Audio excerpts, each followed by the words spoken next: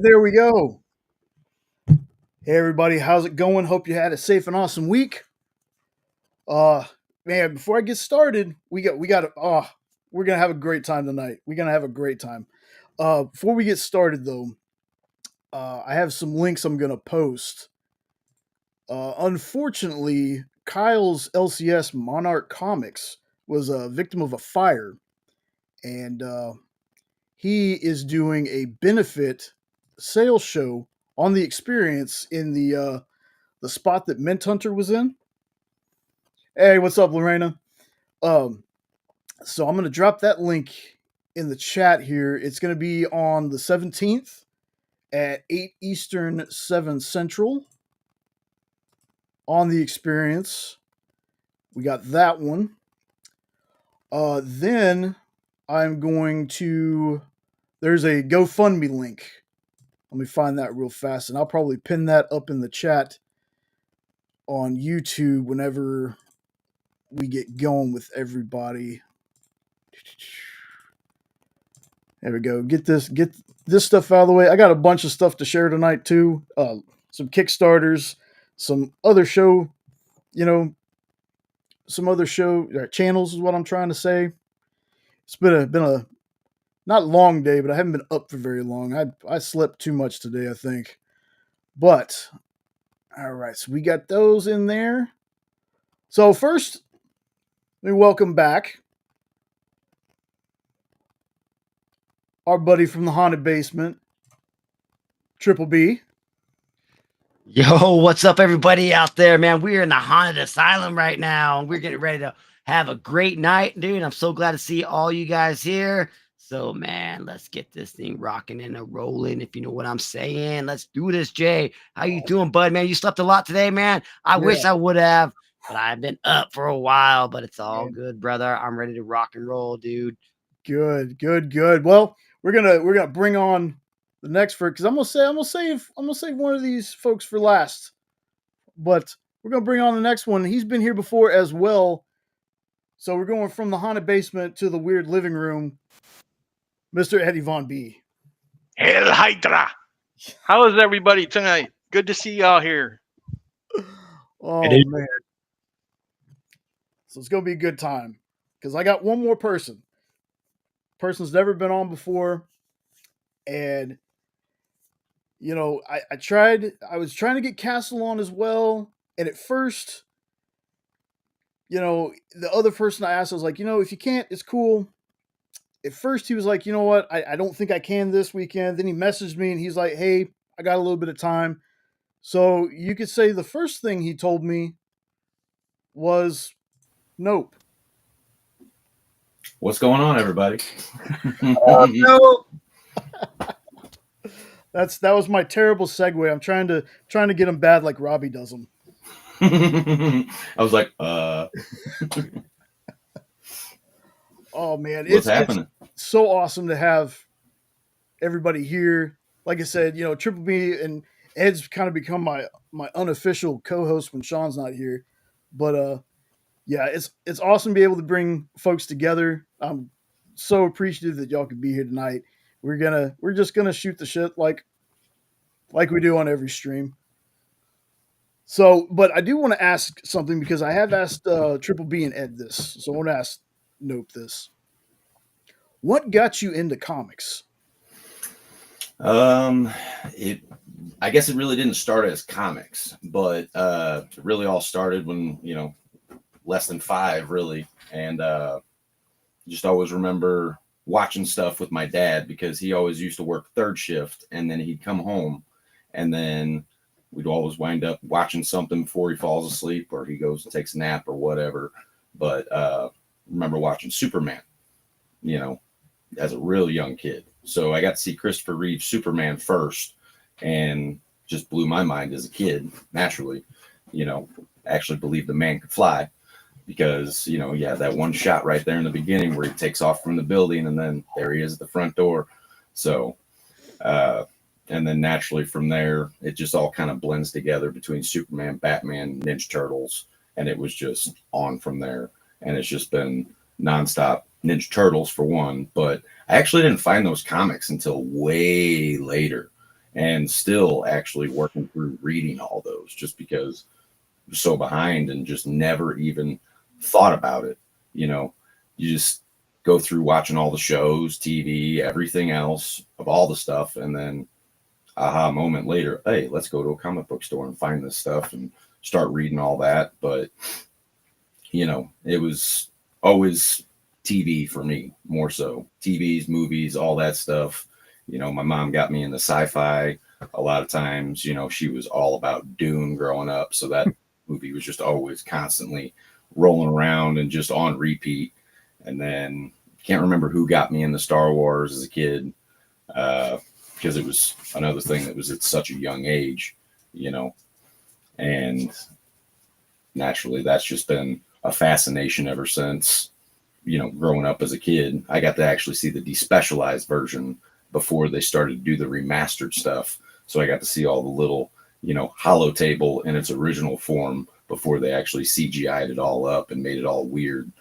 But so I like a lot of those old CGI, or not CGI, but old practical effects in movies and stuff, way more than nowadays, you know, like the original Clash of the Titans, way over the new one. But, you know, that'll just go with anything. But yeah. And then I actually didn't even really even go to a comic book store for real in shop until I would say within the last 5 years, surprisingly enough. But, you know, there was always a comic book shop right there by my grandma's, always used to cruise by, had the big Spider-Man sign up on the top of the building, and just always was always in the back of my brain, you know, comics. But like I said, blew my mind, never even been to a damn store until, you know, not too long ago. So, yeah, you know, to be honest, and I tell people, I didn't really go into a store. Oh my goodness, I think I was almost 20. So my comics came from either friends or they were presents or, you know, the grocery store. I remember there's a turtle comic that I had way back in the day that came with a tape, and you would play the tape and read along, and they do like, you know, voice acting, and it'd have the sound effects and stuff like that. So that was my introduction to Turtles comics. I got those after the movie came out. You know, the movie, I got right. to go see that in theater, the very first Ninja Turtles, and I was blown away. Like as a kid, that was just like the coolest thing to me, was going and watching Ninja Turtles in the theater. Absolutely. Yeah, those original Ninja Turtle movies just have a real special spot in my heart. Just all of them. Even though they started to get a little wonky with the writing, like 2 is still my favorite, even though 1 is way better. 2 has just always been the one that I wore my mom out on Vanilla Ice with that movie. Like, just the ninja rap was just the worst thing for her. Oh, But all those movies were just the best. And then the TV show, naturally, I watched that whole thing just constantly and just nonstop as a kid, you know. yeah. See, Sean's saying, you know, his first time was with Jenna and I, and he didn't want to go in at first. Like he was just like, nah, I'm good. He knew that we were crazy about comics. He wasn't too into them. But then he goes in and he sees a Batman Ninja Turtles. See, it's Turtles for most of us here. Mm-hmm. Uh, and he was like, they make things like this? I was like, oh yeah. And ever since then, he was like, okay. So what how did you find the experience? I think it was just more like through a chain of things. I think the first comic book, I say YouTube channel that I found was probably Comic Tropes, as far as like connected to everybody else. I found Comic Tropes, and then through Comic Tropes, found James's channel, and then found out James did a Tuesday show, and then that's how I found the EXP, and then started watching all the other shows throughout the week, and you know, here we are now. But yeah, I started watching James's show on Tuesday, and then I found Rex and all them on, because they actually did the guest spots on James's show on some Sundays. Mhm. So I bought from them there.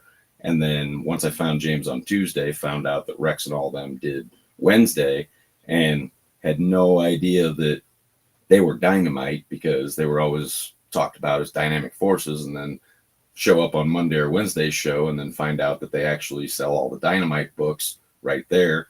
Looked it all up, put 2 and 2 together, and oh, duh, big dumb moment for me.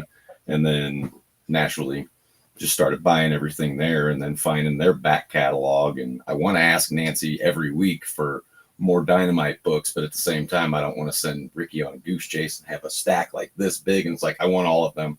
So, but I got to quit from doing that. So That's awesome. See, and that's what I tell people. Like, the coolest thing is, yeah, there might be just a show on the experience that you watch, and then eventually you're like, you know what? Let me check out something else, and then you check out that other show, and you realize, oh man, this show's got some different stuff from this one. And the shows actually talk to each other too. Like, we've done a couple times when somebody's looking for something on a certain show. If we know another person on our network has it, we'll kind of tell them, hey, so and so is looking for this. Maybe you can hold it for them, or whatever. Or, maybe this person's looking for this certain cover. Could you see if you have it, and then show it on your next show? So it's we do talk to each other. Not all of us, but we do talk to each other. So, Ed, you said that you've never read a TMNT comic? Nope. Wow. I have not. By the time they came around and I knew that they were in a comic, I had already moved on to horror. Mm. And it didn't cross my radar. I loved the Nintendo game and the cartoon, but I honestly didn't even know there was a comic until years later. Yeah, it was the same thing for me. I love that game until a certain part of that game, and then I hated that game. Dare I ask? I think everybody hates the same part of the game. It's the freaking swimming in the water trying to defuse the bombs or whatever. Oh, yeah. You got to flip all those switches. Far at all. Yeah, not a fan. I forgot about that, actually, until you brought it up. Thanks for the nightmare. Yeah, you're welcome. You're welcome. So, Triple B has a big love of Dynamite comics too. Triple B, what would you say is like? Do you have a favorite cover? Do you have one that just like blew you away? You're like, all these covers are great, but this one cover is like my cover. The bats aren't a cover. Do not show them.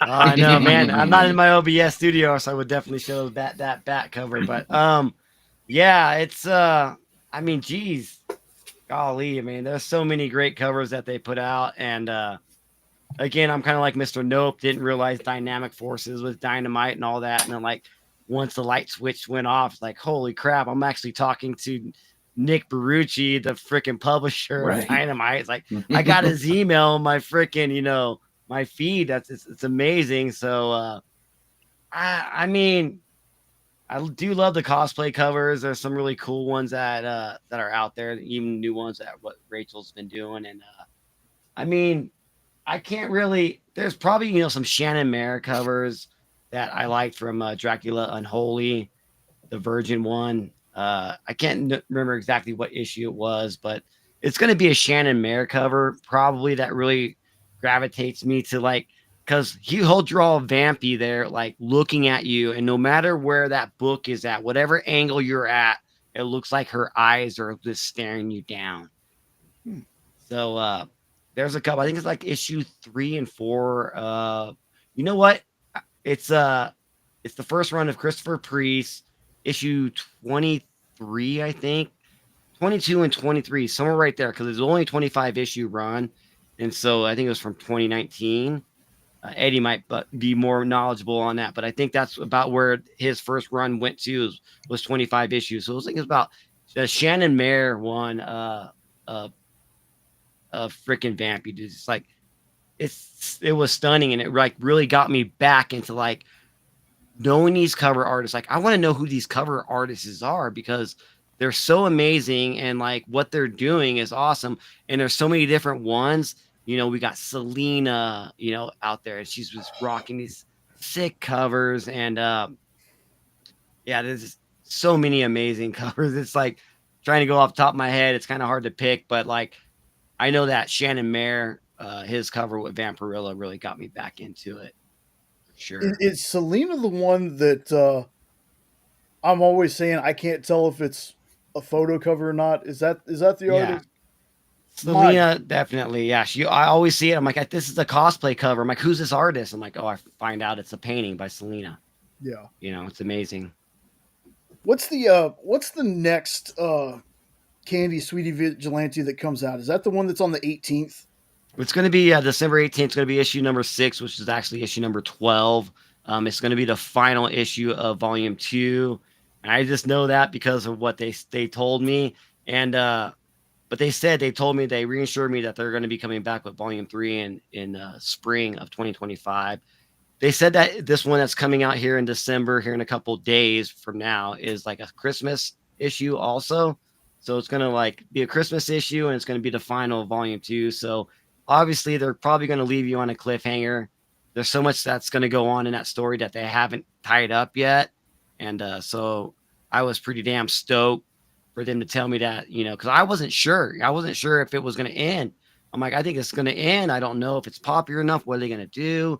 You know, you can have these great stories, these great comics that, you know, people like, but maybe it just doesn't do very well, you know, out there in the public, you know. But so I wasn't too sure, you know, how good this one's actually selling, but I enjoyed it so much. And with them going and telling me that they're going to do, you know, volume 3 is going to come out, they're going to take, you know, probably like, you know, 4 or 5 months off before it comes. But that's understandable because the artists, you know, they got to write the book, they got to draw the book, they got to color the book, they got to print it. So, you know, give them some time to do that and give us a great volume 3.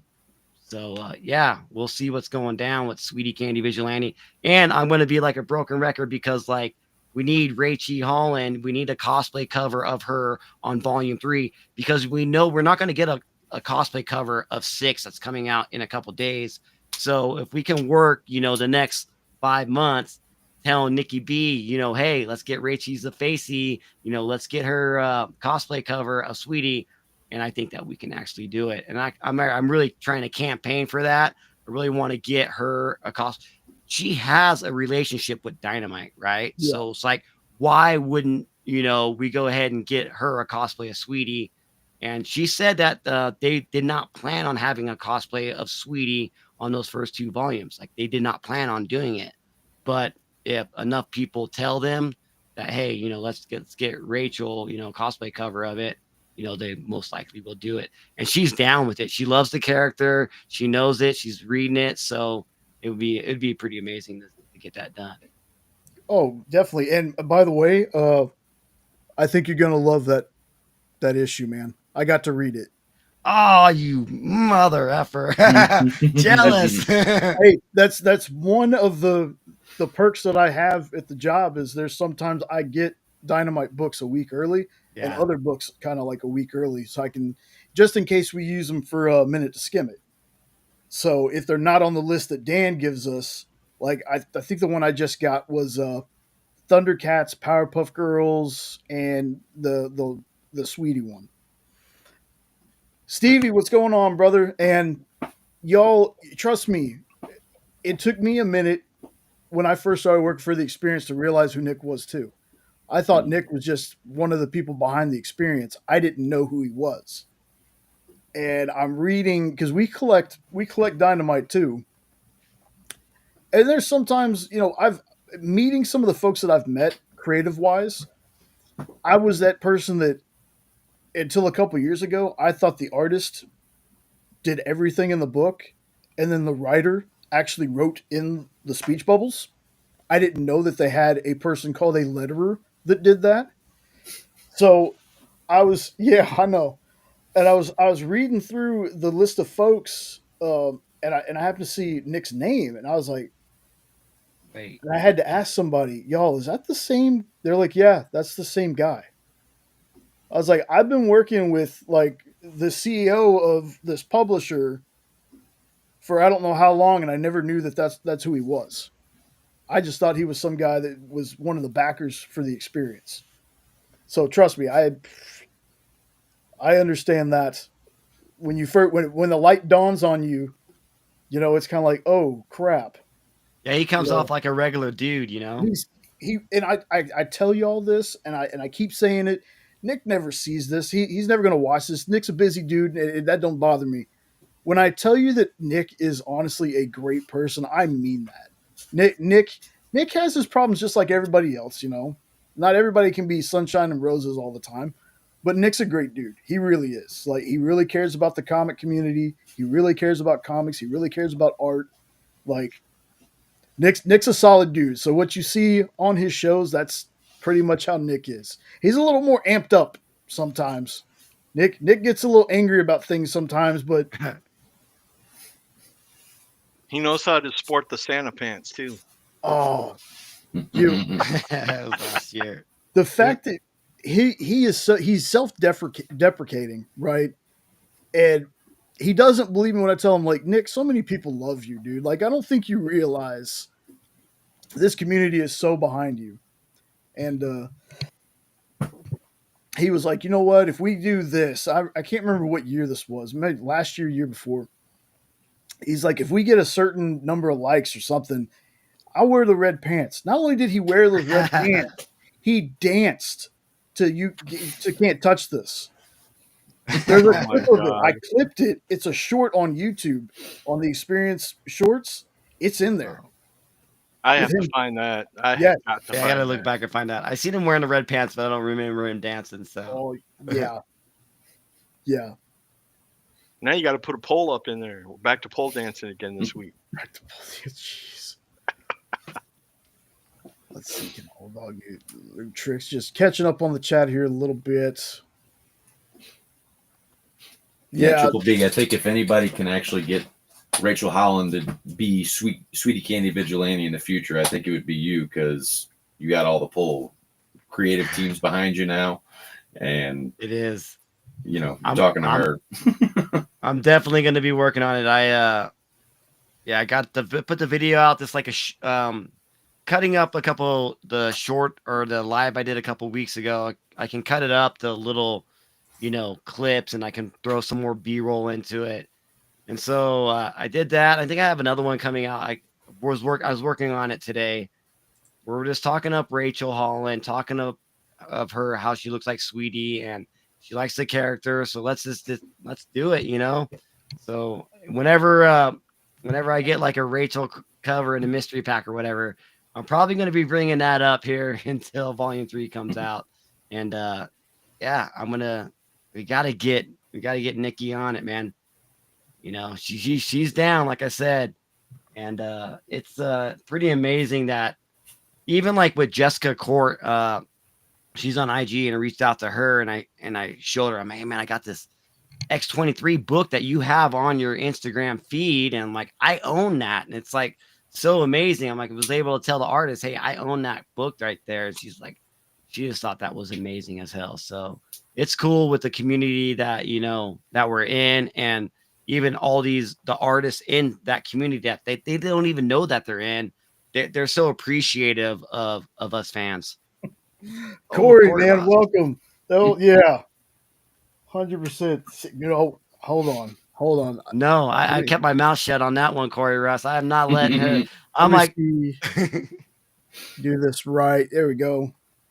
Since Corey's here, I just got to show these off, man. I got to. Like, come on with these. Like, completely blown away, man. Like, look at that. Oh, you can't go wrong with the Ken Hazer for sure, man. I love how Ken made his spit curl into an S too. Yes, it sticks right out like a Superman. Yes. Oh, my goodness. And like, you look at the coloring on this, and it's like how he did some of that shading really looks like almost like a yellow highlighting a little bit. It's the sun. Yeah, it's amazing. It's just, And the dude being colorblind is what really threw me through a loop when they first told me that. Like, Ken Hazer's colorblind? yeah, Get out of here, for real? No kidding. yeah. There's videos where they talk about it. Holy Yeah. smokes. That Yeah. just like elevated him to a new level of comic god. Yeah, No kidding. like when they first told me that, I was like, "You're not serious?" No, like, yeah, go watch the interview. There was an interview with him where he talks about it, and the fact that he doesn't usually use pictures or reference, he just That's- starts drawing. Wow. And then I know I just did a video about this today, but huge shout out to Alberto, man. This That's that Jessica court Ford. cover right there. Yeah. Yes. Yeah, I went and put it in my League of Comic Geeks, and I was like, so it really was like I thought it was. It's the pink cover. The Harley Quinn is up there. She drew all those ha ha ha's. Like she Mhm. did all of that. That was just a straight blank cover, and that's just all her. Yeah, like this stuff up here, is the regular Yeah. part of the dress. But I mean, all this down here,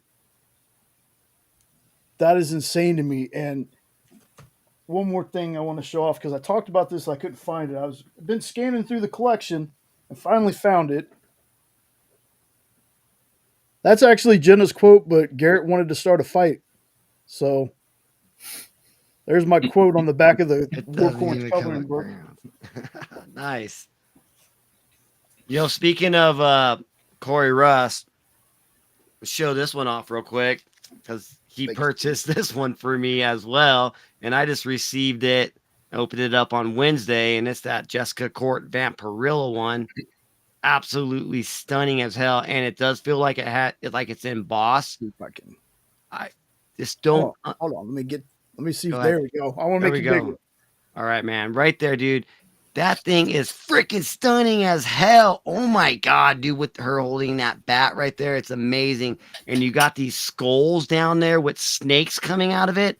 Oh my God, dude. Like, I really can't really harm this cover for anything. Like, there's nothing that she did wrong in it. It's such amazing. And it's like, I guess they're saying it's airbrush or something. And maybe that's why it feels like it's so much embossed.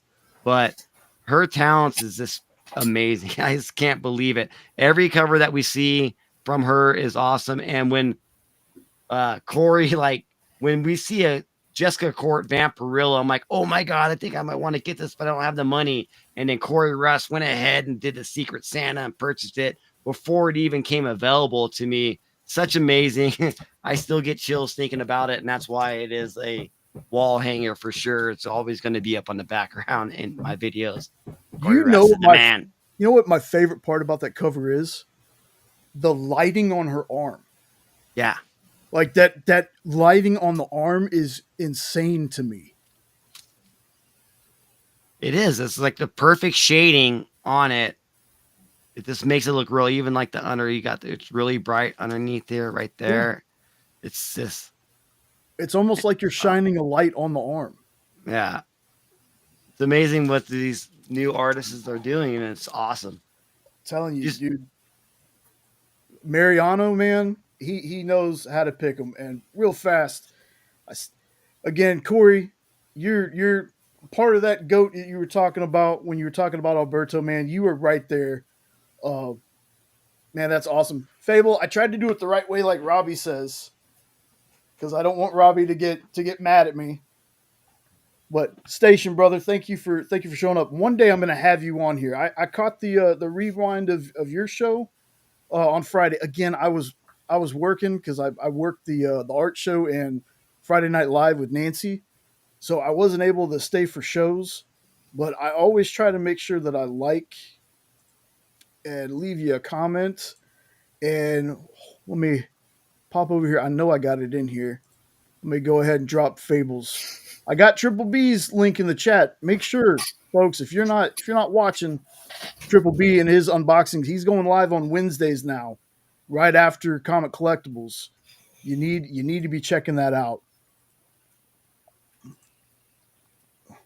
I could show it up to the camera if you want to see it. Show that's the one I was about to say. Nope's got himself a cover. Oh, let's see. No. see if it'll show up without a glare. Oh yeah, Because I got it in that comic Damn. capsule.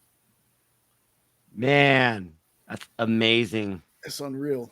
It's unreal. Yeah. Yeah, it was nuts. I had to have it. Like, you know, it's almost like every single time I get the list for what we're doing on the show, and I see a Jessica Court cover, I'm just like, there's no way you can outdo yourself from the last one, and Right. she does every single time. Some of the stuff she does is just it's that reverse flash doesn't even look. I thought that was an actual cover. I thought that was a cover.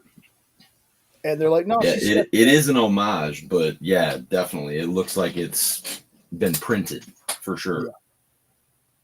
Yeah. And you know, there's so many artists. Like, I remember when I first started the show, it was usually just, and I'm saying just like it's a bad thing, but I'm not.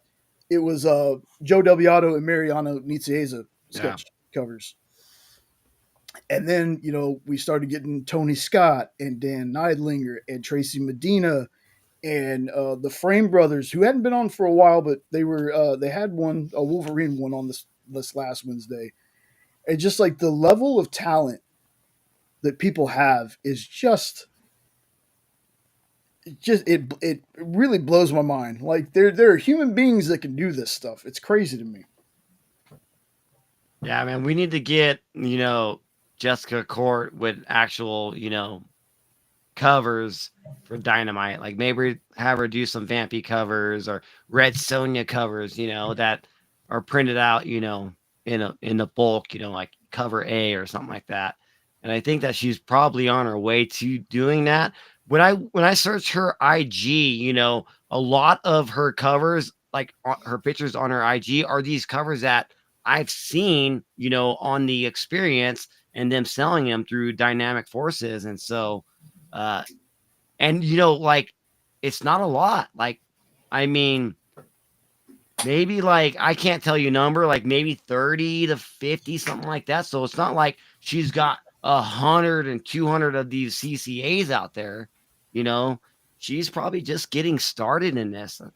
I've looked for that Vampy cover that Corey got me on her IG, and I couldn't find it. Like, she didn't post that up on her IG. So I went ahead and posted it on my IG, and I tagged her in it. I'm like, look, I got this from the experience. Thank you so much. Because I want to get a little bit of insight from it, like, you know, why she made it, how she made it. Maybe she'll message me back. But yeah, so Jessica Court is one of those up and comers, man. You could watch out for her. Maybe in the next couple of years, she might be getting, you know, good license deal where she can actually do some covers that aren't just CCAs. Right. And Ed, I want to ask you this, man, because according to the guy that's either, I can't remember if he's her partner or her boyfriend or somebody, the T in her name is like left to interpretation. It's not one thing or another. It's whatever anybody wants it to be. If she were to change that signature that she has, do you think you would be more apt to think about purchasing one of her covers? Oh, I already would have purchased a few of them by now, for sure. I love her work. And you're so adorable, man. I'm telling you right now, you are adorable. You hold up her cover of Joker with all that amazing art, and you're fascinated by the words "ha ha." I am. When you said that, I started laughing. I'm like, that gorgeous art, and he's HA just blew his mind. How did she do it? I'm simple, man. I'm simple. He did say that his mind was blown by finding out about the letterers. Love that. Yeah, that is true. Wait until you discover the other letters of the alphabet, Jay. It's amazing. I know. I heard there's like, what is it, 22, 23 more? Something like that? Something like Especially the word that starts with P. Yeah. Whoa. One of my favorites. But anyway,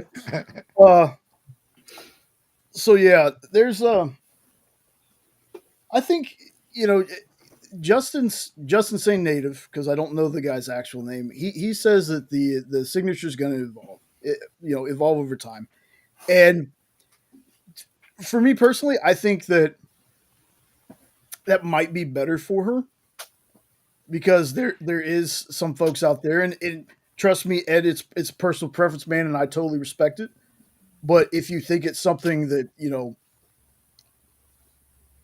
try to find the right words to say it. I'm trying to think, like, offensive. The Antichrist. Yeah, Yeah, it's just a little disrespectful if that's what it is. Um, But I don't preach at people. I'm the king of horror. I love horror comics. I yeah, love that's what I horror was kind movies. of kind of But like I won't own a confused. cover that has a pentagram on it for right. the same reason. So if it's got a if it's just a regular pentagram, yes. But if it's turned sideways like the head of the goat, nope. No, So it's just a personal thing. yeah, And if and she told me it was a sword, I'd believe her because it actually looks more like a sword. yeah, But yeah, it's just me. and there's nothing wrong with that, man. There's I never certain really things thought about people it don't like like. that. I Eh, never really thought, it was like controversial. I always thought it was kind of cool, the upside down T, I guess you could say it's an upside down cross. But I don't know. I guess I am a religious dude, but like it doesn't offend me, but I can see it, I know how it could offend some people, but um I don't know. Art's art, right? It's interpreted by, the eye, whoever's looking at it. yeah, Interpret it different ways. because honestly, until Ed asked about it, for whatever reason, I always thought it was supposed to be like a sword. Like, I don't know why my brain just didn't go to upside down and cross. Like, it just went to, maybe it's a sword, because I thought a weird degrees of separation, court, knights, sword, something like that. That makes sense. Yeah. Yeah. But like I said, not getting a like, we haven't got a definitive answer, because it was leave it to your interpretation. Was what he said. So I just think it might benefit her if she did kind of change her signature. Does she airbrush all those things? Do you know? I have no idea. I heard it was, but I don't know. That's Just some of the something. details she gets just blows me away. Yeah, I need to ask. That'd be a question I need to ask Rex. You know, it would be fun to watch her do a cover live if she can, like Ken did. I've been trying to push this, because I definitely don't want Robbie to think that I'm trying to kick him off the show or anything. But I'm like, Robbie does a lot of stuff. Robbie is a store owner, a comic shop owner, and he does all the stuff for PCP. And I'm like, would be cool if we could, maybe give Robbie 1 or 2 nights of the month off and bring in some of your sketch artists. Bring in Tracy, bring in Jessica, bring in Dan, because Dan's in the chat. Tracy's usually in the chat. I'd love for that to happen. Is there a reason why the Wednesday show doesn't go back to 2 hours? Because then they could put the guest there. Because they went to that 1 hour and called it summer hours like 2 years ago. Yeah, I And remember they've that. been on summer hours ever since. And if that ever went back to 2 hours, they could have an artist on there. They don't have to have a regular. I mean, Yeah, that's kind of a, I guess, from a sales point, they weren't doing very well on Wednesday, so they dropped it down to the hour, thinking that maybe Make they it could, faster pace, try to get through the books, through the list, yeah. and get it done. Hey, I'm grateful that they stopped it, because that's when I decided to go on live right after then. I mean, one day it may go back to that.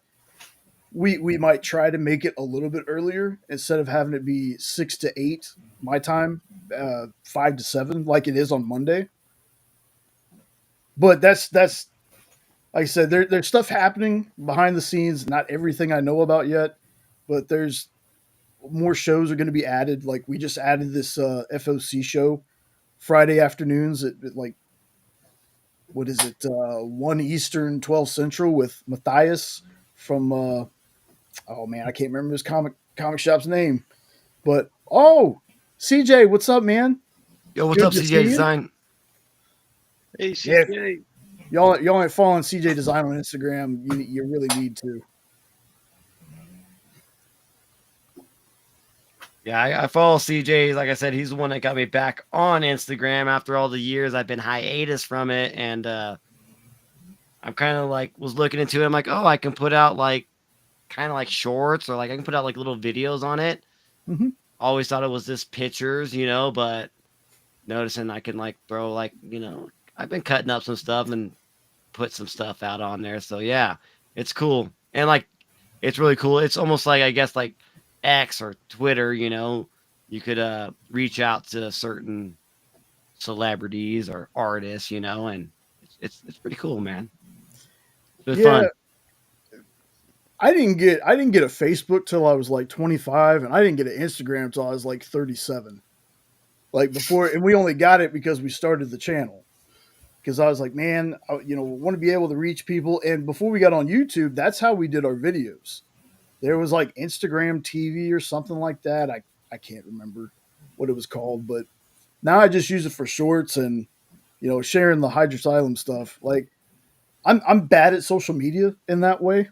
Like if you go to my Facebook page, it looks like a bot page because it's just EXP stuff, it's Kickstarters, it's Hydrasylum stuff. Like there's hardly ever a hey, how's everyone doing kind of post on there.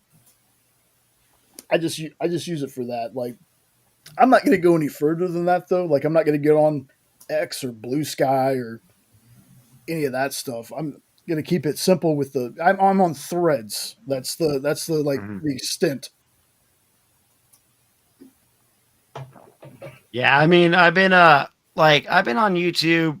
Honestly, I think I had a 6-year anniversary they gave me, so I was like 6 or 7 years with the Haunted Basement channel. But that was just, back 6 years ago. I was just like using my phone, looking at it, and just swearing up and down about a movie, and I'm dropping f bombs left and right on it.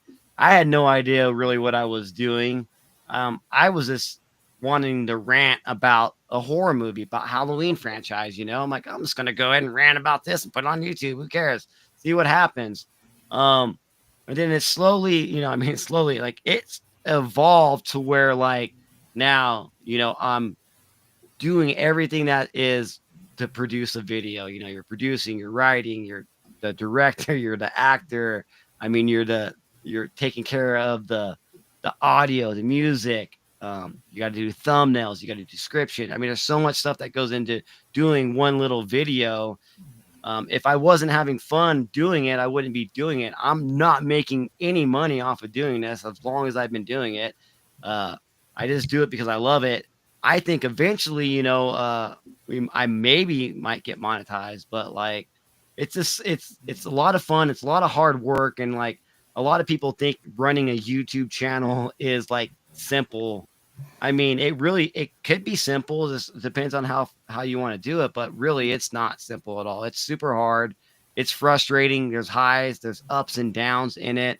You can put so much time into a video, so much effort into a video, and it gets like nothing, like no views at all. It's like, it really can bring you down. It's like, oh, it makes you want to quit. But you just keep on going, and then you get a video that takes off. You're like, oh my God, wow. So it's really up and downs. It depends on the person. But for me, with me doing YouTube is I love it. I have fun. I'm trying to want to be part of a community, this great comic book community that like we're in, and it's fun and it's growing, and you can't ever get discouraged. Like if you get pushed down once, you just got to get back up and keep going, and like that's kind of how I look at it. Yeah, I love it. It's fun, and just like sitting. I never thought I'd be sitting here on Saturday night, talking to these fine gentlemen here on the Hydrasylum channel. I never thought I'd be doing this because again, I am a severely socially anxiety person. Like I get nervous a whole lot. I trip up on my words. I mean, it could be perfect strangers, it could be family, but for some reason, when it comes to the comic book community, I'm okay. When it sits here like this is my first time seeing Nope face to screen, screen to face, and it's just like having an old buddy here because I've chatted with you guys before, like through the chats and the shows, but being able to talk to you in person, it should make me nervous, but it doesn't. And I think there's something about comic book community, the general love of comics kind of puts like something in my brain, just it puts me at ease because it's like you're with your people. So Well, Yeah, once does you it? befriended Nick and Dan Wickline, it should be pretty easy after that. it's Those two guys are two of my biggest quote unquote comic heroes. I oh, love Dan's writing. I've been reading his stuff forever. And when I saw him doing a talk show that you could interact with, I was like that little ray of light from the star. Oh, it's like, oh my God, I'm about to chat with Dan Wickline. How freaking cool is that? And then I see Nick, which I knew Nick from Comic Book Men because mhm. Dynamite launched their Comic Book Men comic forum. Oh And yeah, that I'm sitting there one. talking to him now, and it's like, what is happening? So I love the EXP. I can't remember. It was Walt Flanagan wrote it. That Comic Book Men book. I can't remember the name of it, but I was like, I remember seeing that. So Dynamite did that. Cryptozoic Man. There we go. Yeah, that's right. Yep, it was Walt and his buddy with the beard wrote it. I can never remember his name. Steve And Dave. but yeah, it's a good comic. But yeah, that's the closest. I thought it was amazing when the Secret Stash was my LCS for a while because Oh I was no talking way. to these guys on the phone. They knew me. They had a podcast. They had me on that podcast quite a bit. So I got to know Mike and Ming and all these guys, and they know me, and it's just crazy. And then I meet you guys, and I have this big, huge comic book family all of a sudden. It's like if somebody would have told 6-year-old Eddie that someday he would know all these comic people. And I just try to focus on that whenever I'm having a down day. It's like, dude, look what you're in. Just come on. I think about that a lot too. You know, it's like work's tough, you know, and life is tough, but then there's this community that I'm in with all these people in there. They like the same thing I like. You know, we chat to each other in these online, videos. It's cool, man. Like it's like my online family. You know what I mean? Very, very nice. Look, real fast, Corey. Revival. Do you know who's it from? Even though I know you probably typed that message in there like half an hour ago. Isn't it Credence Clearwater? Bad Yeah, right. Oh, Moon Rising. one day I hope this chat gets a little bit less laggy. Image, okay. I'm gonna add that. We'll add that to the list. Revival. Jenny Frizen did all the covers. You know, I was going through scanning the collection and apparently I found out that I have a Quantum and Woody 2020 run. It's only 4 issues. They're all David Nakayama covers. Didn't even know I had them. That's another artist that I'm a fan of his work.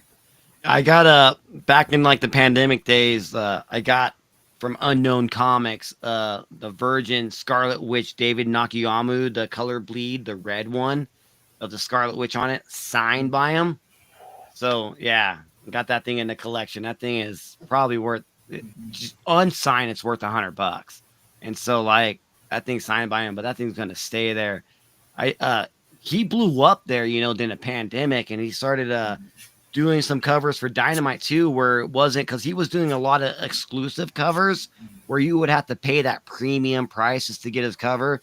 And they did an interview with him. It might have been on The Experience, and where he was like, yeah, all my covers are exclusive covers, but like I want to do more like affordable covers, like cover A's. And Dynamite's like, hey, let's do. I can't remember what series it was. It might have even been started with the Thundercats. It might have started with Thundercats #1 because he was doing some covers for them.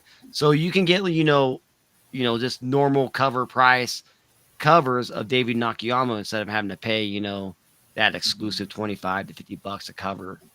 So I thought that was pretty cool. And like, yeah, he is just blowing up. He's doing covers for, Marvel, and yeah, he's been doing good. Yeah, Love some Nakiyamu. Yeah, I gotta say, CJ, you're 100% right.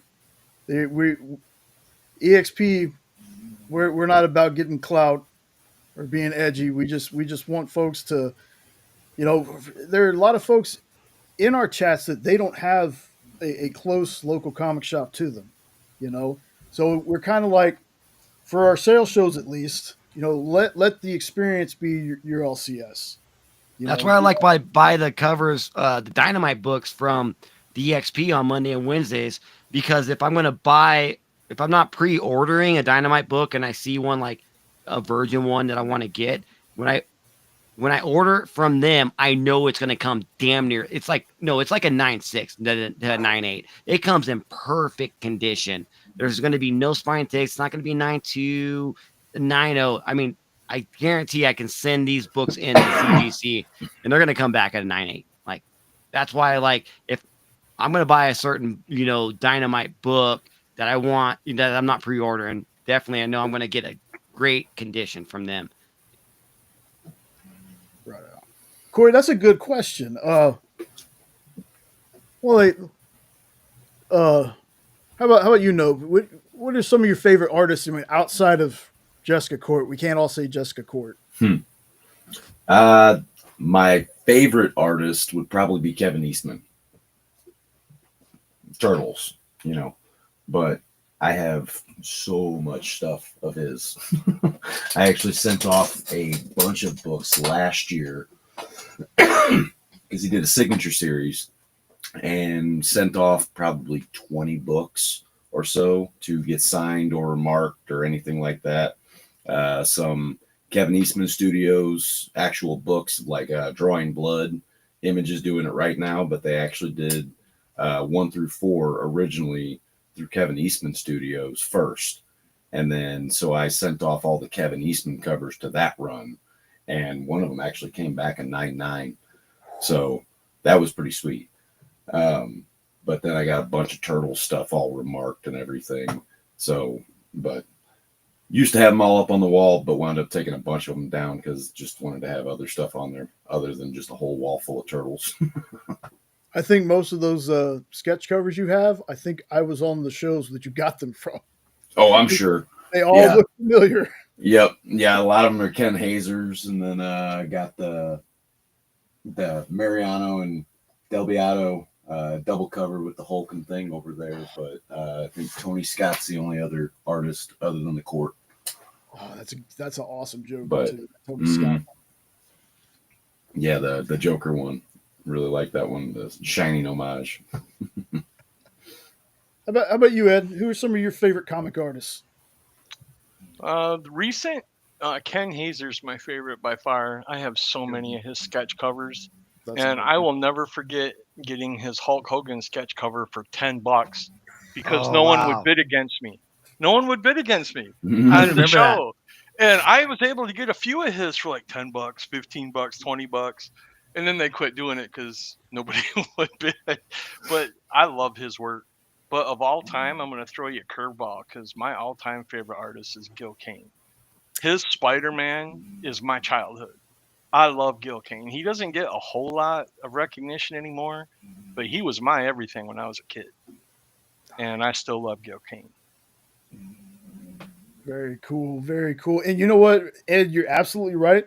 That is the legitimate reason. That's the one that they gave me.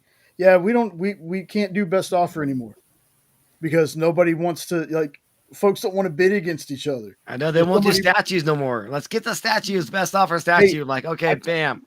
I talked to Rex apparently Monday. It's not going to be. There might be some statues. I'm not sure. And I know we're going to try to throw in figures. Oh yeah, the Loot Crate stuff. Yeah, just to kind of mix up some stuff a little bit. Something to think about is if they want to go back to doing those, start the price at a price they're comfortable with. Don't start it at $1. Yeah. Start it at $20. So that way, if nobody does bid, at least they're getting what they wanted out of it. Well, you could be like Nick on the art show last night, starting I think it was like a $4,000 or $5,000 page at 11 cents. Yeah. That was the starting bid. And I'm like, Nick, I know where the 11-cent bid came from. probably Marcus. Pretty sure it was Marcus. Yeah. He got like a little bit for that. I can't remember how much that went up for. Like 23 or 1200. 2300 or 12. I can't. I think But it was 1350. okay. Yeah, somewhere right around there. I see so many numbers throughout the week. I hardly ever remember. He put up that Jay Lee cover because Jay Lee was on the show last night, and it was the Vampirilla the new one that's coming out, holiday special. So holiday special. Yeah. And so it's a one shot. It's coming out, I think, this month. But he had the cover of it, and it's where like that elf is like pulling down Bampy's freaking, bottom part, her freaking bathing suit or whatever, pulling it down, like biting it down. It's such an amazing cover, and like I thought I pre-ordered that one because I'm like, oh my god, I know this cover because like I do my pre-orders like 2 months ago because just to get my savings on it. I didn't pre-order that one because I think Rachel Holland has a cosplay on it, so I pre-ordered that one. But I'm like, I'm gonna buy this cover when it comes out on the experience. So like I know like these covers that are gonna come out a couple months later, they're gonna be on your guys' show for the new Dynamite books that are coming out. Like I'll just buy it from them because again, I know it's gonna come in like great condition.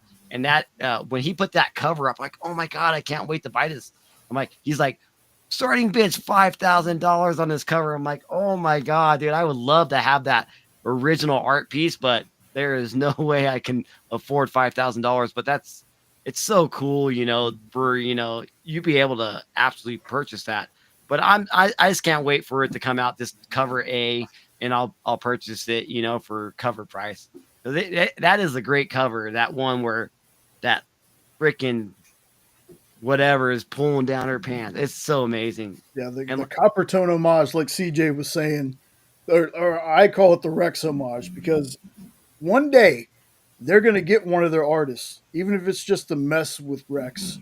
They're going to make a copper tone image of Rex and a squirrel. I'm telling you, it's going to eventually happen. They need to make that a cover. I would buy one. I'm telling you, man, now I can't get the image out of my head, and that's going to mess with me the rest of the night. Yeah. It was Alberto that suggested. Was it? Because I know Marcus always brings it up, though. Maybe Alberto started it. Yeah, and again, Alberto, man.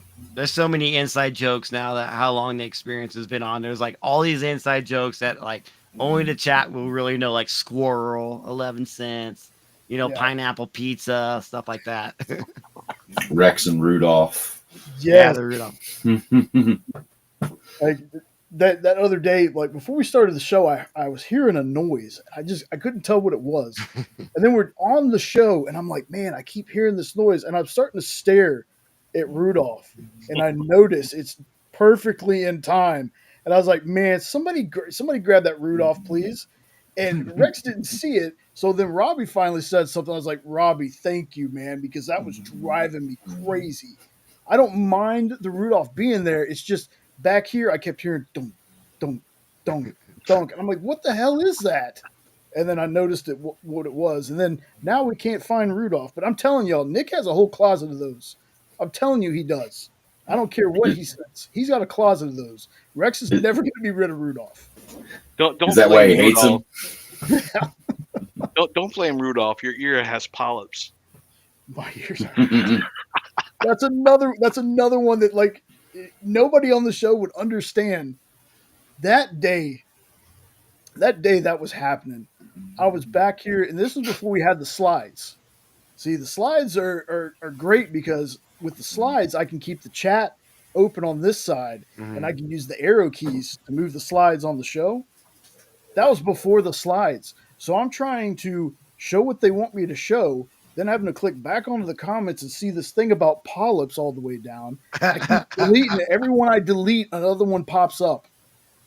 Oh man, you got hit that day. I remember that day, man. Oh my god. It was Yeah, hilarious.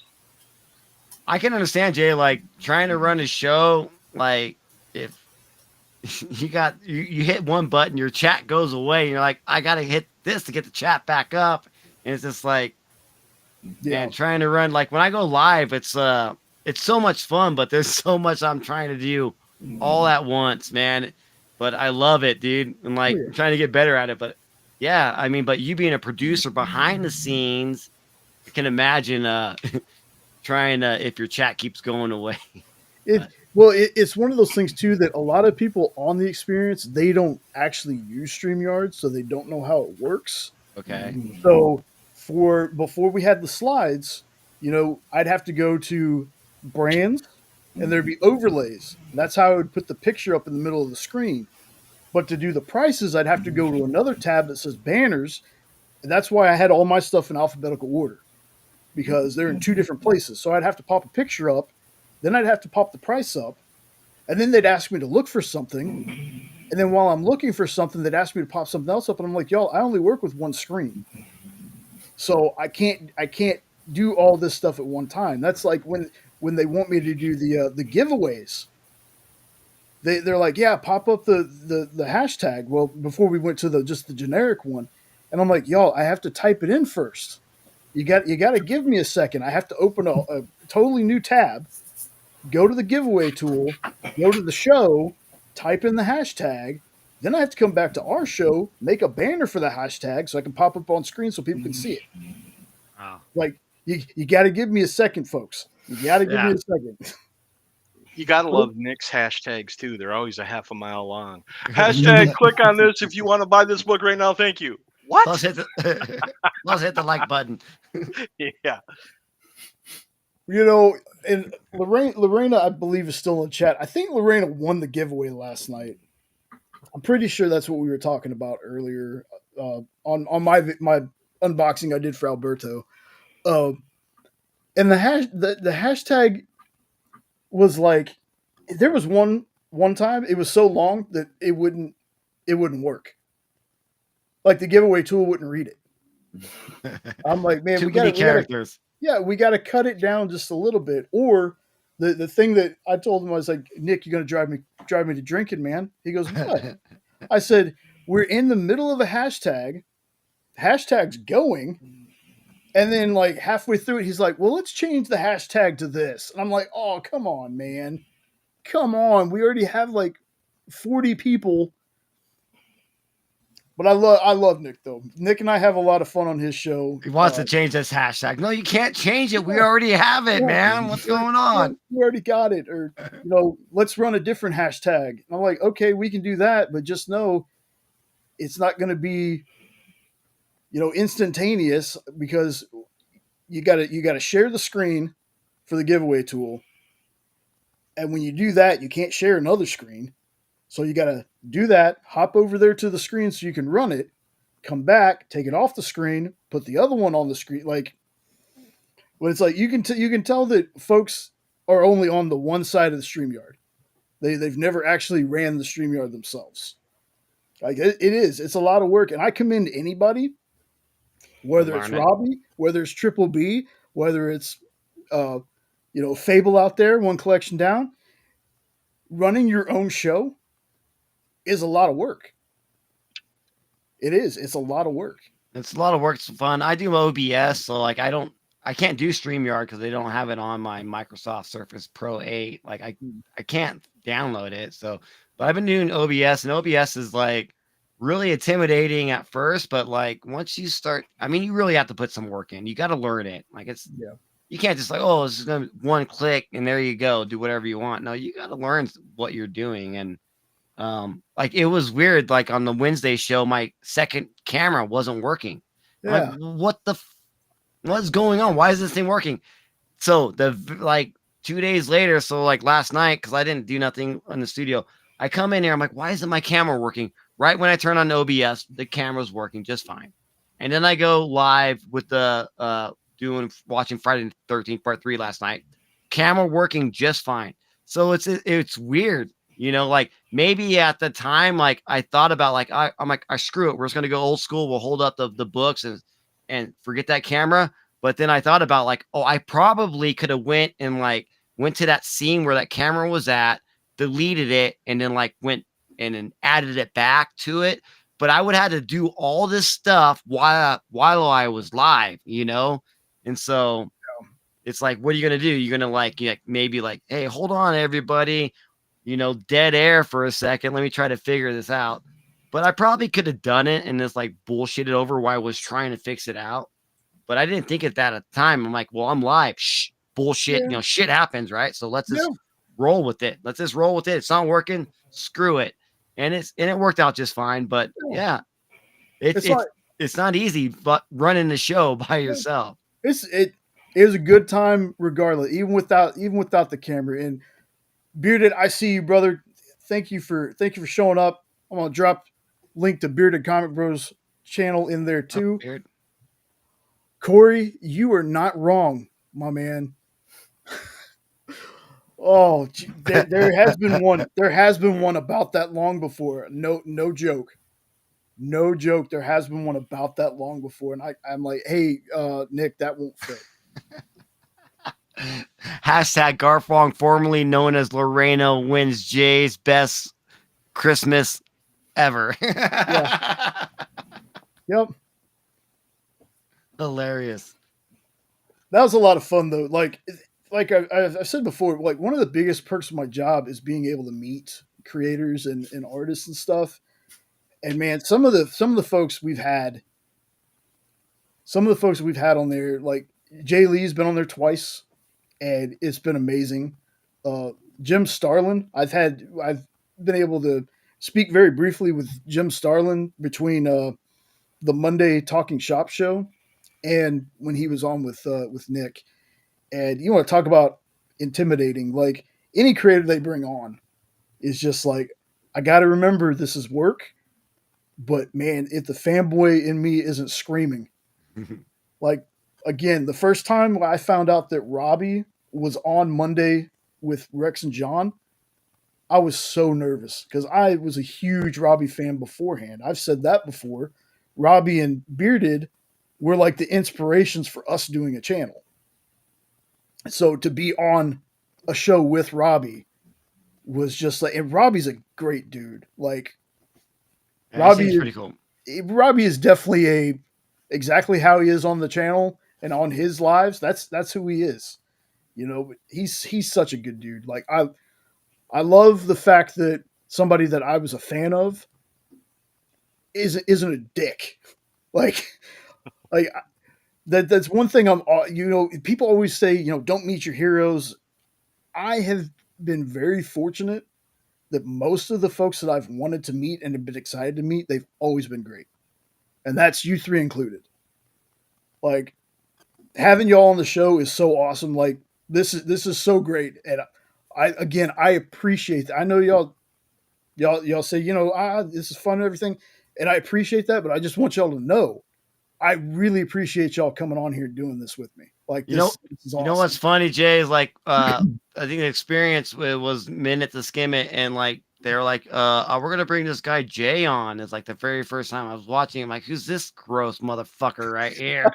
And then like fucking obviously like you've been on it. I'm like, oh, okay, this guy's cool. I'm like, I want to see what Jay has to say about these books. I want to know what Jay has to say about these books. And I really look forward to Minutes to Skim It ever since that day, because like I was giving you a hard time. Like, well, I'm like, who's this mother? And then like, I'm all right, cool. I like him. Okay, cool. And then like, geez, you've been on it for, God, what, a year, 2 years now, maybe on Minutes to Skim It? About that. I think I've been working on the experience for 3 years now, 3.5 maybe. And I remember when I started running the shows, it was only Monday at first. And then Kyle was like, hey, will you do Tuesdays? I was like, yeah, give me all the work you can, man. I love doing this. I love learning stuff. And then there was one time he was like, hey, I can't make the show with Dan, which Dan had in stores this week. which was after, like, it was a weird schedule because we had the Dan Wickline show when it was on Tuesdays. Then it was, it was Minute to Skim It. Then it was our show in stores this week, and then we flipped it around.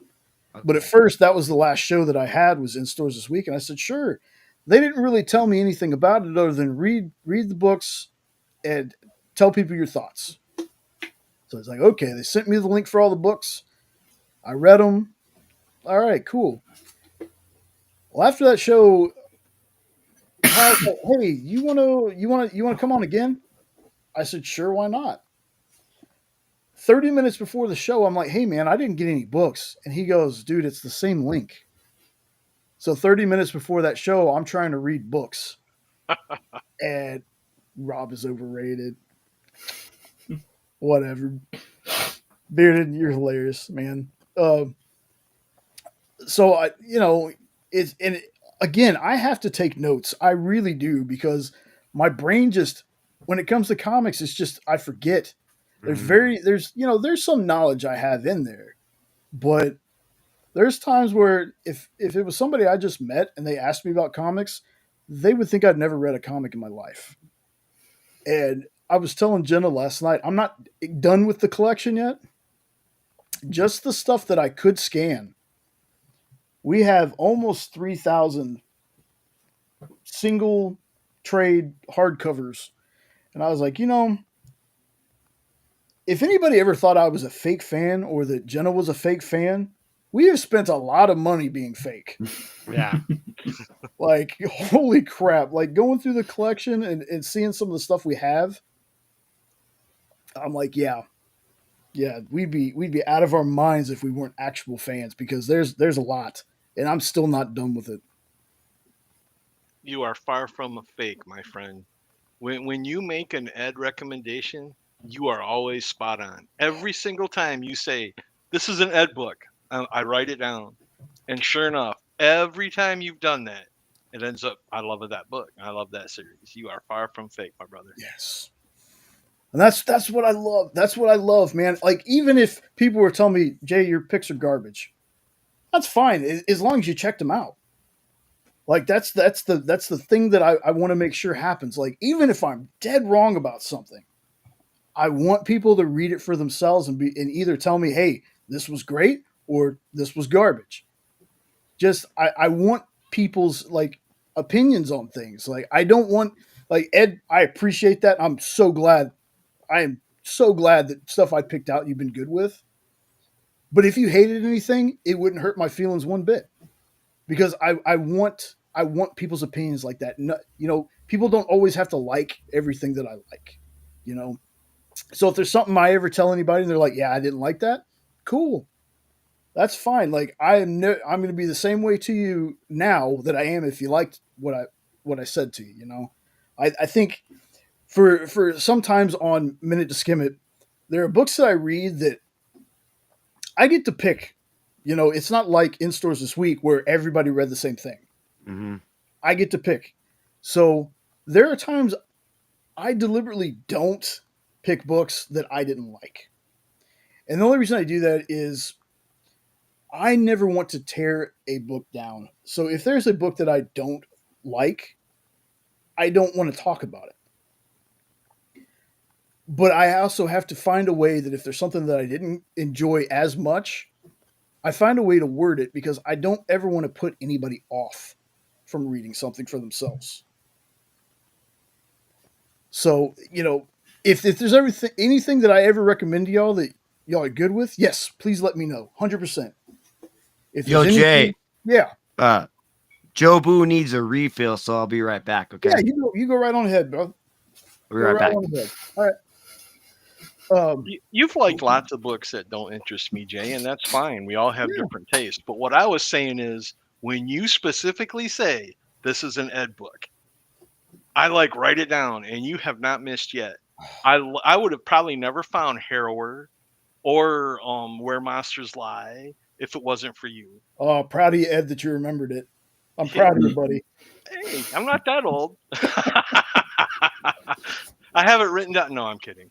But no, every time you've said this is an Ed book, you have been spot on. And that impresses me because most people don't get my style and they'll recommend, hey, I think you'll like this. And I'll be like, no, that's not my thing. But when you say this is an ed book, you haven't missed yet. And if I may, can I ask Nope a question?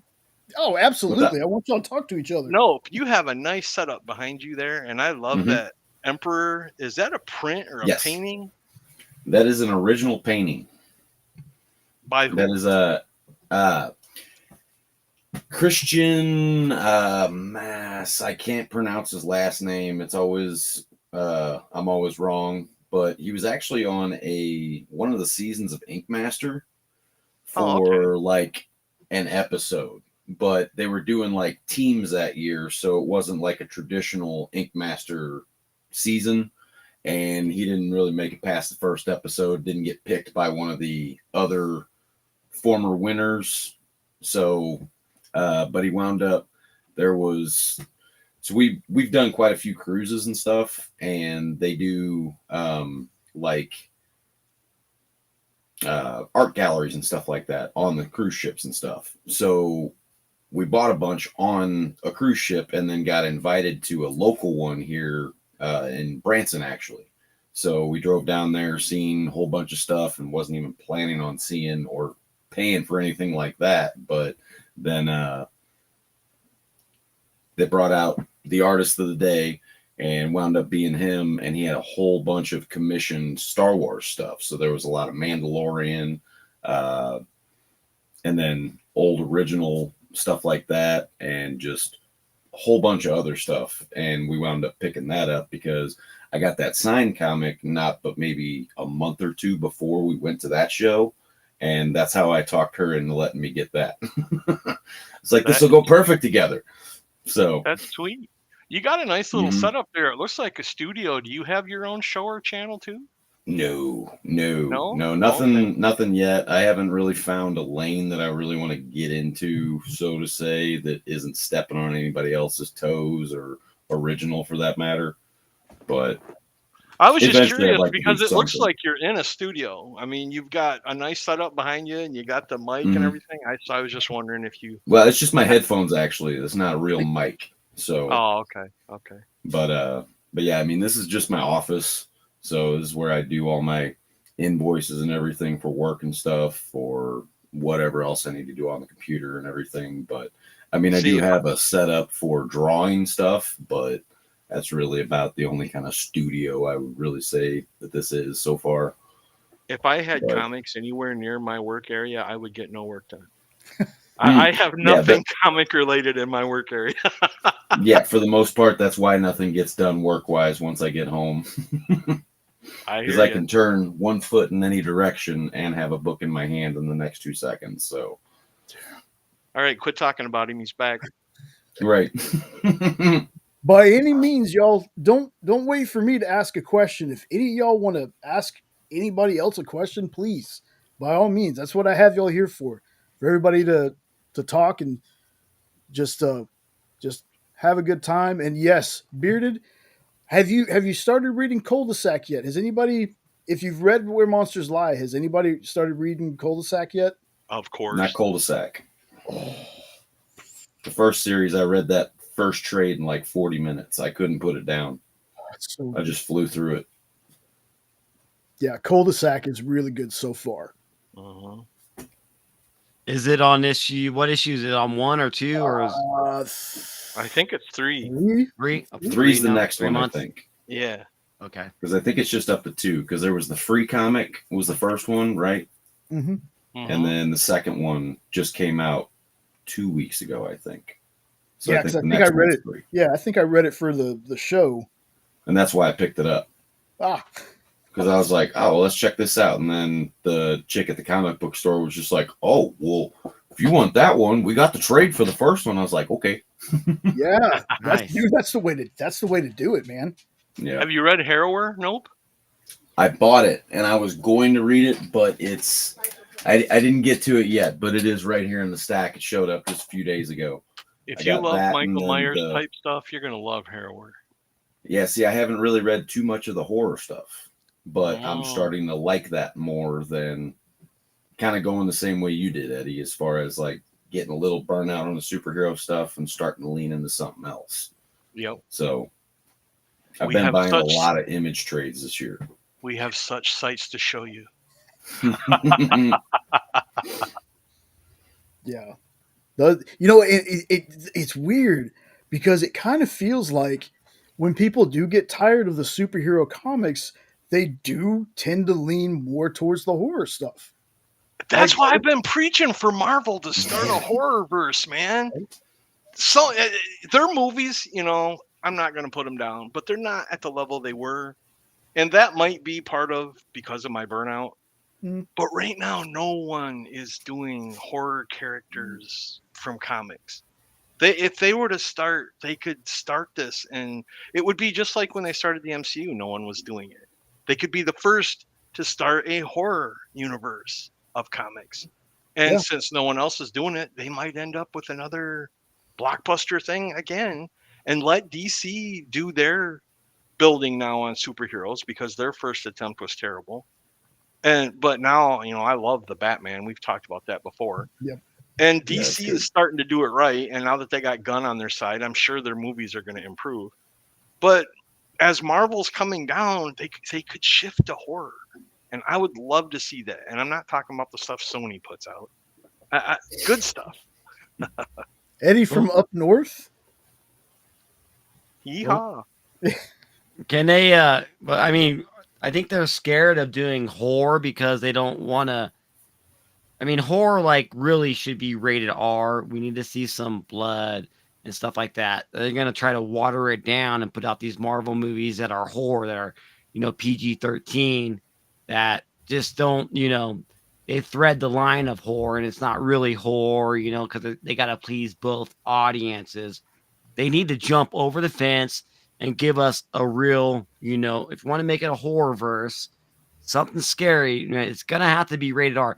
We're going to have to see blood. We're going to have to see, people getting killed in it instead of, cutaway scenes. So maybe that's why they're afraid of, actually going that full horror route. Well, with the little bit of success Deadpool's had, I'm Yes. joking. I think they could handle an R-rated horror Exactly. because Deadpool, I mean, every other word, see this, F that, and yeah, kids are still seeing it. So if it was just gore for horror, I mean, you don't even need to really have a lot of gore. we need some. To me, gore is another category. There's horror, and then there's torture porn gore. And if you can do a right mix, great. I'm not a torture porn gore kind of guy. I'm a horror guy, and they could do their horror verse. And they could even start, I don't know if Universal would let them, but they had their own versions of Dracula and Frankenstein if they wanted to do that, because Universal's attempt at their MonsterVerse didn't really work out that well. But I would just love to see somebody, because there are so many good horror comics out there. And with these new indies, like we were just talking about with Harrower and Where Monsters Lie, tell me that Where Monsters Lie wouldn't be an epic series on stream. Oh, come on. It'd be hilarious. Yeah. I just want to hear the one guy's name said once on television. That's all I want. If I hear that once, I'll be happy. And I agree. Especially after seeing Werewolf by Night. Oh, okay. I still have to watch that. Dude, so good. It was good. Great. It was the black and white version was really good, kept that creepy atmosphere. But again, my wife doesn't see black and white very well or at all. So having the color version come out, the blood, to me, it pushed that boundary of PG-13. Some PG-13 movies nowadays are getting right up to that line where one more F-bomb could make it an R rating. There has been some PG-13 movies like that for me. Now, if the gore serves a purpose, and it's not just let's be gory for gory's sake because it's going to make people uneasy, if it serves a purpose, I can see them going because again, let me talk about it for the ninth. What stream is this? 8 Swamp Thing. The body/thing kind of horror vibe that show had worked so well. You know, I know you were talking about Marvel, but I think if DC really wanted to, like the new Swamp Thing movie that they're talking about, I hope that they go that route with it. Because the Swamp Thing series was literally the best thing they had put out for DC and I don't know how long. It's a hidden Final- gem for sure. Final grades have to be turned in Monday night. So my vacation starts Tuesday. I will be watching Swamp Thing. Oh, I promise That's you. great. I've been waiting to watch it. Right now I have no time because everything's coming due to be graded. But yeah, believe me, during this 3 weeks off, I got a lot of catching up to do. oh yeah, I'm probably gonna watch it again. Like I've watched it 3 times already. I'm ready for it to be on Max though. Like I'm tired of watching it with commercials, but I'll watch it with the commercials. That's how good it is. Did you get caught up on Reacher yet? No, I haven't. Dude, I'm Dude, so far you behind on Gotta Reacher. put that on your to watch, man. It is so good. I know, and I know it is. I know it is. But for whatever reason, it's like, well, there's this thing, and then there's this thing, and then like last night we ended up watching. Like I can wait because I'm gonna go ahead because you know you were talking about guns, so I'm gonna go ahead and talk about this. Creature Commandos. We ended up watching that last night. Now, if Jenna hadn't wanted to watch it last night, I could wait for the series to be done. Now, that's not me saying that I think it's terrible by any means, because I don't think it's terrible. I think I overhyped it for myself. And I think it's going to be one of those things where, much like certain comic books, I'm going to have to watch it all at once. Because doing week to week, especially on episodes that are less than 30 minutes, It's tough. just, I don't know, for me at least, it doesn't. I'd rather just watch it all at one time since the episodes are that low. But it, for me personally, I was like, man, it's James Gunn, and I'm a James Gunn fan. It felt like it wanted to get right there with something, but it didn't go all the way. Like there are certain parts where I'm like, okay, that's for shock value. But like I was expecting it to be like the level of Peacemaker violence wise. And there's certain scenes that it is, don't get me wrong, but there's something about it where I might need to just wait till it's done, personally. Because every episode it's like it's right there fixing to be something really good and then it's done. The episode's over. So, you know, I don't dislike it by any means. I don't hate it. I'm not like, this is garbage. But at the same time, I still think it's weird that this is what we're kind of opening the DC universe with. It's kind of strange to me.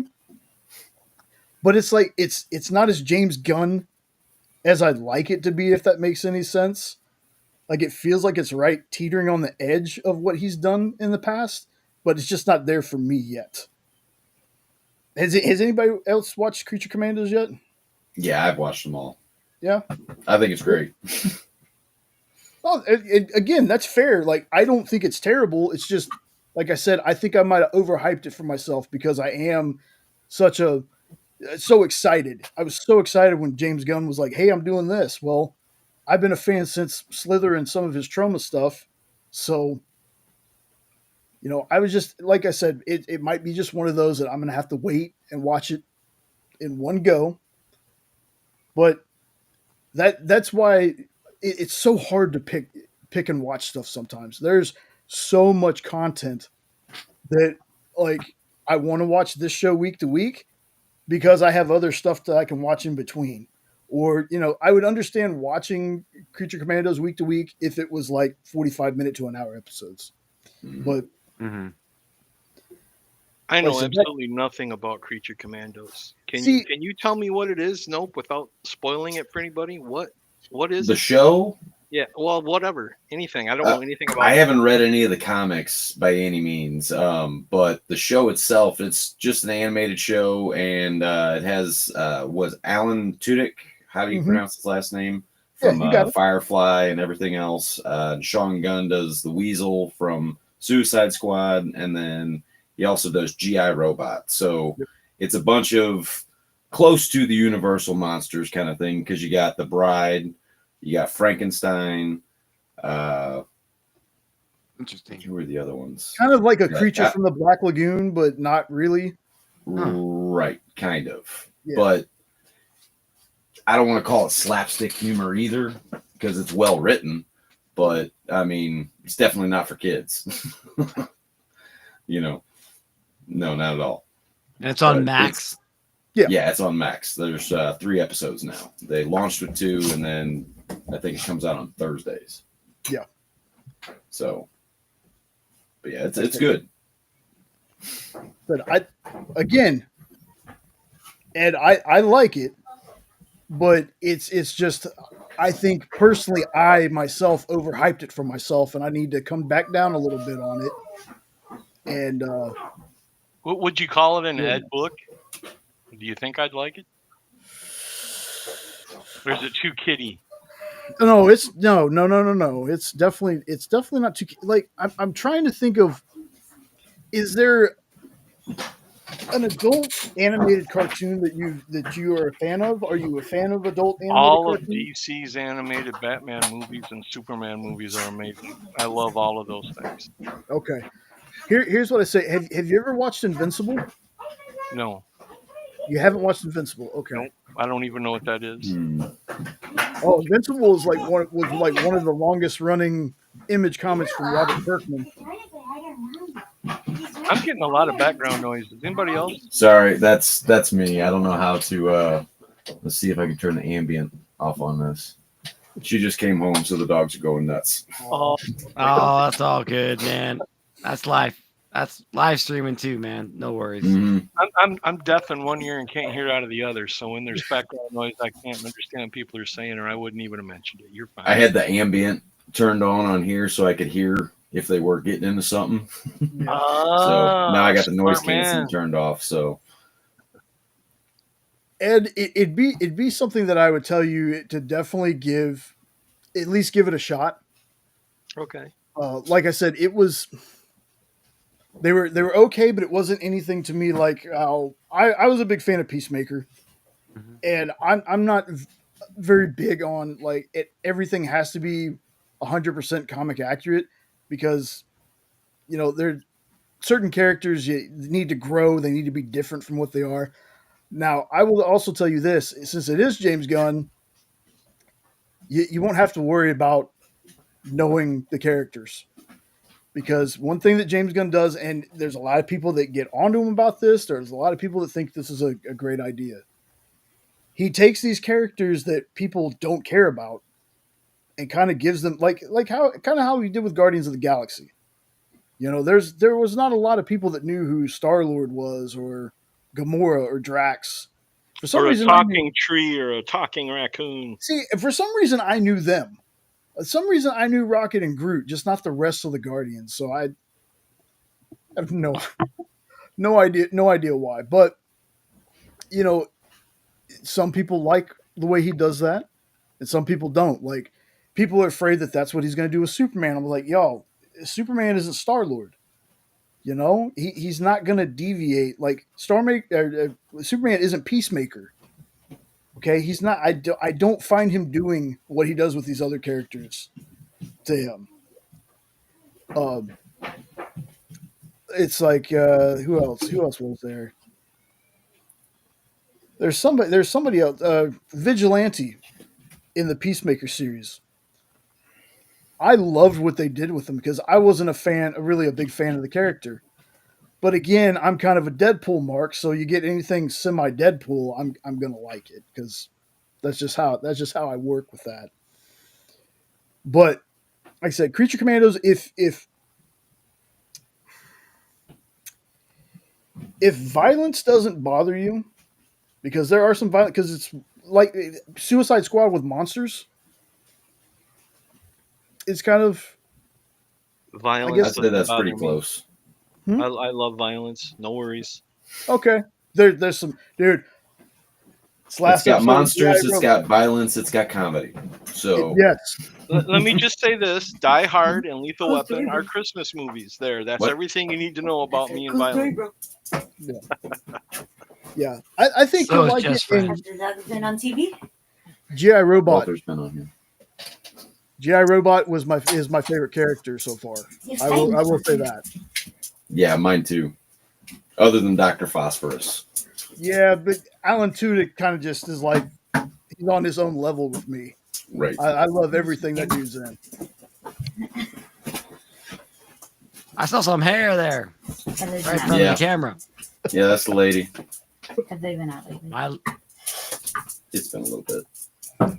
This might be a controversial topic, but I don't like James Gunn. Don't like him. I don't No? care for him. I mean, Guardians Galaxy one was, good, but all the other ones, don't like. I'm just not a fan of him at all. So, but now that I heard that he's running, DC, I pray for the best. Love me some Superman. And, I'm not going to, I don't really want to talk negative on anybody, or I'm not part of that, let's talk shit about, this franchise or that franchise. I just let people, like what they like. But like, honestly, like, it's just me. I just not a big James Gunn fan. I'm just not. He's not for everyone, man. Like, trust me, I understand that. There's just like it's hard for me to like for some people to grasp that I was a fan of the DCEU and the MCU. Like they don't like how can you like that? Because I do. Like, trust me, I loved Man of Steel. Like, how is a amazing Superman? movie. Yeah, Dude, Man of Steel is amazing. I love that movie, dude. Like, even like at the end of the movie, it's like, oh my God, Superman killed. Like, wait, he never kills anybody. But I just loved it. And then like realizing that Zack Snyder did it, and I love 300, and like, oh, Zack Snyder did that, and like, Sucker Punch from Zack Snyder is like one of my favorite movies of all time. I love Sucker Punch, and it's like maybe like I just like how Zack Snyder did his movies, even though they were like kind of different, unconventional. But Sucker Punch really got me it, and then like I realized that he did Superman. Like when I watched it, I'm like, oh my God, dude, I love Man of Steel. I wish we would have got a Man of Steel 2. I wish we had Henry Cavill as Superman still. I mean, I guess I'm a Snyder, homer. I love Zack Snyder. So, but I mean, I dug, what Batman v Superman. I thought it was great. The Justice League extended cut that he put on HBO Max, I think is probably the second best superhero movie of all time.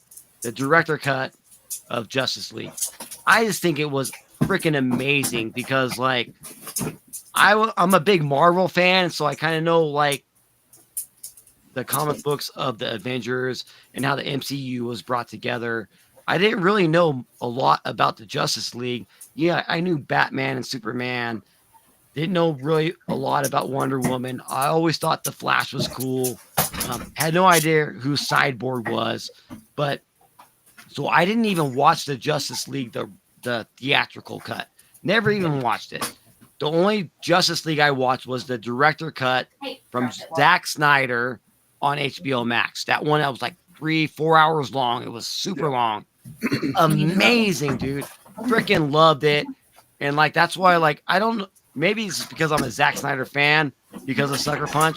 But I loved how like oh my God, the ending and how like they I don't know, like I don't want to go to spoilers, but like how he cuts off Darkseid's head, like everything was just amazing. And like it's like it's been a few years since that came out, but like I really think that director's cut of Justice League is like right below in game, it's right there. It's for me. The Snyder cut is amazing. I love it, but he left out the best scene in the theatrical version that I wish he wouldn't have let out. Do you remember in Batman versus Superman when Batman asked Superman if he bleeds? Yeah. Do you bleed? In the theatrical version, when Superman don't know who he is, he grabs Batman by the throat, flies him up in the air, looks right at him and says, I remember you. Do you bleed? And I was like, oh my God, that is so metal. We shower first. And I was Yeah. so disappointed when Snyder cut that out of his version. Because everything else about the Snyder cut is fantastic. But I really wish they would let that Shower scene. first since we're already done. Now, as much as I loved it too, there are things that I think could have been done. Like we could have kind of toned down the slow mo just a bit. I think we overdid it on the slow mo just a little bit. I don't know, man. Like if you're smoking, you're blazing. Well, yeah, It's amazing, dude. You know, it's like, oh man, I'm like feeling this, dude. This is amazing. So I can understand the slow motion, but you know, you got to be in you're the group. blazing, everything's slow motion. that's true. That reminds me. Yeah, Dread, the one with Carl Urban, Mhm. the drug they have in there, the slow mo. Oh yeah. You see, oh my god, like that's a movie that I wish they would have made a sequel to. Was Dread, because that Dread was fantastic. But Absolutely. for me, the Zack Snyder thing, it's weird because I love it. I'm not like a cultist. I'm not like, well, if it's not him, I don't want anything. I'm not that person. No. But to me, I watched the theatrical one twice. Mhm. I liked it. Like I did. I liked it. And then when you go and you watch the Snyder cut, I'm looking at it and I'm like, how are there people out there that says this is the exact same movie? Because for me at least, I was like, this.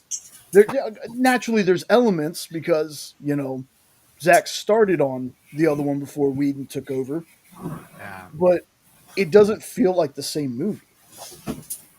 There's so much more too. Yeah, So much more. like the fact that the story with Cyborg and how they actually fleshed him out a lot more.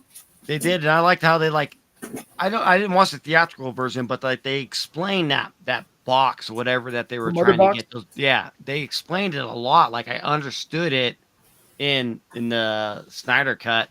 Like, so I don't know if they did that. They really explained that box more, and like how you were talking about Cyborg, how like they really I didn't know who Cyborg was at all before I even watched this, and like after watching the Snyder cut, like, okay, I kind of understand this character a lot more. Like they did put a lot of, emphasis into what his character was all about. Yeah, and I've told people this when it comes to the whole DCU. I was like, for one, Zack Snyder didn't direct every single movie in that. Okay, so relax with that. But I was like, if people didn't like Zack Snyder beforehand, just like with Ben Affleck's Batman, okay, if you weren't a fan of Ben Affleck to begin with, you weren't going to like his Batman. And if you weren't a fan of Zack Snyder's directing, you weren't going to like his movies. But the same could be said for Gunn. If you don't like James Gunn, it's going to be really hard to get you to watch James Gunn movies. It's got to be there's a lot riding on this. Is what I'll say. Like the fandom, unfortunately, does what a fandom does, and it's fractured. And if you don't love everything James Gunn does, you're a Snyder writer. If if you love everything Gunn does, you're a Gunn nut.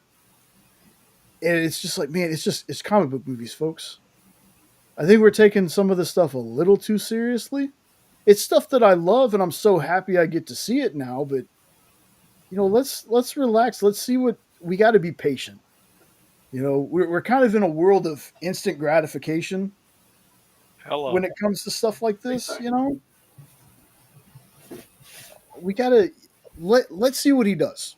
I think it's going to be good, dude. I have high hopes for it for sure, man. I think it's going to be good. Like anything Superman, like I'm down for it. Like a new Superman movie. What the hell, dude, man? We're going into 2025, dude. We're getting a brand new Superman movie. Let's just be excited about that. I don't care about any of the controversy over it, Snyder, Gunn, or whatever. Hey, Yeah. we're gonna get to see the fucking Man of Steel on screen again. Let's go to the movie theaters and watch this. It's gonna be so much fun, dude. Like, it's amazing. Like when a new horror movie comes out, like oh man, we get Ghostface back on the screen, or we get Michael back on the screen. God for when can we get Jason back on the goddamn screen? That's going to be amazing. So let's just still be happy that we are going to get to see Superman on the silver screen. And that's what I'm so jacked and stoked about. And I don't give a bleep who is writing it, directing it, or whatnot, studio producing it. Just give me a freaking Superman on screen and let me just like feel that nostalgia when I was a kid, watching, Christopher Reeves, being Superman. Let's see the new Superman and let's give, the new generation, the new youngins. Here's Superman. This is what Superman's all about. He's going to save that cat that's on top of the tree because the cat can't get down. That's what we want. And that's what I want to, show my kids. This is Superman is. Superman is going to, he's Superman. Yeah. Exactly. 100%. It's rumored that we're getting a trailer this week. Trailer or teaser. As early as Tuesday, maybe later. But yeah, like I've made no bones about it. I'm not a fan of the suit. But again, that's going to be somebody's suit. That is going to be somebody who never cared about. I think that's the best thing about it. There's going to be people that have never cared about Superman before, but they're going to see James Gunn is doing it, and they're going to want to check it out. Well, you never know. They might do something like Superman and Lois did too, where he has a different suit, and we don't know what's behind the suit. So, but yeah, the suit is a little off-putting when you just see the picture. But I'm going to go in with an open mind. Yeah. And other than Guardians, what has Gunn done? Because all I really know him from is Guardians. Oh man, Slither, which is a horror movie I think you would really like. I love that movie. Oh, I didn't know it was him. There's Super. Yeah, Super with Rainn Wilson. Yeah. I never heard of that one. Who's Ellen Page before she became Elliot and all that. What else did he do? Scooby-Doo. Yes. Those are good Scooby-Doo movie? Yes. Oh, okay. That with the guy from Scream in it. Matthew Lillard, yeah. Yeah. With Matthew Lillard. So what he did all three of them or one or what? Because there's three of them, right? The Scooby-Doo ones, I think there's only two. There's only two of them. With Freddie Prinze. Yep. Yeah, man. Oh, my girl Michelle Gellar right there, dude. Oh my God, Buffy the Vampire Slayer. Oh my God, dude. Dude, I don't know, man. I have the biggest crush on Michelle Gellar, dude. She is just stunning as hell. And they're making, and they're making, I Know What You Did Last Summer Part 3 right now. They're filming it. Freddie Prinze is in it, and we just heard today that they've been filming it, but JLC or Jennifer Love Hewitt, is on it. She's going to be in it, coming back as Julie James. But what's so funny is that in the original one, Sarah Michelle Gellar, she died in it, but she's on set here, so maybe she can have a flashback scene or something in the new one. The director of this new one is like Sarah Michelle Gellar's best friend, so it's like, and her husband Freddie Prinze Jr. is in the movie. Oh, she's like, no, I'm just on set. I'm not going to be in the movie, but we may see a cameo and get Sarah Michelle Gellar back on the silver screen, just even if it's a cameo of her character from I Know What You Did Last Summer. It's a good slasher film. So sorry, I'll always jump back into horror movies whenever you guys say something. Dude, man. Yeah, it's gonna be awesome. Who knows what's gonna happen with it, but I mean, if we can get Jennifer Love Hewitt's cleavage on screen again, I'll be happy with that. Yeah. Well, that's good, man. Dude, how would I got to ask this because now Lorena said this. How would a new version of Sleepaway Camp work? Like, how would they do something? Like, I saw that when I was too young to be able to actually watch it, and the twist to the end of that one. I don't think you could duplicate. It won't work today. No. I don't think you could duplicate that. Man, that was amazing. So like I watched that a couple years ago for the first time because for some reason I never watched it, and then like that ending was this. Wait, what? It's so You are not licking so my mind blowing, so twisted. But yeah, I don't think they can do that today, Garf Wong, at all. No. I'd be down for it though. No. No. Stay. This sucks that we live in different times with something like that with a cross genre. I mean, maybe it will work because, like, you know, we are so pro, you know, gays now, right there. It's totally fine. And it's like back in the day, it was unacceptable. Like, we're not, this was weird, but now it's just like, you know, everyone live free. So maybe they could do something like that. But I don't know, man. You're looking at a teenager, somebody like underage. Okay, no, that's not gonna fly. You know. I was more along the lines thinking of that's just an ending that can't be recreated because the shock value at the time, seeing that for the first time, Mm-hmm. you know, in a movie, like that's the part that I'm like, how they wouldn't be able to redo something like that?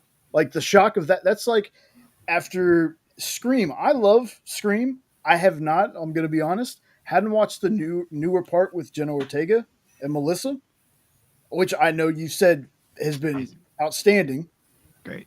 But after that first movie, the two killer thing didn't shock me anymore. Mm-hmm. So Yeah. that's, Okay. that's where I'm like, how would they do? What would they do with this movie to still have that shock value? Because you can't do the same thing. Mm-hmm. I get what you're saying. It would be like trying to do a sequel to The Sixth Sense. Yeah. Yeah. How would you do that? Yeah. Everybody already knows the twist. Yeah. So if everybody knows the twist in the horror movie, then like, how are you gonna make a sequel to that? Because you're already gonna like, how can you up it? You really can't. You Yeah. know, it's almost the original thing. That's this original storyline, original ending. You know, you can't really up it. But M. Night Shyamalan always tries to want to do a twist ending to, you know, like his Sixth Sense one. Oh, and how are we going to make a twist ending and make another twist ending on his new Yeah. movies? And it obviously it doesn't work out for some of them, and then it's just like movie bombs, like The Happening. You know, it's almost like it's just a comedy. You know, like Mark Wahlberg is talking to plants. Like, oh my God, I'm talking to plants. You know, it's like, what's going on here?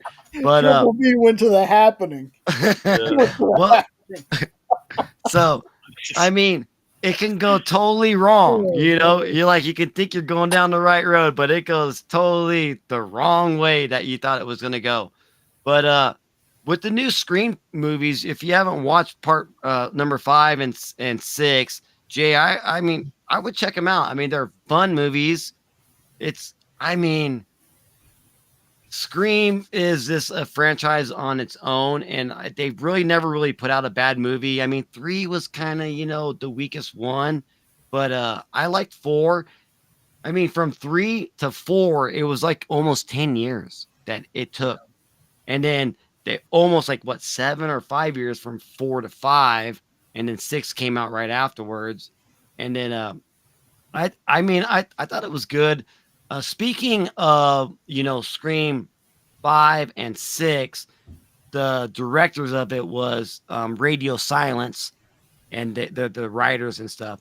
And so they weren't able to do, you know, the new one that's coming up, but they did Abigail. Okay. So Abigail came out last year and it has Melissa Barrera in it. Has any of you guys watched Abigail? Yes. Okay, perfect. So I really wanted to talk about this tonight. I watched Abigail twice in the last like 2 weeks. Like I watched it by myself. My daughters were coming in and out. They're like, what is this movie about? I'm like, well, this girl has like Pennywise teeth. So they're like, oh my God. So yeah, so they kind of ran away. So I'm watching Abigail for the first time. I already know what it's all about. I know the big spoiler in it. All right. But like, I want to watch it and see it. I thought the movie was pretty damn good. The dialogue was more like a Rob Zombie dialogue because they said the F word a lot. And it was just kind of like, really easy dialogue, but I dug it. I kind of like how like, well, at the very beginning, I mean, I didn't like the kidnapping at the very beginning where they kidnapped this girl, right? Because my daughters were watching this, like, oh my God, like a girl's getting kidnapped. And I'm like, I got my girls, and they're like, they don't want to get kidnapped. So, like, kind of on the edge of your seat there. But I know that what this Abigail girl is because I've seen the trailers, but they didn't know it. I'm like, don't worry, man, she's going to be okay. And so, when they're trying to, like, contain her in a room and like lock her all up and put, handcuffs on her, and then like, don't show her, don't, she cannot see your face. They're just trying to do this for, to get money, as a ransom. When you find out that like her dad is like the richest guy, like pretty much in the world, is kind of how they make it out to be. And like, you don't know who this dad is and who this girl is. Like, okay, maybe he's like, she's just, like, a Taylor Swift type of girl, she's got all this money, dad's got all this money. Let's just get a easy kidnapping in. I thought it was good, but the whole twist in it is like, this girl is not just, a normal innocent girl. She's actually a vampire. And not only is she a vampire, she's like the daughter of Dracula, because they don't say that he's Dracula, her dad. They just say, they call him like Valdez or something like that. And he goes like, I go by many names in this. And so I thought that thing was freaking amazing how like, when she finally like turns into like the vampire and she's like, starts just killing all these mother bleepers in this badass mansion. Such a great ass mansion, dude. It was so cool. Freaking, when she like, Be right back. they're like wondering, okay, like we are in deep shit. What are we gonna do? And they go to the girl, and she starts taking off her handcuffs like nothing, and then she just like turns into the vampire Abigail, and it's like chases after him. The story was really like simple. The dialogue was kind of simple in it. I think they could have like went a little bit more in depth with like the dialogue, but they just made it really fun. And so like, I know like halfway through it, okay, now I know what I'm getting into. I'm getting into this cool vampire flick where it makes you think like this girl's been kidnapped, but no, she wasn't kidnapped. She organized this whole thing because all these people that kidnapped her was like, people that did her dad wrong. So she was able to kill him. Like, no, you guys mess with the family, so now I'm able to eat you. Never mess with the family. Exactly. And Never then so mess with the family. and with her and Melissa Barrera's character, because she had her son that she left with her father because like they split up, but she always wanted to go back to her son and like be able to take care of him. Abigail was able to see that mother figure in her, where like she didn't kill her at the end, she let her go at the end. So I am totally jumping all around about the story, but the very end of the movie with Dracula showing up, and it's like, here's my daughter, like I'm gonna eat this other girl. She's like, no, let her go, daddy. I don't know. It was such a great movie, and like now I don't like. I love vampires, but after watching this movie, I don't think I love vampires anymore because they're freaking will eat you and they're scary as hell. But that's my brief review of Abigail. I really enjoyed Abigail, and I really think before Abigail herself got attacked in the film, she had planned on eating that woman whether she was a mother or not. But that's just my own theory. Yeah, I think, Melissa Barrera's character, like, probably, showed that mother figure towards her. And Abigail's like, okay, she's actually, from the beginning to end, she realized that, she was trying to help her throughout the whole, movie, and like, go ahead and let her save her life. Like, I'll go ahead and let you keep your life, because you did right by me. And so it was good. It was good. It was fun. It was a fun movie. I think it wasn't until that character like helped Abigail. I can't remember exactly what happened. She helped her against the other two that got turned. They were in the room with all the like cameras and stuff like that. And then the one dude gets turned, and then he's gonna just like kill Abigail, and then the mom character. They helped. went together, yeah. So like Yeah. the main guy, Dan Stevens, the actor Dan Stevens, he turned himself into a vampire and he wanted to take over everybody. Yeah. And Abigail's like, I'm too weak to take him down on my own. And so like you need to help me. And so like they helped each other to take him down because he kept on like sucking Abigail's blood. Like she's like, if he takes all very last drop of my blood, I'm gonna die. There's no way that like I can pass him. And so when he would keep on sucking Abigail's blood down, and Melissa Barrero's character would come in and like stop him, and then she would kind of like get her strength back. It was good. I mean, they kind of like were. I mean, I guess like the ending of the movie with him, like one of the kidnappers, turning into the vampire and then like trying to take over the world pretty much was a little bit, that's why I kind of like didn't give it a 10 to me. It was more like an 8 out of 10 for me. It was pretty good.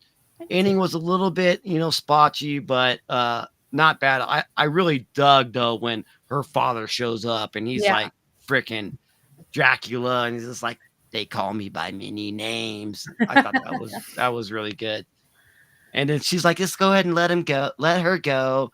And like there's the statue like of Dracula and Abigail right there, and then it's them live like right behind them. I thought that was a great shot. They did a good job on that one. For you out there.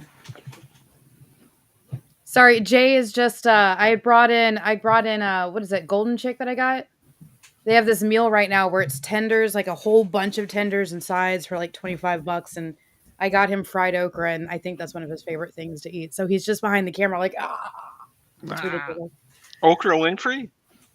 I see what you did there. Hi guys. Jayanna. How you doing, Jayanna? Jayanna, I like it. Doing okay. I did my hair. Looking good. Fancy. It's been a hot minute, yes. I've mixed orange and red this time. Did you like Trap? Did I like Trap? Mm-hmm. Lorraine, I saw Lorena asked about it. Oh yeah. It's a trap. It's a trap. I thought it was all right. So I love that actor. Josh is just, I love the things that he's been in. And it kind of brings me back to my teenage years. But the movie itself, right? Or 28 Days Later. Hi, Garth. But there was something about the film that just kind of like, there was some, like he was supposed to be a sociopath or a psychopath or something, where he doesn't have like that connection to like emotional feels and stuff like that. And then, has everybody seen it? The Butcher. No? Okay, I'm gonna stop. Oh, you can go ahead. I don't even think I've seen the preview. I'll probably forget by tomorrow. Oh, okay. So he goes to the thing, and then there was a couple of moments. Triple B and Ed, have you guys seen it? Yes. Which one is he talking about? Trap. It's a trap. No, go ahead. I know what you're talking about. Okay. So I thought, like, Jay brought it up too. I thought it was really weird how the pop star knew the deep psychology for the serial killer. I was like, okay. And then he finally was having emotions when he realized he wasn't going to see his kids grow up. And I was like, oh. And Josh really portrayed that really well. I heard Josh did a great job in it. He did. Phenomenal. Yeah. He was able to play the many different faces of like dad's serial killer and like brains of OCD very well in my book. The twist is they give it away in the trailer. Yeah, they gave away the twist in the trailer. Kind of. The pop star knowing that much about the psychology of his past was just a little convenient. But yeah. You don't think Taylor Swift would have that kind of information? I guess that's true. That she knows everything. She'd be the killer. She'd be the killer. She kills me every time she opens her trap. Oh my god. Easy now. Now hold on there. I don't want us 50s coming after us. You're gonna get me in trouble. It wouldn't be the first time. Speaking of Taylor Swift, Never. I'm not the biggest fan of her music except for covers of it. I love covers of it. And that brings me to one of my favorite I guess it's a horror movie. I don't know how to call it, but Little Monsters. Oh yeah. I love that. We With just Howie rewatched Mandel? it last night. Little Monsters. It's on Hulu. It's a Hulu original film. And it's this kindergartner teacher. It's set in Australia. That already tells you right there. It's set in Australia. And a zombie outbreak happens at a U.S. military next door to a it's a petting zoo, but it's also got like hay rides and stuff like that. So kind of like a kinder zoo. Like, I don't know how to explain. Like, yeah, it's got like small animals you can pet and stuff like that. Josh Gad is in it. He plays Olaf and he cusses so much. It's great. I love it. He doesn't play Olaf in the movie. He plays Teddy McGiggles in the Little Monsters. And Fred Savage movie. That's the one I thought you were talking about. Yeah. No, this one came out in 2019. I know the one in the 80s. Yeah, with, no, I'm Howie not Mandel, Howie right? Mandel. What is the Yep. name of that actress who's in it? Is it a remake then? No, this is an no, original no. story. I love Okay. it. Is that the I one love with the zombie deer? No, No. Okay. but it has little kids as zombies because this whole breakout is at an underground hmm U.S. military experimental place in Australia next door to this petting zoo area kids interaction thing. And it's this kindergarten teacher with her whole class. And then one of the guys, his uncles, is there too. And it's a great film. Does one of the teenagers eat a deer or something in the woods then? Because I could have swore that was that movie. And then later on, they showed the deer walking with like its head. It's Not that in one? the film that I'm talking about, No, but that's a okay. different one. I want to watch that. Hush, movie, I'm though. trying. I do know what Oh, film you're talking about. It's hilarious because the zombie still has some knowledge and he doesn't want to eat people. Yeah. So he eats a deer, but he doesn't eat the whole thing, and it's just Yeah. part of it. And then at the end, as the credits are getting ready, you see a deer walking with like its head flopped over to the side because he ate all the neck. Oh my And god, you I got a know what zombie movie you're deer. talking about. I just can't remember the name of it. Oh no. I can't remember it either, but when you started talking, everything else sounded the same. It sounded because I remembered that was kids, but I think that might have been at a school. Yeah. or I think something it instead was of- at a school. Yeah, It starts but I off at can't remember what it was. But when you started talking, right, zombie deer popped right into my head. Scout's Guide? Scout's Guide to the Zombie Apocalypse? Yeah. No, that's not it. No, I don't think that's it. But there was a scene similar to I'll that be right in back. Scout's Guide. Oh my goodness. Yeah.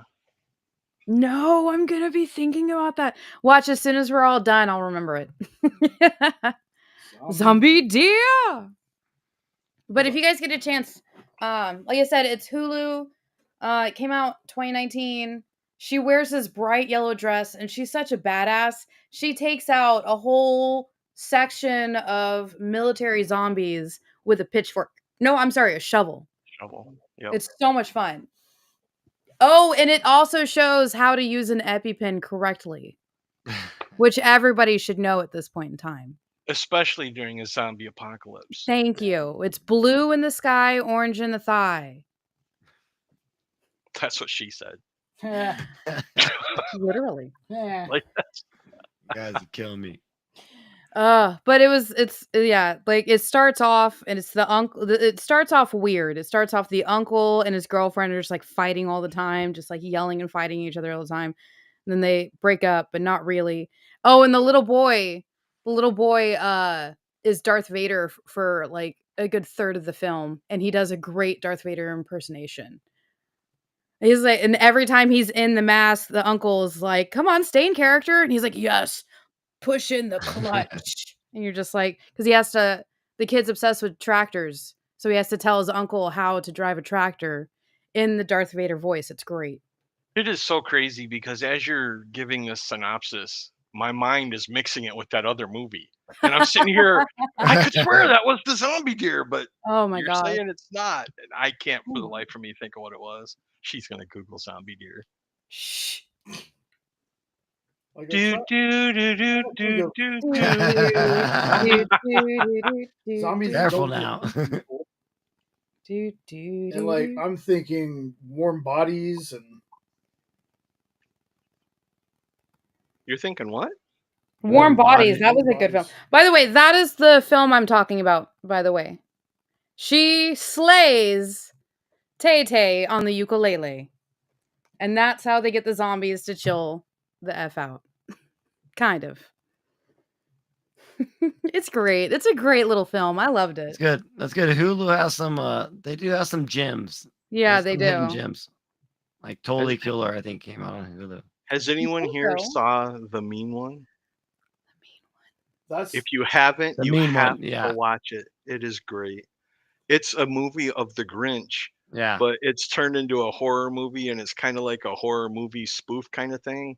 Okay. And the Grinch is like a serial killer. It's fantastic. I just watched it again last night. I love it. That's another one of my yearly Christmas movies that my wife Okay. rolls her eyes when I call it a Christmas movie. Yeah, Eddie, I heard of The Mean One. I remember seeing like things about it, so I'll have to check it out. I put the haven't trailer watched it. on my wall yesterday because that was my double feature last night. Was The Mean One and Krampus. Nice. doesn't Art the Clown play the mean one? I don't know. The guy who plays Art the Clown? From the Terrifier? I don't know. I Did don't he? know. David I Howard. need to David look it Howard up. Thornton. Maybe. I'll have to look that up. David Howard Thornton. Look at Jay I know with the that- deep cuts, man. Well, I mean, it's either the guy who played Art in Terrifier, or I'm pretty sure there was a different actor that played him in Hallow's Eve. Yeah, it's a different actor that played in Hallow's Eve, and then he played in 1 and 2, 3. Yes, Yep. it is, Jay. You are correct. Ooh. Damn, Very nice. good. This brain's full of all the knowledge that it wants to be full of. I'm Yeah. just saying. He Squeeze it is- and be He is knowledge my on out. trivia Padawan. I'll never be quite the king. I don't know. There was that Wow. one show I did. There was that one show I did at the beginning of General Disorder. You two were back and forth. It was almost a tie, I think, for trivia, comic book trivia from back in the day. You remember those days, Ed, right? Oh, I miss those days so much. Your show was the best. I love Aw. that show. I When love when, trivia. when it had you and Jay and Alfie all together, and I could mess with all three of you at the same time, that was like the perfect storm for me. Are you kidding? It was a full. Well, it started 2 hours and then it became a 1 hour show. What was the name of that one comic? I can't remember the name of it now. Oh man, She's What? so not gonna say it. once Once upon a time at the end of the world. when I got Look at her. Look at her reincarnated face. as I love it. dungeon, in a dungeon Oh. full of girls, might Okay. as well cheat because I'm in another universe. I have that comic. Yeah, I know. I have that. Where is it?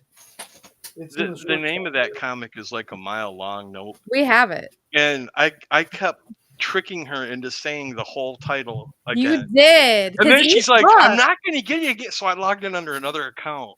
And Oh I'm like, yeah. What's that book behind you? Tricky, tricky, And she grabbed it tricky. and she starts and she's like, wait a minute. Is this Ed again? And I just started. I only got halfway through the title. What was crazy about that series was the series name itself was super long and convoluted. And then each book, it wasn't like number 1 or number 2. Each book had more of a long title. And it was just like, oh my God, this is bloody blah number 2. No. This was bloody blah, bloody blah of the bloody story arc. And it was like, tricksy hobbits. What was it like? See what new cover I do. It's so pretty. I loves it. Oh, you guys were I talking gotta wait for about. Go Sorry. ahead, no. You guys were talking about R.L. Stein and all that a couple weeks ago. And Yeah. did any of you guys check out the Graveyard Club? Oh, I yeah. have not. Oh, yeah. Yeah, it was. Put that written down as a list for me, please. Where's the papers? It's and kind of the like a pen? trade. What was it called again? THEGR. Oh, damn, I love it. This is why we're friends. Yes, it's exactly why we're friends. But now I get to do it verbally, and that's so much more fun. Ah! The Graveyard Club, R.L. Stein. Do you need to know how to spell RL? If I could throw this at you, I would. You can. Ow, You just that won't hit hurt. him. I mean, it's not my setup that we would mess up. It's Jay's setup that we'd mess up if I just like threw something. Did you eat all the okra? No. Who are you? What have you done with my husband? I will eat it when I'm done. Okay. Just need a little pick me up to get through. Why don't you go eat a spicy piece of chicken? Apparently, it's really spicy according to the people that work there. You know what? It was just dusted with this. It's red. I don't trust your spices. Can you go get one so I can show everybody how red they are? Oh my God, it's like the Osbournes all over again. This is great. Dad. Get the chicken and Get the chicken and red chicken. Chicken. Is this chicken or tuna? It's crazy. Why don't you pretend to be Ozzy? I don't have the greatness that is Aussie. I'm sorry. We actually, when I worked security, I did video surveillance in downtown. There was this one guy, his name was Aussie. And so every single day I had to work with him. It was just me and him back and forth. Shoot, Oz, what? And it got to the point, because when you work security, they're between 12 and 16-hour shifts. Those are your minimum shifts. And there was this one point, both of us were so exhausted, because during the holidays, everybody's off. So every camera is on, and you have everybody working 16-hour shifts for 9 days straight. We got to day 9. We're like only 5 hours left of this shift. And apparently we had done this bit so long and so hard that the new guy over in dispatch walks over and he's like, "What the hell are your names?" And it was just great. Like, we spent the next year, he literally thought our names were Sharon and Ozzy. That's fantastic. Now I'm surrounded by puppies. Where is he with that chicken? It is not that hard. It's a big box. It's a big yellow box with chicken in it. Wow. Here we go again. Nope. I gotta bite my tongue. You should right now, because it's chicken. Where did he go? Where did he go? He's in the box eating chicken. What's in the box? What's in the box? Apparently spicy chicken. What's in the box? But yeah, like, so what they do at Golden Chick for their spicy chicken is they sprinkle it with the seasoning. And I didn't know that till today, because I usually got the regular one. And they're like, "What do you want? All spicy? Do you want all regular? Or do you want half and half?" And I was like, "Oh, I'll do half and half." Get home, it's like red, just red dust falling off of it.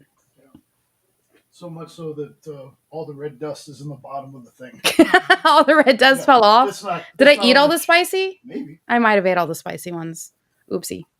You wouldn't have been. But like, it was like this red. The seasonings they put on there. there. Tell the difference if you did or not. It's delicious. They're so good. I like Golden Chick. Fried okra. Are we talking about chicken here? Yeah. I tried this new place, Golden Chick. Apparently, had- she put some hot chicken powder in her hair to turn it a color or something like that. No, the powder is the same color as my hair. Oh, something like They were that. like, "Are you sure? It's really spicy." Apparently not spicy enough because I ate it all. Again, you're not a good judge of character when it comes to spicy. I'm not. I can't taste spice. That is so much fun to be able to mess with people when you have that ability. Because I did the same thing with one of my buddies that grew up in Cambodia, and he took me out, and he's like, "I'm going to get you some really hot food. You're gonna melt." And I'm just sitting there, and his jaw dropped, and I'm like, Yeah. "Got anything with spice?" Yeah. And he's like, "I don't like you anymore." I went to a challenge. There used to be this taco place down the street from here. Me and Sean went, and I went. It was their ghost pepper hottest in Texas taco challenge, and I ate 3 of them. And I asked for extra salsa, and they were just like, I had a girl. "Are you sure?" Are we being punked? That's what it looked like. Because I got done with the first one. I was like, "Oh, can I get some salsa?" and I put some salsa on the second one. I was like, oh, let me get your habanero salsa. Like, give me the hot stuff. And I put that on the third one and I ate it. And I'm like, eh. And they were just so confused. Sean ate one and he's just crying. Just like crying. Like he's red and he's crying.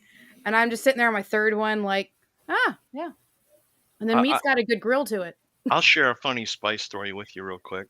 Okay. So, me and my buddy who passed away a few years ago, we used to go to every Michigan home game for football. And afterwards, there was a bar nearby that we would walk to because traffic was terrible. And we'd have something to eat, drink, play some pool. And they had habanero chili in a bread bowl. Now, David thought that black pepper was spicy. He can't even handle black pepper when he was alive. So I ordered the habanero chili in a bread bowl. And I'm eating it, and I'm like, oh, this is good. And he's like, can I taste it? And I'm like, you don't want to. No, I want to taste it. I'm like, how much beer have you had? You really don't want to. Just a little. So I gave him a little dab on a spoon. His lip swelled like a balloon. Wow. And he's like downing water. How the heck do you eat that stuff? And I ate the whole thing and thought it was good, and it wasn't too spicy for me.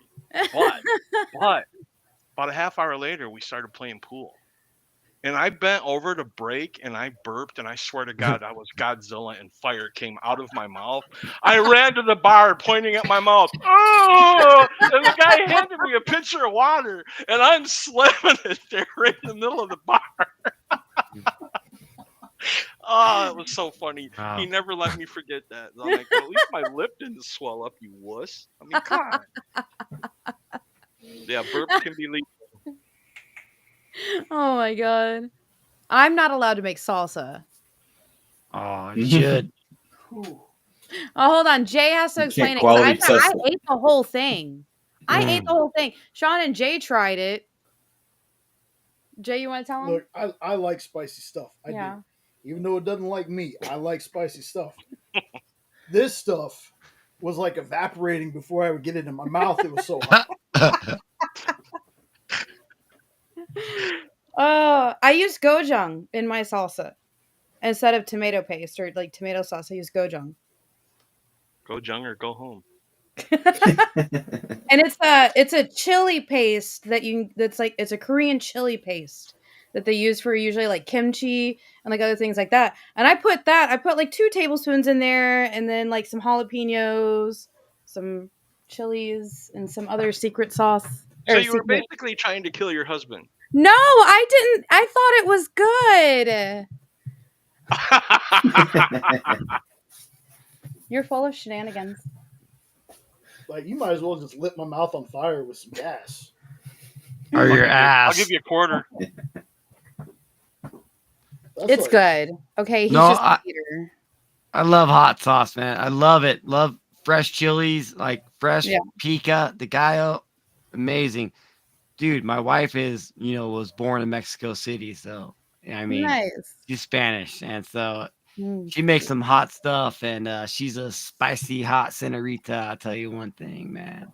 I feel bad. I accidentally made I made like my beef stew the other night, and apparently I made it spicy. What'd you put in it? Did you throw a jalapeno in it or something?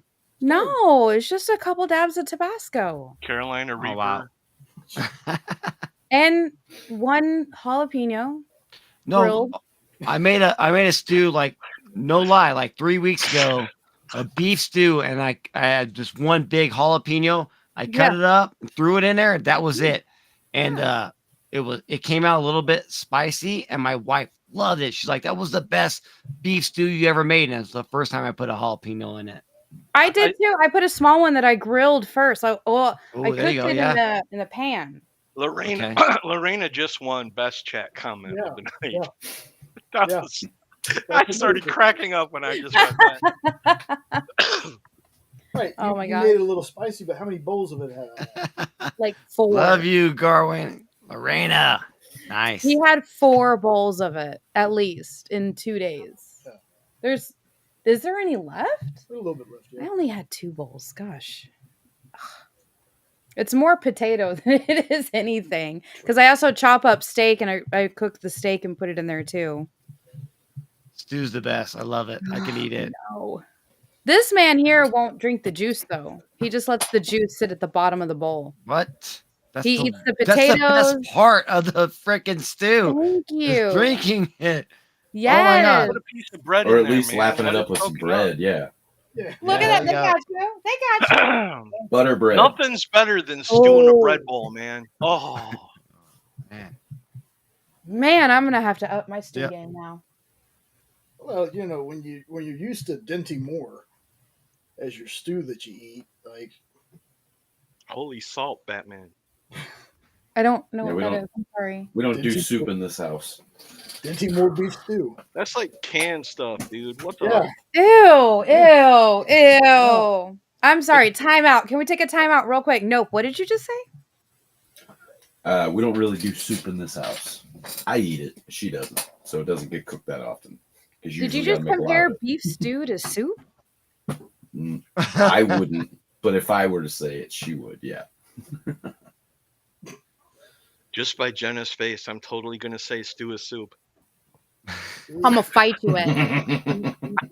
No, I'm gonna fight Ed. Your face started that. I didn't start my face. I have no control over my face. Thank you very much. Oh, I still want to say something, but I'm gonna be nice. Ooh. Why start now, Ed? There may be children in the room. Oh, oh my gosh. What was no, it wasn't Little Monsters wasn't the last movie we watched, was it? Last night? No, the other night when we watched Little Monsters. Didn't We watch watched it something last else? night. Didn't we watch something else after it? No. You sure? Want to think about that for just a second? Dave? 'Cause I Dave! was like, hey, is it Oh my Dave? god, There Dave we go. was in Alien Covenant. The Uncle Dave is in Alien Covenant as Ancor. And for some reason, my brain never puts it two together because his death in Alien Covenant was like so just, like so many cool things could happen. But no, they just ripped his face off with a tail. Yeah, that's all they did, bastards. Yes. Okay. So how do Yes. you really feel, Jenna? You hold back. I do hold back when it comes to the Alien franchise films. Okay, I have to because people say I'm crazy. Never mind. You watch Romulus?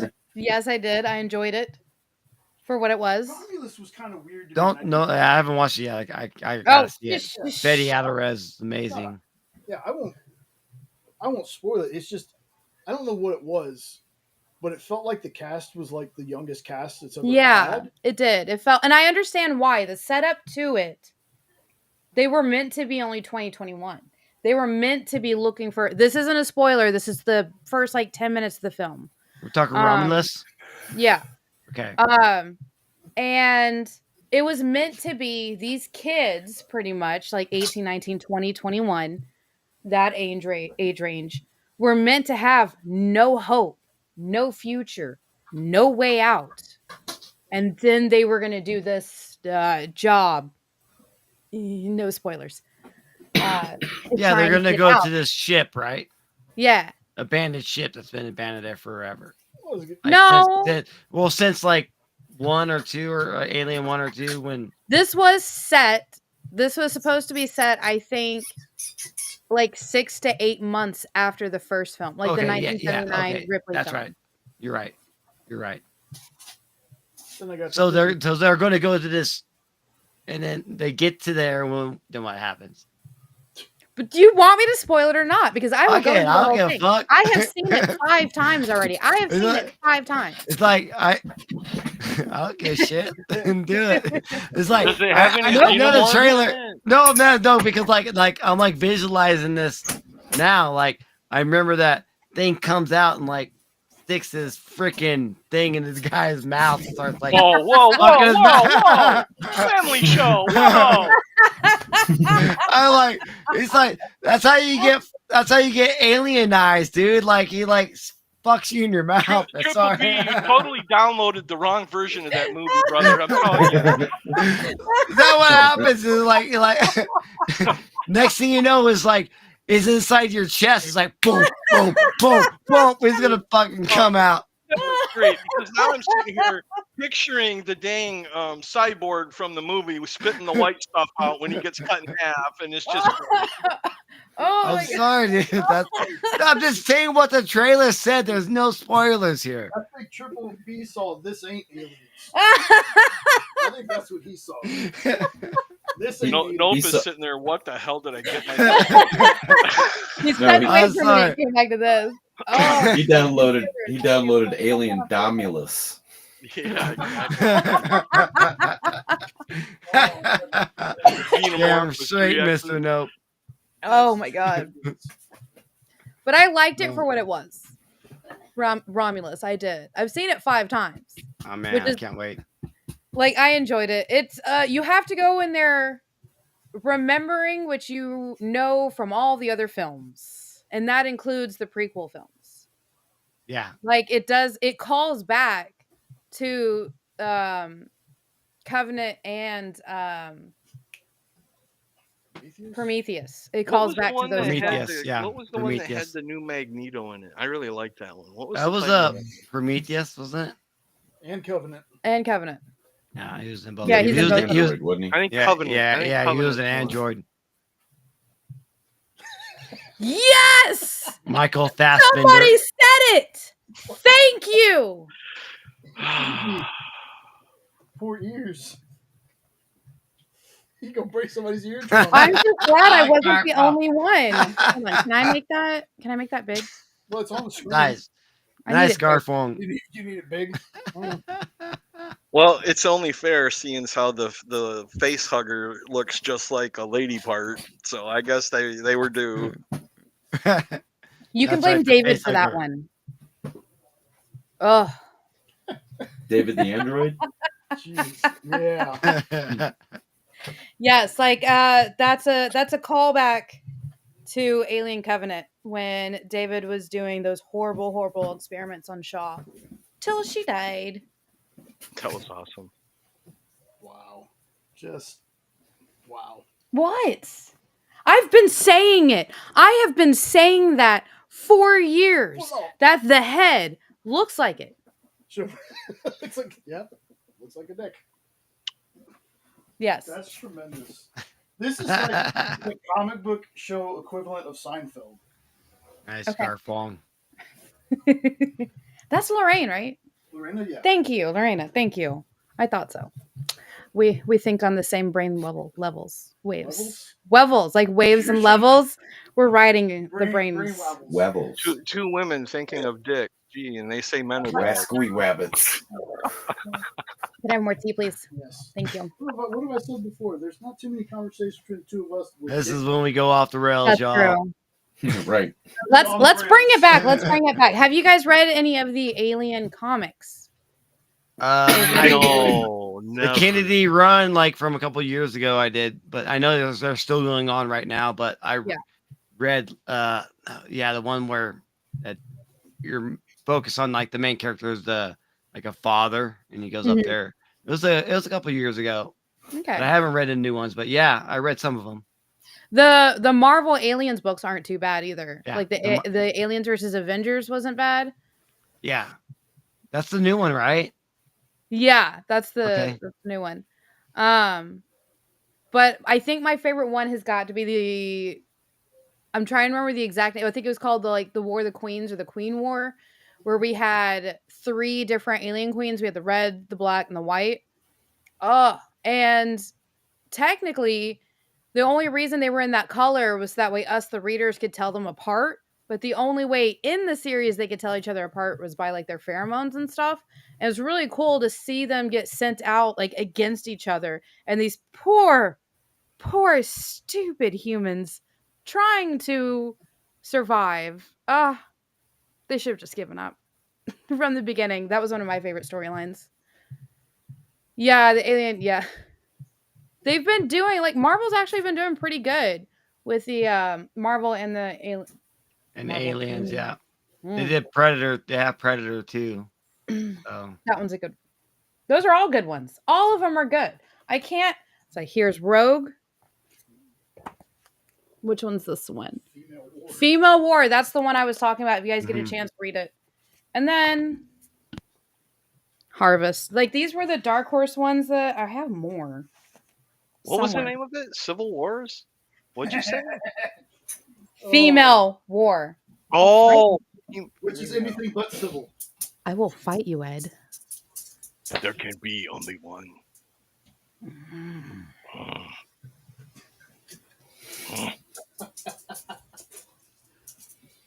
Come on. Oh my god. Get to the chopper.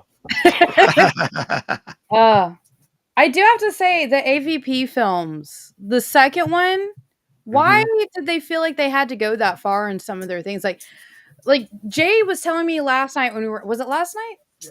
When we were talking about it. Lorena's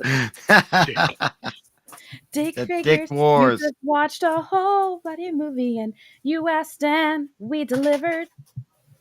That would be a hard movie to watch. Sorry about your dick. Just kidding. F you. Coming soon to a theater near you. I can do I this don't all know. night. I don't know why that instantly brought me to thinking about the movie Dick Figures.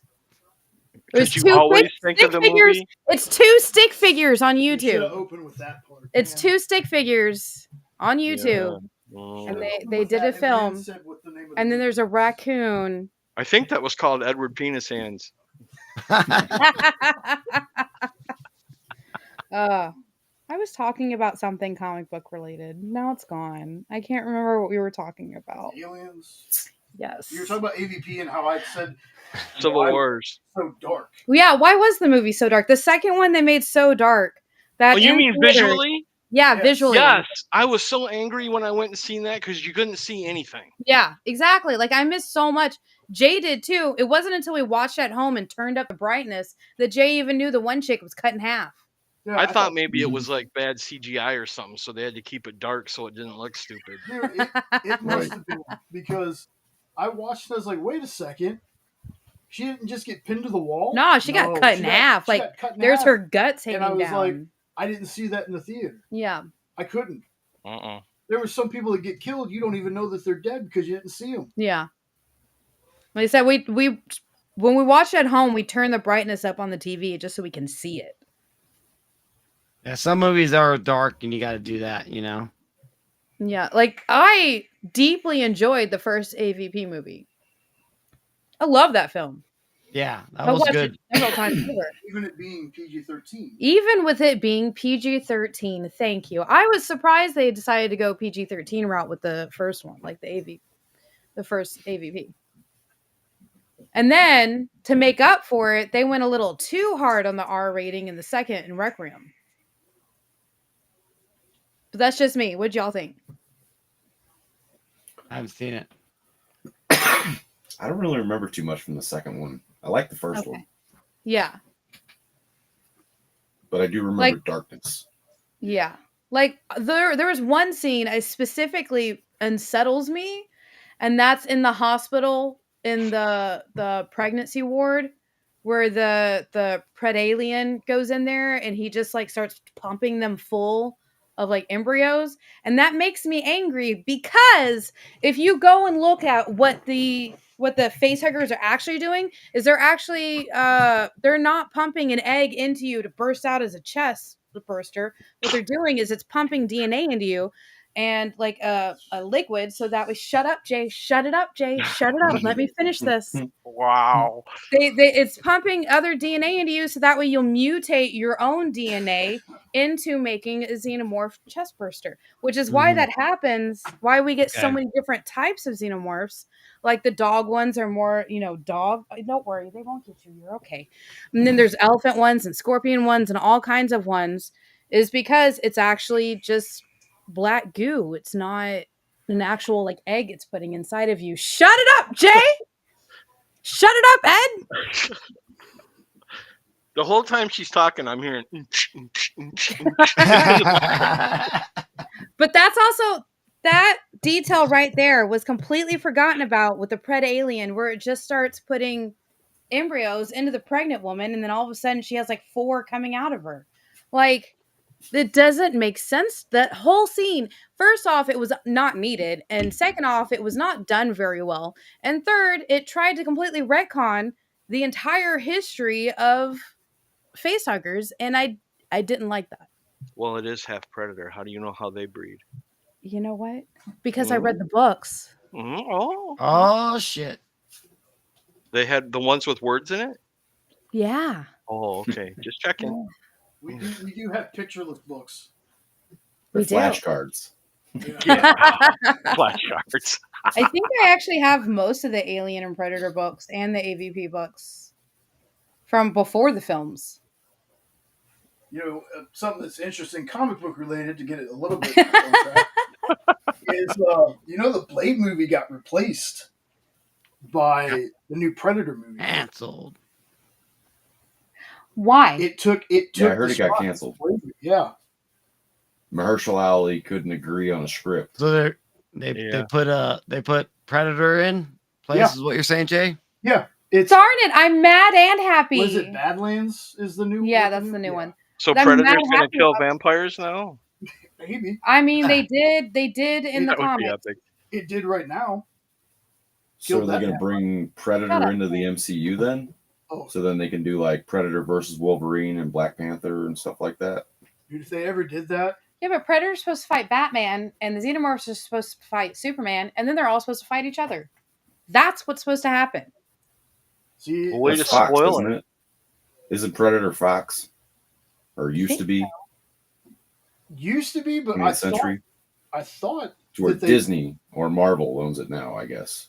Yeah. They do now. Would. But like, I So will never technically, the get that Queen comic. Alien is a Disney princess. yes, Yes, Yeah. I've been saying that. Xenomorph Queen is a Disney queen. Thank you. Good night. Mic drop. But I'm so confused right now because now Disney also owns Max, which is the studio that owns all the DC stuff. So does that mean What? we're in Do the they- realm do of they own comic it? book- Or are they just allowed to bundle with it? I thought that was just a bundle. That's Thing. a- I probably thought a they bundle. bought them. Nah, I don't. They think didn't buy 'em? No, that would be No, like that's way Warner too- Brothers. That'd be huge. Ah, dude. that's what it Yeah, is. Okay. no, Thank yeah, you. because Max is Warner Brothers, it's Discovery, TLC, bunch of different stuff. Like He owns Discovery. a lot of those different channels all collaborated. I think it's all the Cartoon Network and stuff. Everything Oh, too okay. I still really want there to be at least a slim possibility where I get one of my favorite comics to read was Superman versus Aliens versus Batman versus Predator. I need that to be an animated film or like something. I need it. I Love it. need it. Love it. Love it. Let's You'll do never it. get all those lawyers to Ancient agree. times. I know, but look, Ancient times Yautja and ancient times Xenomorph stuck below a volcano. And then Superman accidentally sets them free and then has to save them. And I love it and I need it.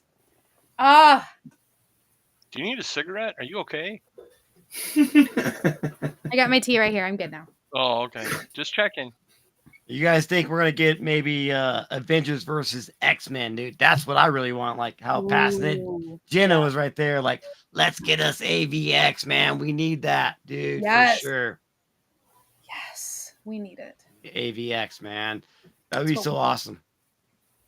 We Is do. anybody afraid that they're just going to flood the market with mutant stuff after they start bringing them in? Maybe. And we're just going to be tired of them after a while? Oh, God, no. I would never get tired of the mutants. Okay. well, As long as they execute it correctly and we don't have another Dark Phoenix moment, I think they'll be okay. I think we should just stay away from Dark Phoenix for a while. Yeah, we need to. It's a great storyline in the comics, but every time they try and put it in film, they just fumble the ball. They just fumble it.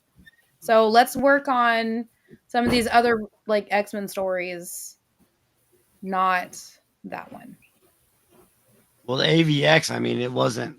It was 3 other X-Men that got possessed by the Phoenix Force, not just Jean Grey. So But I don't know. think they fumble it every time it has anything to do with the Phoenix Force. They fumble it. The only They do. time it has ever been good was it X-Men 97?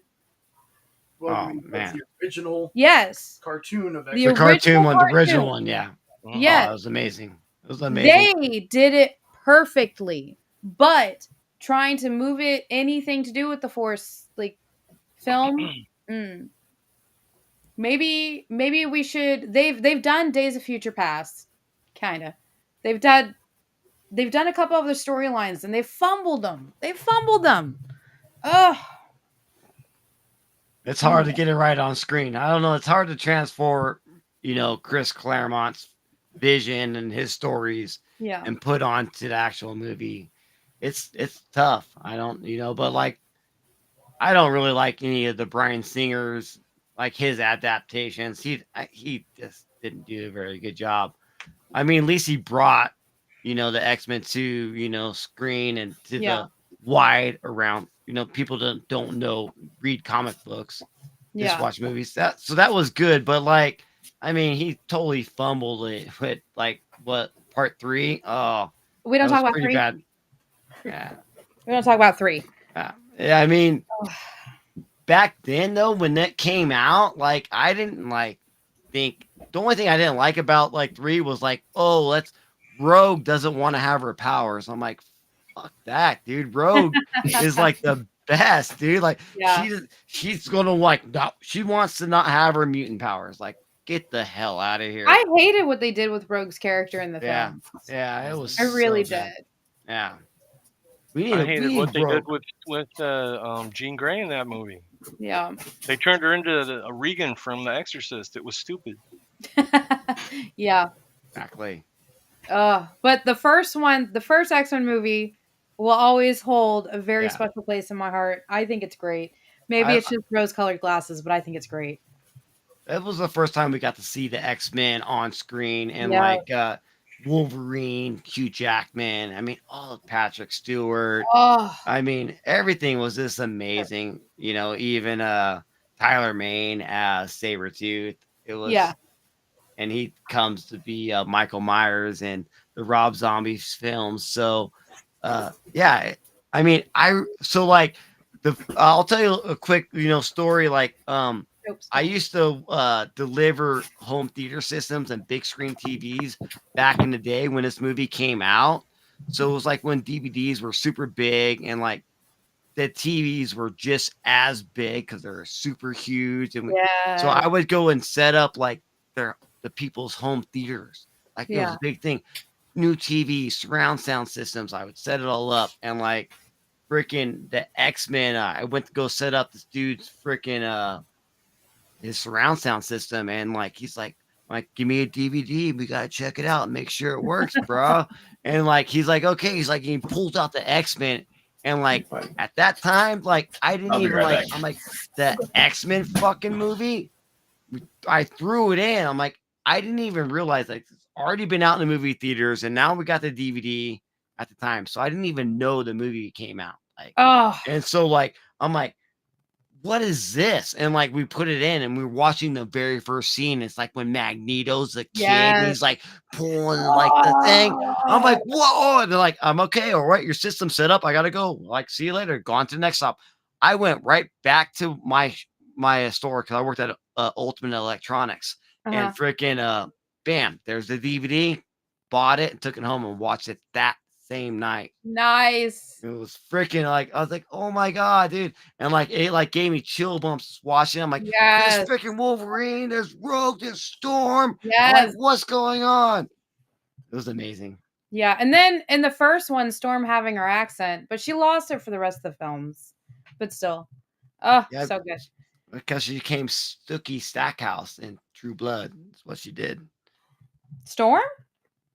Or I thought you said Rogue. I think you said Rogue. Sorry. No. Storm has her accent in the first film, but not in the other two. Oh yeah, she's like, I'm gonna be Halle Berry. Yeah, man. Small confession. Actually that was one of the first films I snuck into was X-Men. Nice. Yeah. So let me ask you, Triple B, being a X-23 fan, if they decided that, okay, Hugh Jackman's time as Wolverine has done, would you want them to recast Wolverine, or would you want them to just use Laura Kinney? Oh, there's 100%. It's got to be Laura Kinney, dude. Like, it's got to be X23 moving forward. I don't know, man. No, it has to be the same actress, though. Yeah. Like, Just like they if- did in. yeah, no, it has to be Daphne Keane. If it's not Keane, then it's like, then they can recast. But like, no, if you're gonna move on with, I think they can do both. To be honest with you, I still think they can do like kind of have both, but you have to have Daphne Keane as X23, like moving forward.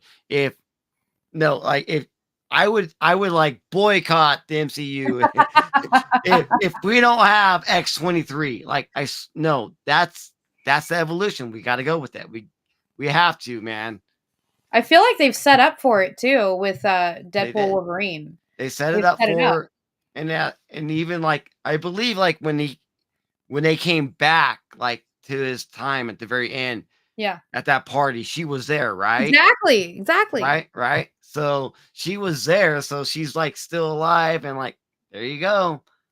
Oh, She's man. in that universe now. It's being healed. Yeah. We can get stories from it now.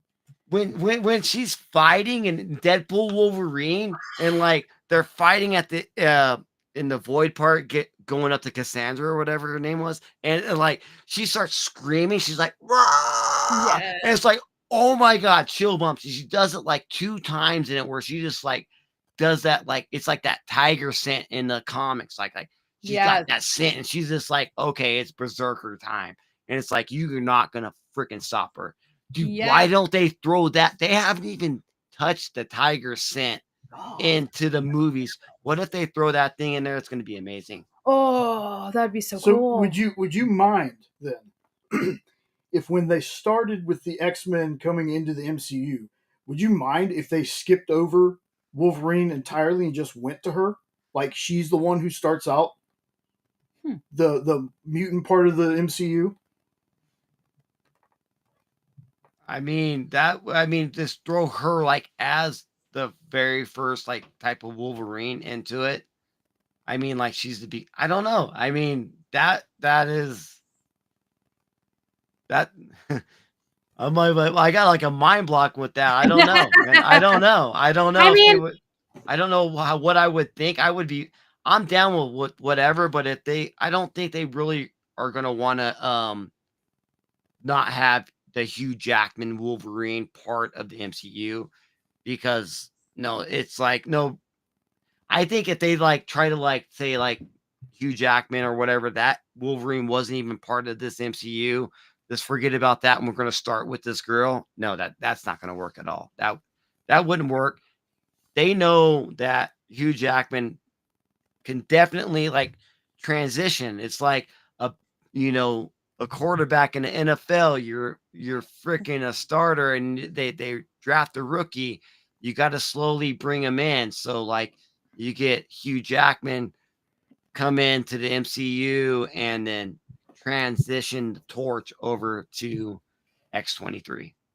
That would be amazing. Well, I mean, it's just do it like that. Yeah, because I'm wondering, because the DCU is basically starting with Superman is already in a world that has had superheroes in it for years. The MCU has been around for years. So when they bring in the mutants, they've already had all these other superheroes the whole time. So I was wondering, do you think they're going to start out with like the original X-Men? Or since it's been, an established universe for years, that they'll drop any mutant that they want in? Yeah, I mean, I get what you're saying. Like, so like we've already established like all these years of movies, and we kind of know that there's all these different characters. And just to go ahead and just like throw them right in or start the X-Men as new. Not like let's I don't think they need to really reintroduce them into the movies. Bye guys. Sorry, I'm really tired. I've had a really, really long day. Good night. Good night, sweetie. Good night. Thank you for hanging out. Puppies everywhere. Puppies. She enjoys it. I do. I'm sorry. Don't be sorry. Don't be sorry. You're fine. No, but made it a hard day. yeah, I don't know, man. Jay, like, I don't think like trying to reboot or anything. Like us all comic book fans, or we know who these characters are, but we also got to think about the general public. Maybe they don't know, and you got to understand like there's generations younger than us that don't even know about those original X-Men movies, even the MCU. I mean, you got to think 10 years ago. I mean, like 12 years ago, they weren't even born yet, and we got to watch this whole cinematic universe from the MCU, play out because we're older. But so it's a fine line where how they can, go forward with adding the mutants to the MCU, and it's how they're gonna do it. That's why they get paid the big bucks. I mean, you got to introduce new younger audience, and have us older audience that's already been there. So I mean, we're talking like 40 years of people here. Yeah. I mean, where did they go? I think that, but I really want to, dude. We just got to see X-23. I think we can still have Wolverine in it, and yeah, we'll go from there. We'll see what happens. I'm excited. Unless they've changed their mind, Marvel already said that they were going to reintroduce a new Wolverine. So I don't think it's going to be Hugh Jackman. I think they're going to recast it, and I don't think they'll skip Wolverine, but I think it's going to be a new actor, somebody younger, and they're going to just kind of reboot it with all new people. I'm kind of hoping they do the Wanda really isn't dead, and you find out no more mutants, and that's why we haven't had mutants in the MCU. Oh, so there's a House of M. Yeah, and she's the one that brings them back. Oh, yeah. So they're gonna reverse it and they bring them back. I mean, I don't think Wanda's dead at all, and like I'm a big Wanda supporter. I think Wanda Maximoff needs like I do. I mean, Agatha all along was like the whole show was a fucking 10, dude. It was amazing. I absolutely love Agatha all along. It was kind of slow there at the beginning. Like, what are they doing? But dude, it was so good, and the great payoff. And they're like even mentioning in that, is Wanda dead? She's like, well, maybe she is. Yeah, she is. Well, maybe. So yeah, it's good. And with the horror, we talked about horror with the Marvel earlier. I think Agatha did a great job with being that fine line of PG horror. It was good enough because I love witches. But yeah, I think Wanda Maximoff is not dead. She's definitely coming back. Never seen the body. Exactly. Yep. Yeah, I did like how they wrote that show though. That circle back kind of writing. Yes. 100%. Yes, Lorena, watch it. It's really good. Yeah, Garth Wong, you need to watch Agatha. I mean, it's amazing. Like I got some YouTube channels that I do watch, Snarky J, and like she's like straight up like boycotted it, and like she was totally wrong. She likes to talk a lot of bullshit, talk a lot of smack, but like a lot. She's cool, But she like boycotted freaking Agatha, and oh man, dude, because like I guess the first couple episodes, I'm like, I don't care, I'm still gonna watch it.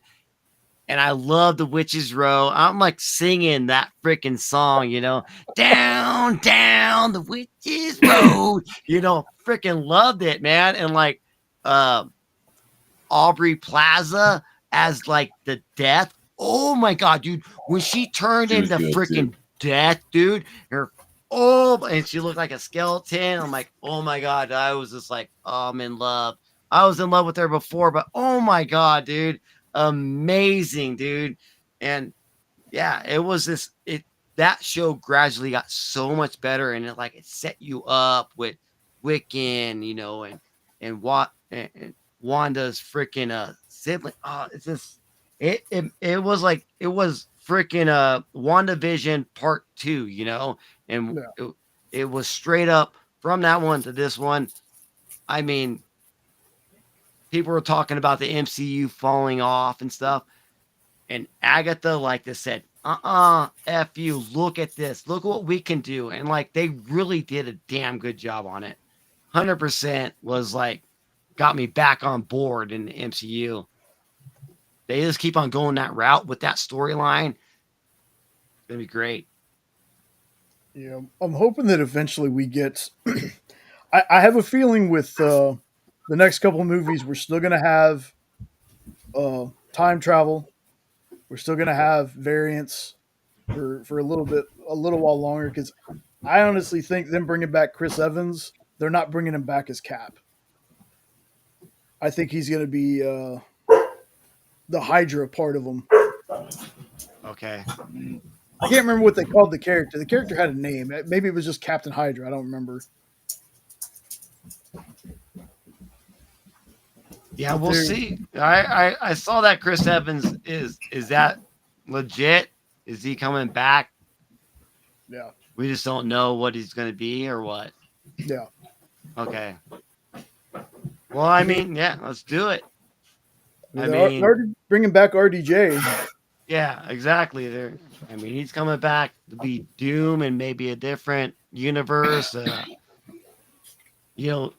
don't think that they're like, oh yeah, he's coming back as Doom, but he's going to be Tony Stark as maybe Doom. No, I think he's going to come back. He's going to be Doom for sure. It's not going to be a variant of Tony Stark. He's going to be on a different, universe timeline. And might as well, I guess. Who else you going to cast, right? What do you guys think about that? I don't know, man. I still think that they're going to do the Superior Iron Man.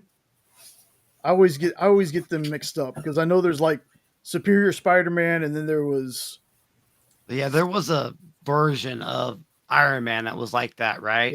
Yeah. I can't. I get the name. There's so many titles out there.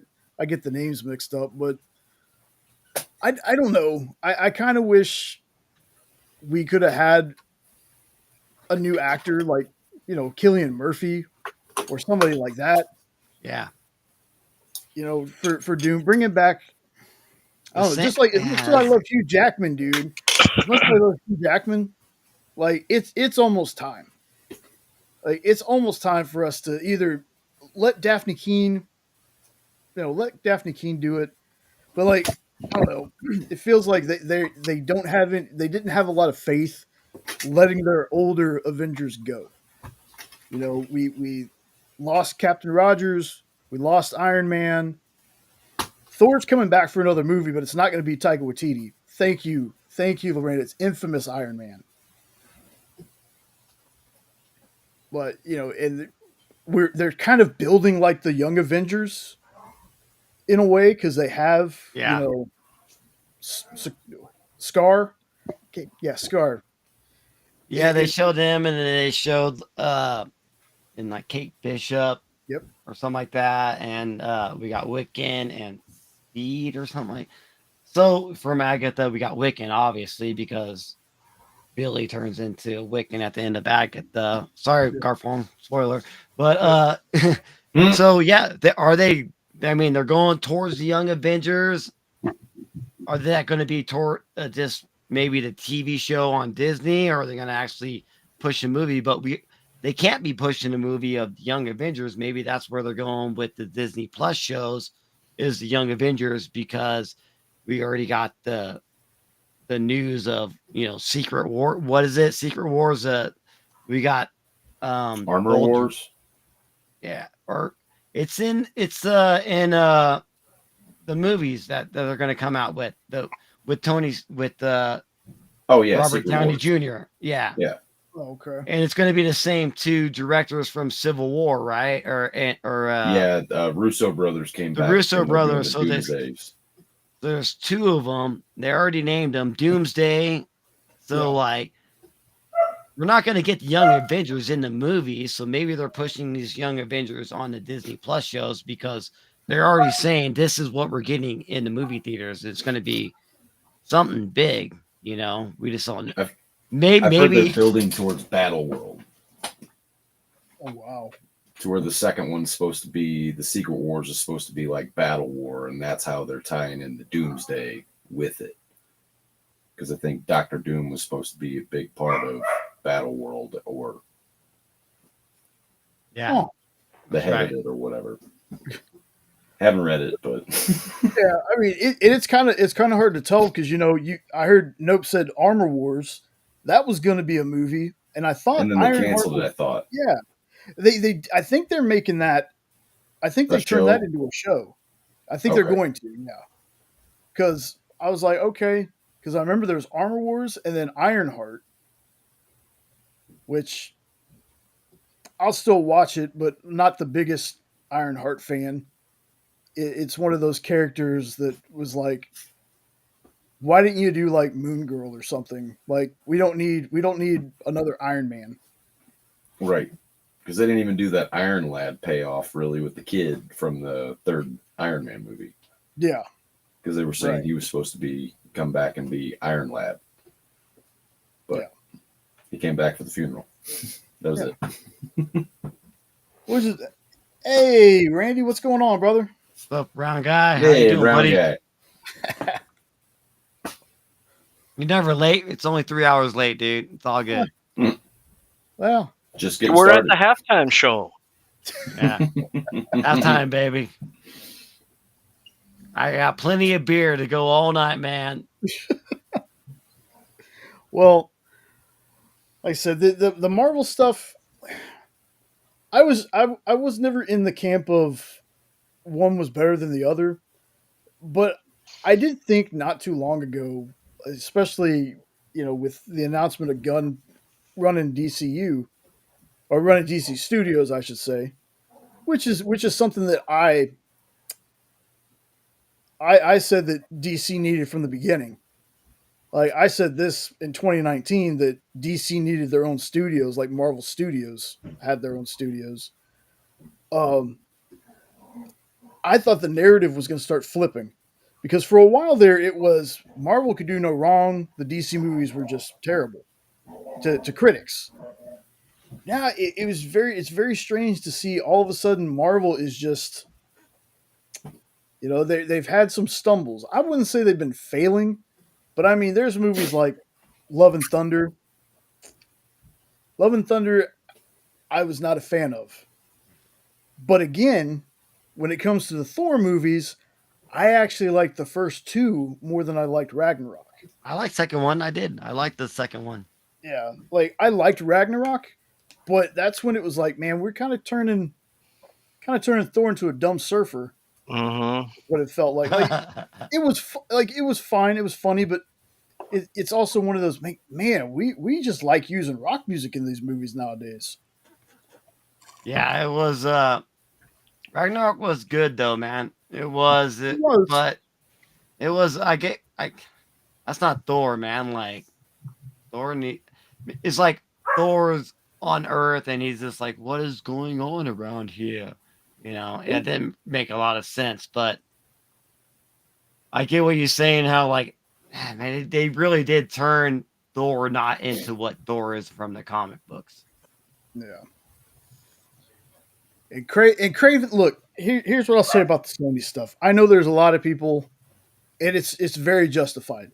It's very justified. Yes, some of the movies were not the greatest. I totally understand.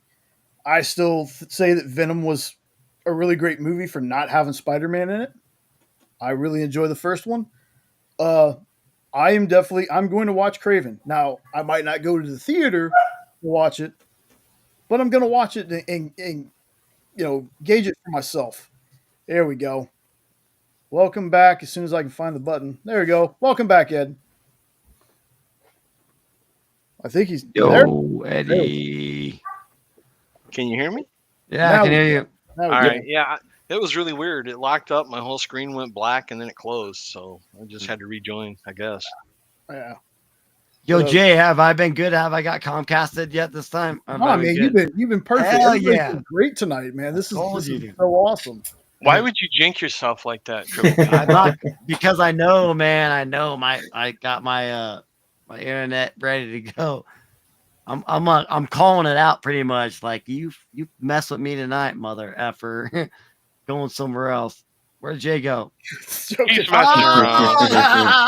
I saw his finger was slightly moving. He had Yeah, me for a he did second, it. but then I seen him. I was like, he's screwing around. Yeah, shoulders aren't as Nope. good as they were when they were younger. I can't hold positions for too long like that. That's what she said. Sometimes. Yeah. Sometimes. Right outside parking lot for your buddies. That is tremendous. That's so great.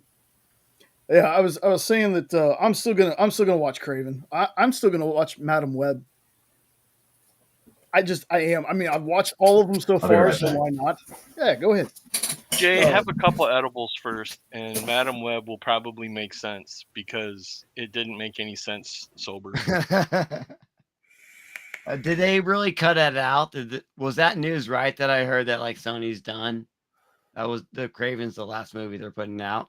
That's what they Dan was concluded. saying, and Dan Yeah. is the man when it comes to that stuff.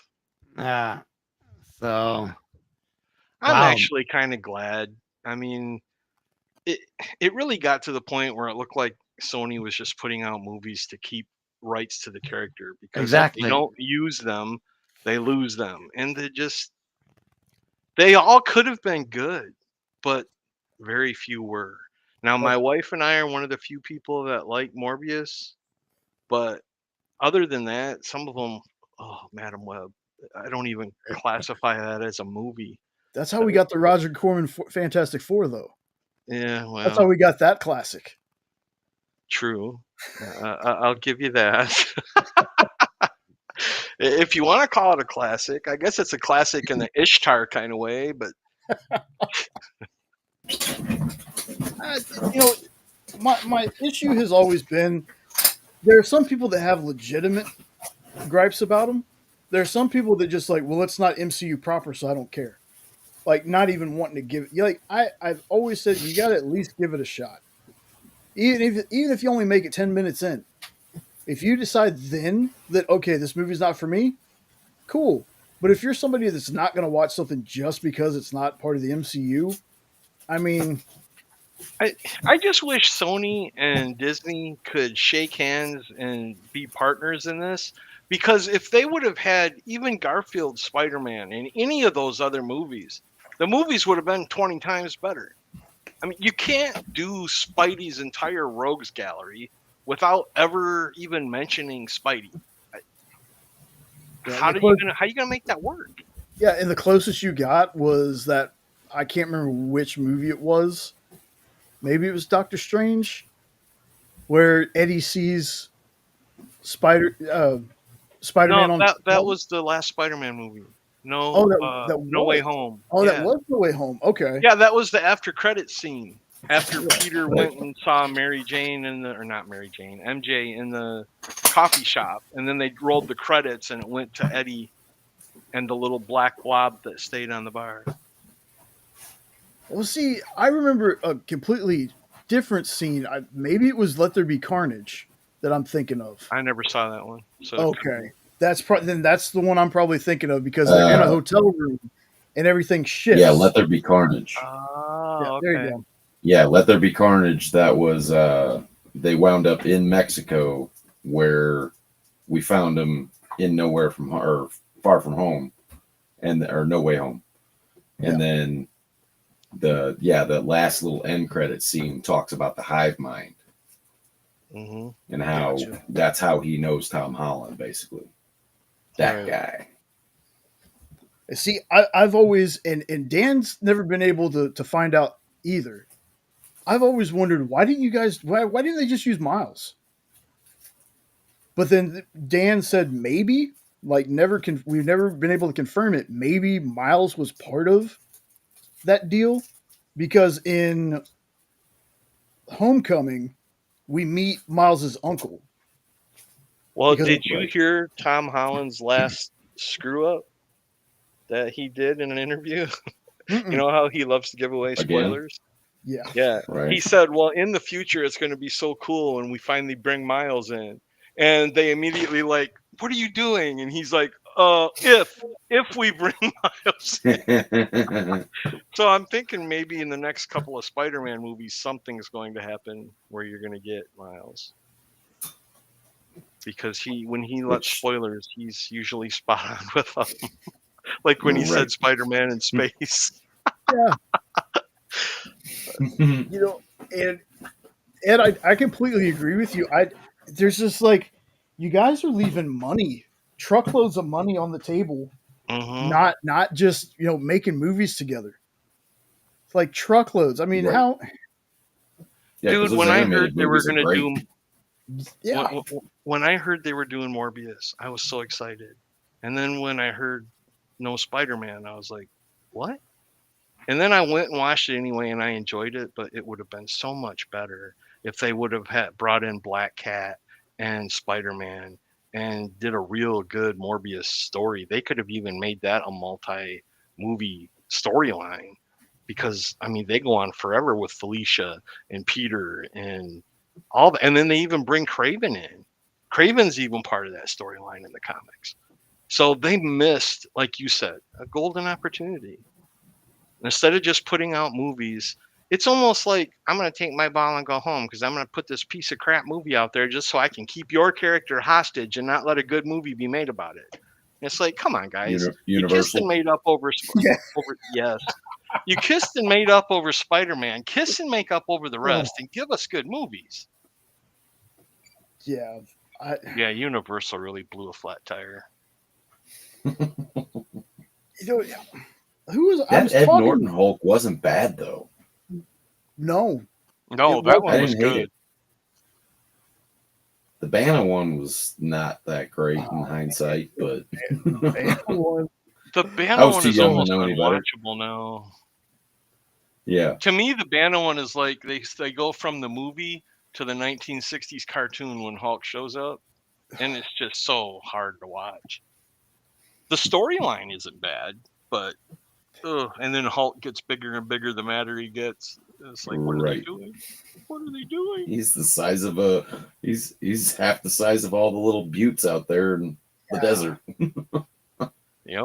It's like, I think y'all are confusing him with Red Hulk, because Red Hulk, the madder he gets, the hotter he gets. Mm-hmm. Hulk is supposed to be the madder he gets, the stronger he gets. Mm-hmm. So I'm not exactly sure where the where the size thing came from, but I did really Big like and Sam strong. Elliott. Yeah, Well, how can you not like Sam Elliott? Sam Elliott as Thunderbolt Ross was hmm amazing. And then wasn't it Nick Nolte was his dad? Yeah, I think wasn't he the Absorbing Man, based like their version of the Absorbing Man? Is that who he was supposed to be? I think that's who it was. I think you're right. And yeah, Randy, that's something that I say a lot too. Like, I think that with Tom Holland, if Sony kept him, so I think Sony could have done good movies with him. Uh-huh. Because I'm going to be honest with you. For me, I don't normally do this, but I rank the movies. The movies for him are bless you. The movies for him, for me, are 3, 2, 1. I think the third one is the best, and it's not because of the other Spider-Man. Oh, by far. It's I because agree. we did his origin in this movie in such a different way. It took the third movie to do an origin, and instead of losing Uncle Ben, we lost Aunt May, and him making his own suit at the end. Yep. That's still my favorite scene. I know we already talked about this, but when I was like, yes, thank you. Oh. But yeah, I think with Disney's track record with the Marvel stuff, especially at the beginning, I think it's real easy for a lot of people to be like, just give it to Disney. They'll make it perfect. Now, Fantastic Four, I'm excited for it. But I'm also the kid that liked the Fox. Were they Fox or they Sony? I always mix up the rights with everything. Are you talking about the Jessica Alba? Yes. I think that's Fox. Okay. Fox, I yeah. love both of those. Yeah. Sexy. Yeah. I don't think just giving it to Disney Marvel means that the movie's going to be amazing. There's other factors in there that I think people kind of leave out. You know, you need good storytelling. You need a good story to begin with. I don't think giving things to Disney Marvel for Marvel stuff just makes them automatically they're going to be the best thing you've ever seen. Because to me, Homecoming was the weakest Spider-Man movie out of all of them. And I'm talking about Amazing Spider-Man 1 and 2. I'm talking about the Tobey Maguire trilogy. To me, Homecoming is the weakest one. Even worse than Spider-Man 3. Hey man, I'm a Topher Grace mark. I was a big fan of that 70s show. Oh, okay, gotcha. That was the worst Venom. They could have done even worse than that, but that was still a pretty bad Venom. They rushed it. They tried to put too much into one movie. Yeah. Spider-Man, the black suit Spider-Man was a movie in itself. They should have had a whole movie, and then at the end of the movie is when he should have went to the tower, and Eddie got the suit and their symbiote, and then had a Venom movie. It was trash the way they did it. Yeah, but I agree with you. Homecoming's kind of boring, and I love Spider-Man, but Homecoming is a little boring.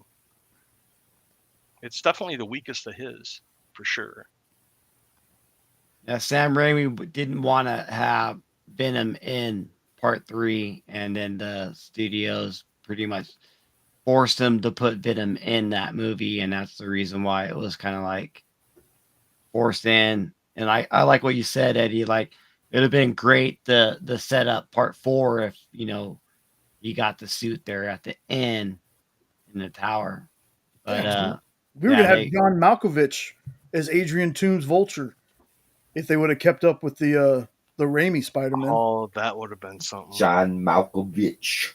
Oh, I love him, man. I've loved him since Of Mice and Men. I don't remember the name of the movie, but my favorite Malkovich movie is where he's trying to kill the president and Clint Eastwood's trying to stop him. I love that movie. But where he makes the plastic gun? Yes.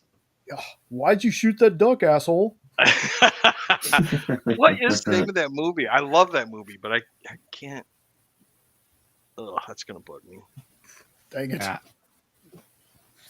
You guys got me thinking of The Fugitive, but it's not The Fugitive. But my favorite John Malkovich movie is oh man, that slipped my mind. It's Rounders.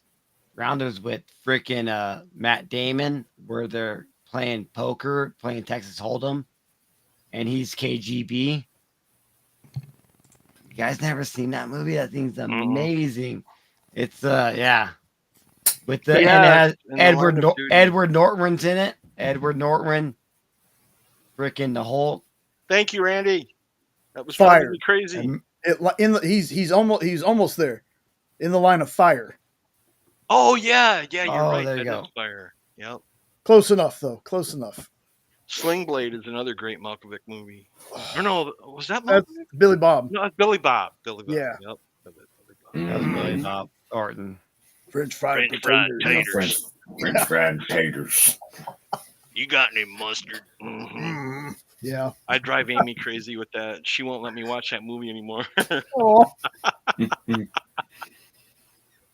I reckon I done killed somebody. Nice.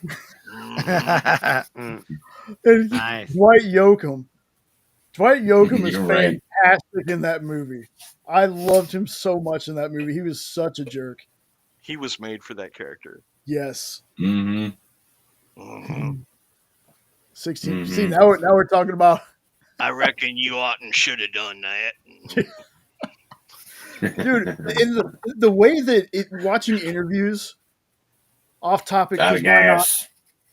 Yeah, watching his interviews where he would flip the switch just to go into that voice and back out of it is like a Clark Kent Superman transformation in and of itself, because he's talking regular, and the next thing you know, that the eyes squint and the jaw comes out, and gets right in that voice. Mhm. That thing So he good. does with his bottom lip, I don't know how the hell he does Ugh. that. No. Murder at 16. Yeah, Murder at 1600. I bet. I've heard of Rounders, but I've never seen it. But I'm gonna put that on the list. Mhm.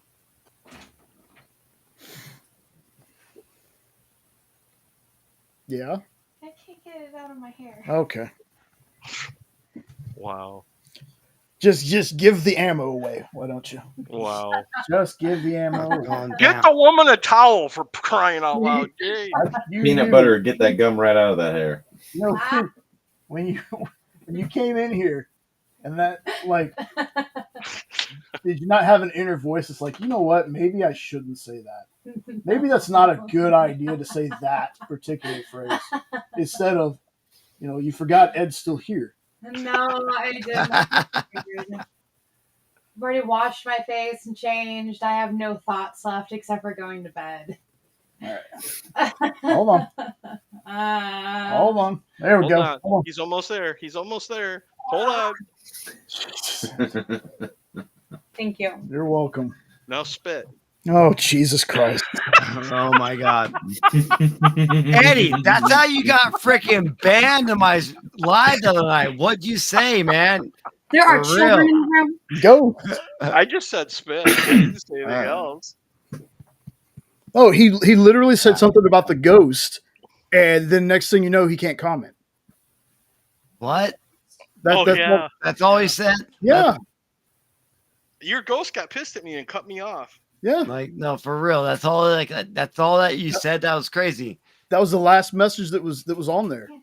I the honestly chat. think my account got locked up or something because it came back like in 15, 20 minutes. It was I weird just didn't because want to miss anything. That's why I logged in as them other Oh. accounts. Ernie, It was whatever I weird. named. Ernest. Yeah, Ernest goes to Hollywood or whatever. Yeah. that was weird because because it said like it came up on my chat. It said like restricted something, like it was like block restricted. I'm like, wait, what? What was that? And then it was right Oh. when you got. So I don't know. That was kind of crazy, but Randy, Well, fear that's not. I have like 20 other Facebooks. So if they Yeah. kick me out, I'll just join from another one. It's not, Randy, that's an I'm sure awesome you- way I'm sure to you look at do. it. That's an awesome way to look at it. Your 8-year-old That's grandson cool. loved it and started asking about the comics. That's what I want these movies to do.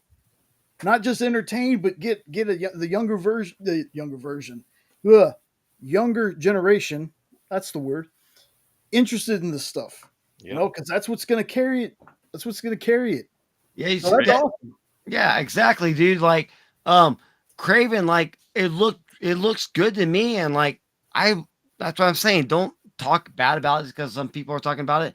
Dude, people may like it, and definitely if, like these younger ones want to like it. It's awesome. I want to see it. I probably will like it. I don't really think that like a comic book movie is bad. I just, think it's One of my most humbling experiences was when I shot my mouth off before a movie came out because I was making fun of Pattinson as Batman. I was calling him Twinkle Batman or Sparkles Batman because of those stupid vampire movies that were just god awful. And he ended up being my favorite Batman. The Batman, in my opinion, is the best Batman movie I have ever seen. I love that movie, and I can't wait for the Penguin is amazing, and it's just got me drooling for the sequel. I need to watch that. too. Dude, the Penguin is fantastic. I Like need we're to watch halfway that through again. that series. Oh, it's funny that you say that because having somebody like Ed that really really loves it, and then on Tuesdays I work with Henri. Henri's not a fan. Henri didn't like it, but you didn't like Penguin. Henry never watched it. He didn't like the Batman. He never watched it. He didn't. No, he doesn't like Pattinson, and it's like the same Oh. thing I was doing before the movie came out. And he Hmm. said that he's watched parts, and he Oh. whines and cries too much. I'm like, he's a young dude I like Batman. who's trying to figure out what's happening. He's not a seasoned Batman. We're getting the beginnings. Yeah, of a yeah, Batman. exactly. Eddie. Year one. I And like his Batmobile. Oh my god, that muscle car was just. I was drooling. that. No. That's what I've told people. Like, we went and saw it in theater. We really dug it. I've watched it a couple more times, but I also really, I like when they do those earlier kind of origin movies for some of these characters. But I tell people when they're like, there's no difference between the two, and I was like, but he hasn't figured out the Bruce Wayne character yet. Mm. Is the thing for me. He hasn't figured out how to be that. How, like in Batman Begins, Christian Bale, he's like, I got to pretend that I'm this playboy, playboy troublemaker, so throw people off my scent. And in this, Pattinson, his Bruce and Batman, they haven't figured each other out yet. So it Right. feels like he's the same person, but it's only because we're in the year 1, year 2 era of this character. People see, again, it's that instant thing that I'm talking about. We got to give things time. Yep. Granted, I wish there wasn't 6 or 8 years between the two. I know I'm being over dramatic, but it feels like it's been a long time, and it's going to be a while before we get that second Batman. Jay, my hatred of the thought of him being Batman was so bad. I didn't see it in the theater. I didn't rent it when it came out.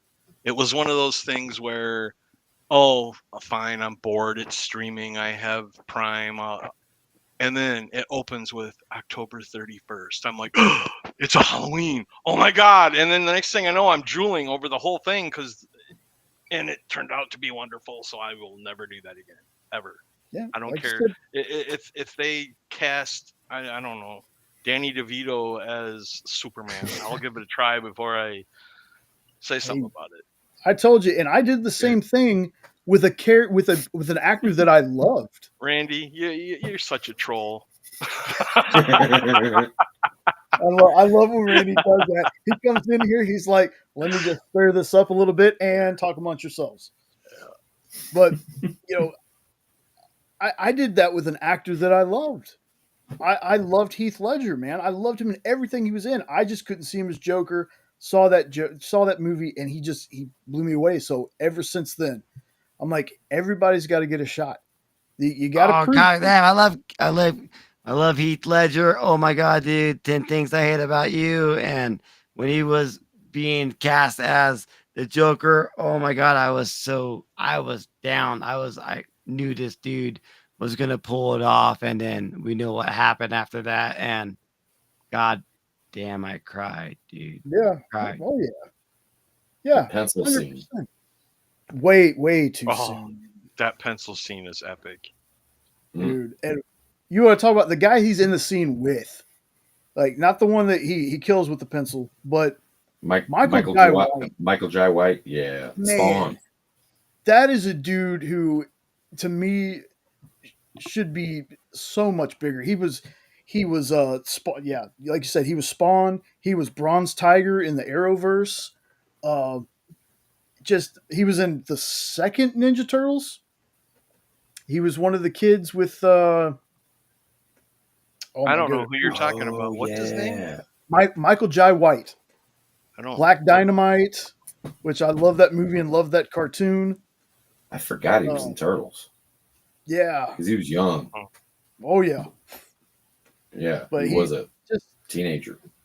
Something like that.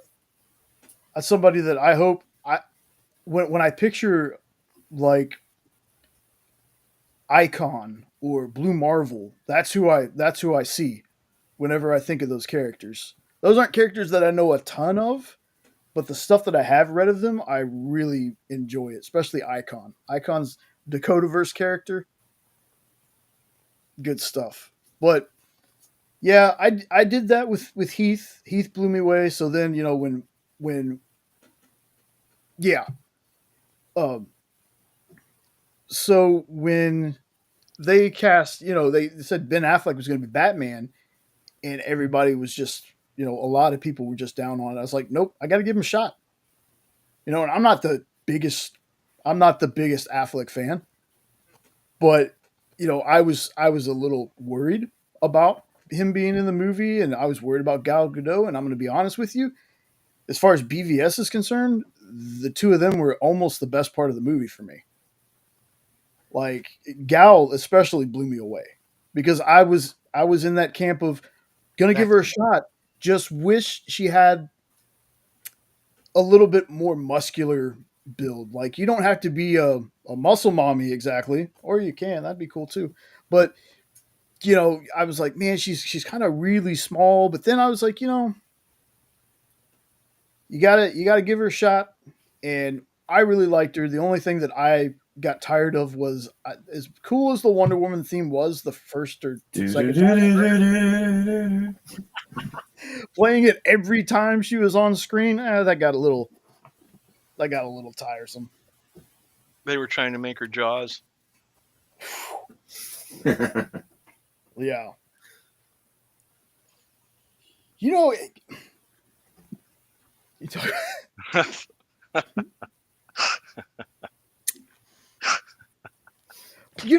When you get to that age, it's kind of hard to get that size without some kind of help.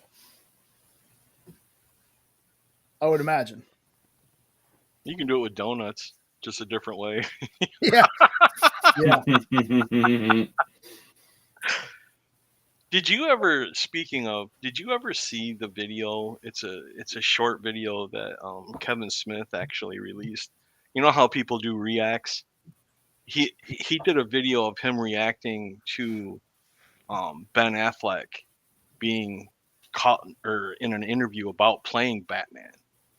And it started off with him laughing, and he was like, "I can't even imagine Ben as Batman, ha ha ha." And then during the interview, the interviewer asks, and Ben Affleck pulls this like really sad, hurt, crushed look because of the Batfleck, and Kevin Smith started bawling during it because he felt so bad about his friend being made fun of, and he was just doing it. If you can find that, it's worth watching. It's only a couple minutes long, but it's crazy to see Ben Affleck's face when the interviewer brought up Batfleck. Yeah, didn't they? Is that the same interview that everybody made the meme of with him and Cavill, or was this a different interview? It had Cavill. It had Cavill too. Yeah, it's sad Fleck. Oh, sad Fleck. Yeah. Okay. Yeah. Well, anyway, Smith did one as a react video of it, and it actually touched me a little bit, and I'm not a big Ben Affleck fan. See, you got to be careful with that too, because Kevin Smith cries at the drop of a hat. I love Kevin Smith, but Kevin cries at the drop of a hat. True. So people have clipped out his clips of crying and put it to other things. So I never. Oh no, this was true because he's talking about it while it's happening. Okay. Yeah, this was a true one. I say, you got to be careful because people put him crying about stuff to like literally everything. So, speaking of what we were talking about before, recasting Wolverine, I love Cavill. That got me excited. I'd go for it. Huge, man. I know. Apparently, all those cigars got him sick. I want Henry Cavill in any freaking comic book movie. Like, get him, any character. He's the man, dude. I love him. One more time, note. What'd you say? Oh, I said that those cigars, they made him sick during all the shooting and stuff. Like he was smoking real cigars or something, and it made him sick. Oh, boy. That was what said? Oh, that's what I heard. Well, I've come to the realization I'm never gonna get comic accurate Wolverine. Like, no, you are, man. You are. Dude, try out for it. You might get it. I'll tell you what. Right now, man, with the hair. Look at that. You could do it. Yeah, look at those chops. But I always joked about Danny DeVito until I found out that I think Danny DeVito was actually in the running. He was. Yeah, There's actually pictures of him where from the tryout where they had him in a suit. It's interesting. That's yeah. Because I get people tell me all the time. You're like, oh, you see yourself on screen with things like Superman. I'm like, no, I love Superman, but I don't see myself on screen. Maybe Superboy, but not Superman. I said I get Wolverine and Puck, and we can't even get Wolverine's height right. You could be R2D2. Get up typewriter right movie. Or Pip the Troll. Yeah. That I only got to see. You only get to see it one time in the Eternals, which the Eternals should have been a show. I've said that the entire time. That feels like a show they turned into a movie. Mhm. There's just it I liked wasn't. it. I liked it. Look, I didn't think it was terrible, but I just think it would have worked better as a show. I think so Yeah. too, because you need a break every half hour watching it. It's pretty slow. I tell you what, the thing that I loved most about the Eternals was how they used the speedster, because we Yeah. don't always need to see stuff slowed down. Like I liked how they did that. So that's one thing I can give it credit for. I did like the story, but it feels like I needed more time with the characters, and a show I think would have benefited that. But I mean, Especially since it spans such a long time too. yes, You Yes, could have like gone 50 so years. much content with that. yep. Do you think The Matrix is to blame for all of the slowed down action scenes? Because The Matrix was one of the first movies that I saw that did it, and it was awesome for then because they were doing like 3D around. They'd spin it while they were dodging the bullets and stuff. And then it seems like after that, every movie started doing it. And like you said, a lot of the DC movies just get so annoying with, like when the dude, the Flash, why are you showing him running in slow motion with just a blurred line behind him? What are you doing? Have him be Flash.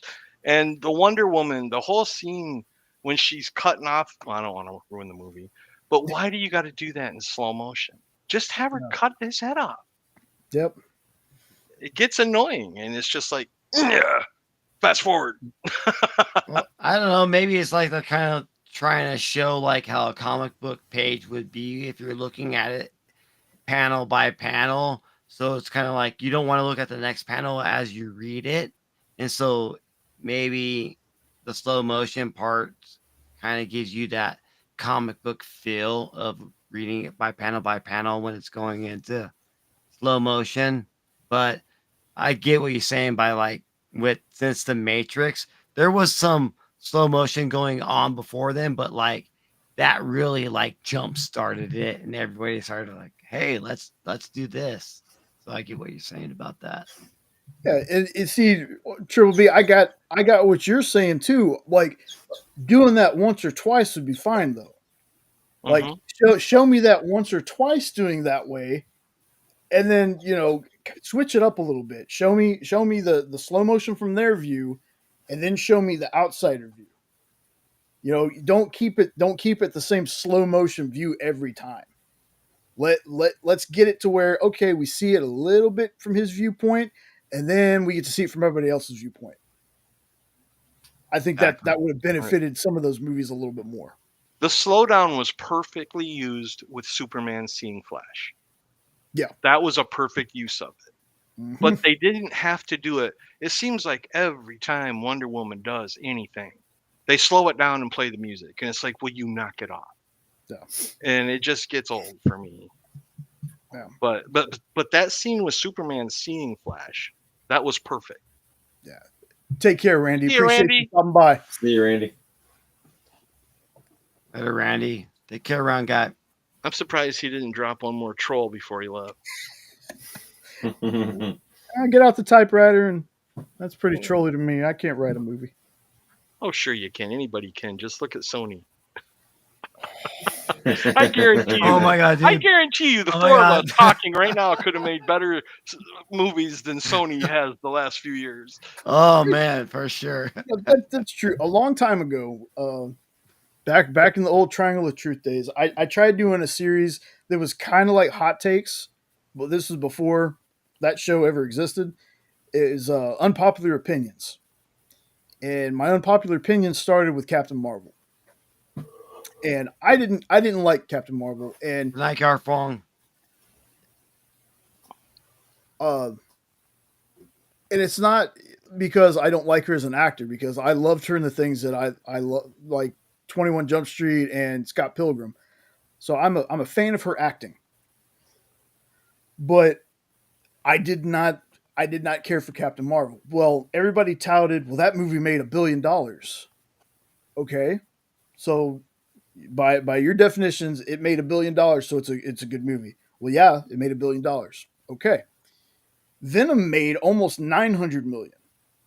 Yeah, but that movie's terrible. Well, it can't be because it made almost 900 million. So my argument was that bad movies can make money, and good movies don't always make the money. Amen. But using the argument, because I've been saying this, just because a movie doesn't, I don't know when $1 billion became the benchmark, but just because a movie doesn't make $1 billion does not mean it's a failure. Couldn't agree more. Some of my favorite movies were total bombs at the box office, like Shawshank Redemption. That's Stephen King's best movie ever, and I'll fight anybody over it. And it bombed at the box office. Yeah. And I love that movie. Movie's great. Yeah, classic for sure. It's rated number 1 on IMDb's website. Oh, is it? It should Mhm. be. And it didn't make jack squat in the box office. Yeah. And there's such a weird disconnect between critics and audiences. Like, Oh yeah. if you look at a lot of movies, like ratings don't mean anything to me. Like, people's opinions about movies don't mean anything to me. I'll watch it if I'm interested in watching it. But you look at a critic's rating on Rotten Tomatoes, whatever. Critic rating 22%. Audience score 95%. Yep. I mean, there's a time where I'm going to be like, well, maybe I'll trust the audience this time. But I have the same thing about how Harley Quinn, Margot Robbie is Harley Quinn. A lot of people out there were super for. A lot of people out there, totally miscast. Here's my thing about that. Paul Dini, one of the creators of Harley Quinn, has said when he pictured Harley Quinn in live action, Margot Robbie is who he pictured. So, to me, I will take a creator of a character's opinion about the character they helped create over an audience, over a fan. Like, because there are fans that will tell me, you like Henry Cavill, you can't be a Superman fan. I've never told anybody, hey, if you didn't like Seth Rogen's Green Hornet, you obviously don't like Green Hornet. Like, it's a weird thing to me. Like, it for me, it ties back into, okay, well, if you didn't like this MCU movie, you obviously hate the MCU. Well, you can dislike things and not hate at all. Like, we talked about how we all really, really love the Zack Snyder Justice League cut. We can still talk about its flaws. Doesn't mean any of us hate anything about it. So these are just random thoughts I have about things sometimes, because I listen to things and I'm like, people want to give James Gunn crap, and the people that are like James Gunn fans are like, you need to give him a chance. You need to do this. And me being on kind of the neutral side, I made a video that I want it to be even. Like, you say these things that you're saying, but you're probably the same people that, oh, Zack Snyder's directing a movie, oh, it's going to be terrible. Just it's very weird how everything changes depending on who's in charge. It's just a strange thing. If you love Gunn, you got to hate Snyder. If you like Snyder, you got to hate Gunn. Yeah, we shouldn't do that. You know, that's not. No. Shouldn't. You're trying to apply logic into an illogical world. I know.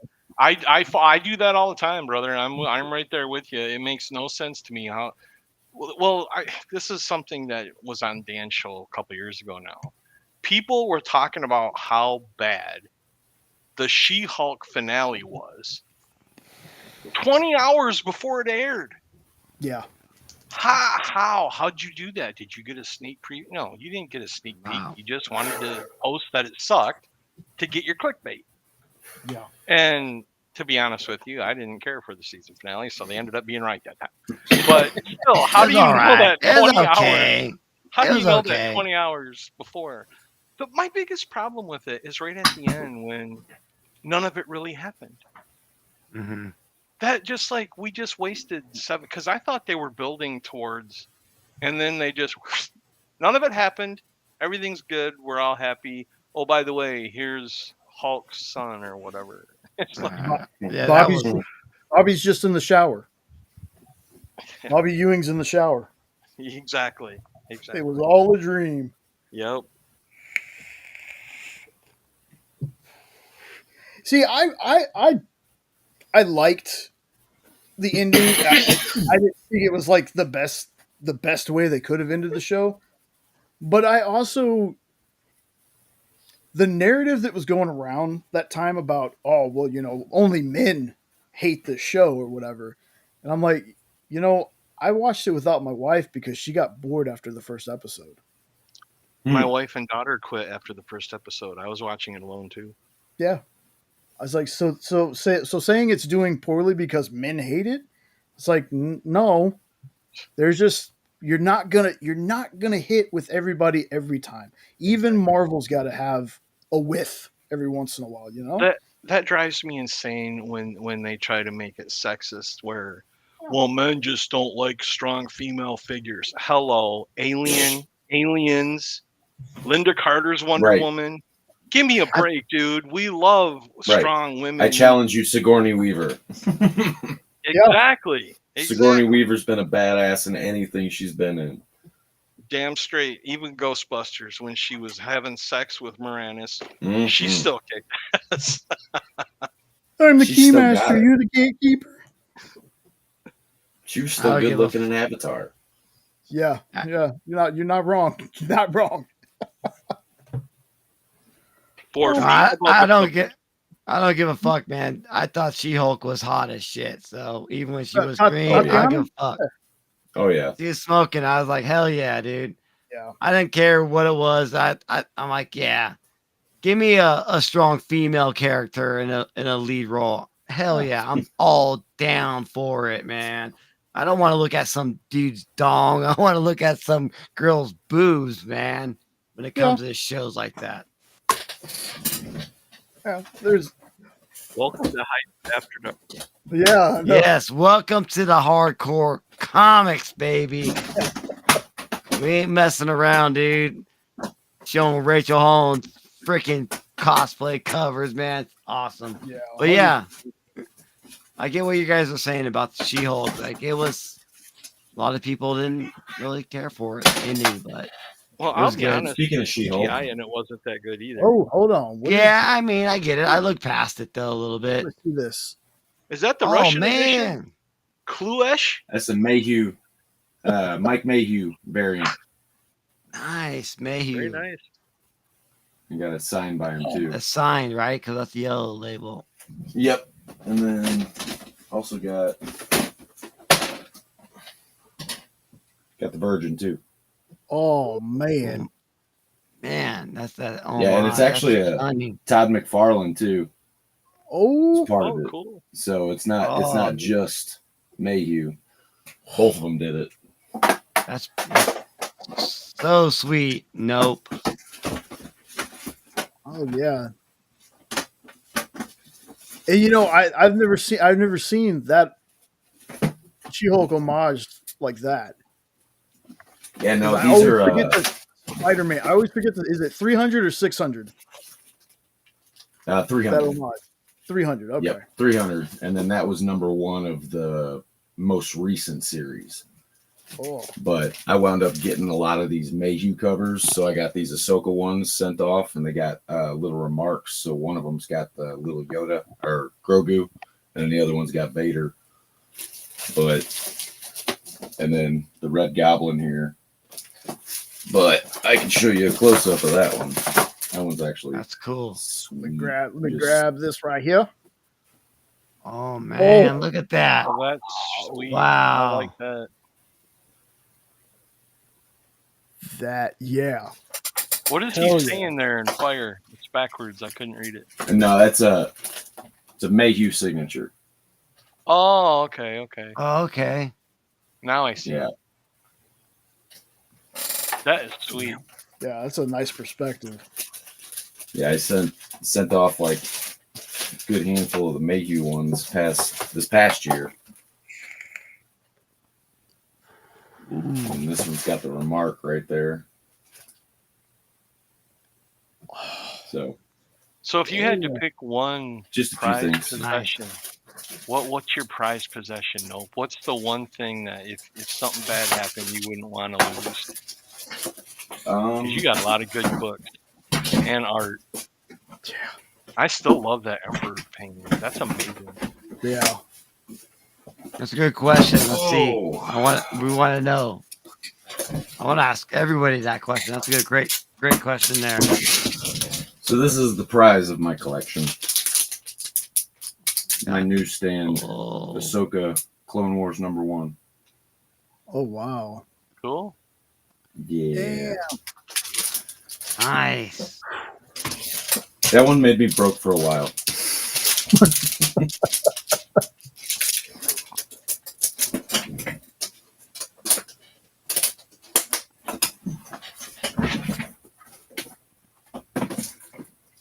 Oh, I love that Marvin the Martian. I just noticed that. He's got a couple Marvins up there. Yeah, I love that Marvin. one's Marvin rules. that one's So? a original serigraph or Saracel, I think it is. That one there. And then all this stuff my girlfriend did. The one on the bookshelf there, that's a diamond painting, and then she painted that. And then the lower Wow. one here too. Wow. That's amazing, man. That's awesome. Looks so cool. She dabbles. Telling you, man, That was darn well. start an art channel. Yeah. I got a few things. Then we got Very a bunch cool. of paintings. We got Garfield over there. It's an original Jim Davis sketch. Oh, hold on. Nice. Let's see what we got.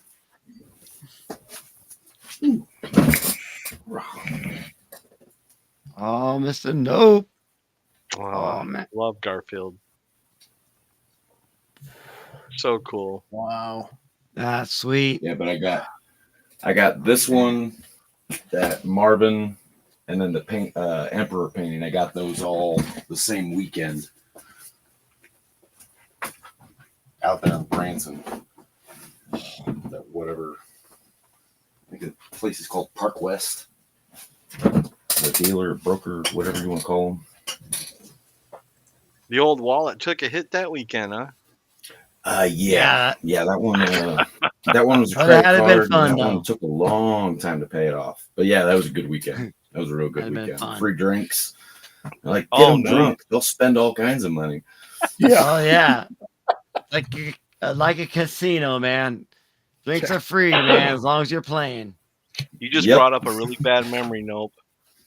Back in the 90s, I learned not to drink beer in the dorms and have the stupid CB. What was that called? That shopping network that was on? Yeah. It used to be on Oh, cable. QVC. QVC is the Don't drink and watch QVC. Because I got my credit grandma. card bill and I'm like, what the hell? And then I started getting these boxes of the stupidest shit possible. I'm like, what happened? Did I get hacked? And then I looked at it, and it was the stupid QVC, and I'm like, oh my god, I'm never drinking again with QVC on my channel. You didn't see Nick, did you? No, I didn't. I did that Yep, too yep. while drinking, but not that. It was a subscription to some videos that they used to advertise after hour, you know. Girls Gone Ladies Wild. on the bus. Yeah. 976 numbers. I'm like, wait a minute. I thought I canceled that. They'll just keep sending them, keep charging you. Oh man, Goodness. that's funny. Y'all know that's what Nick did before, right? He was worked on for- QVC.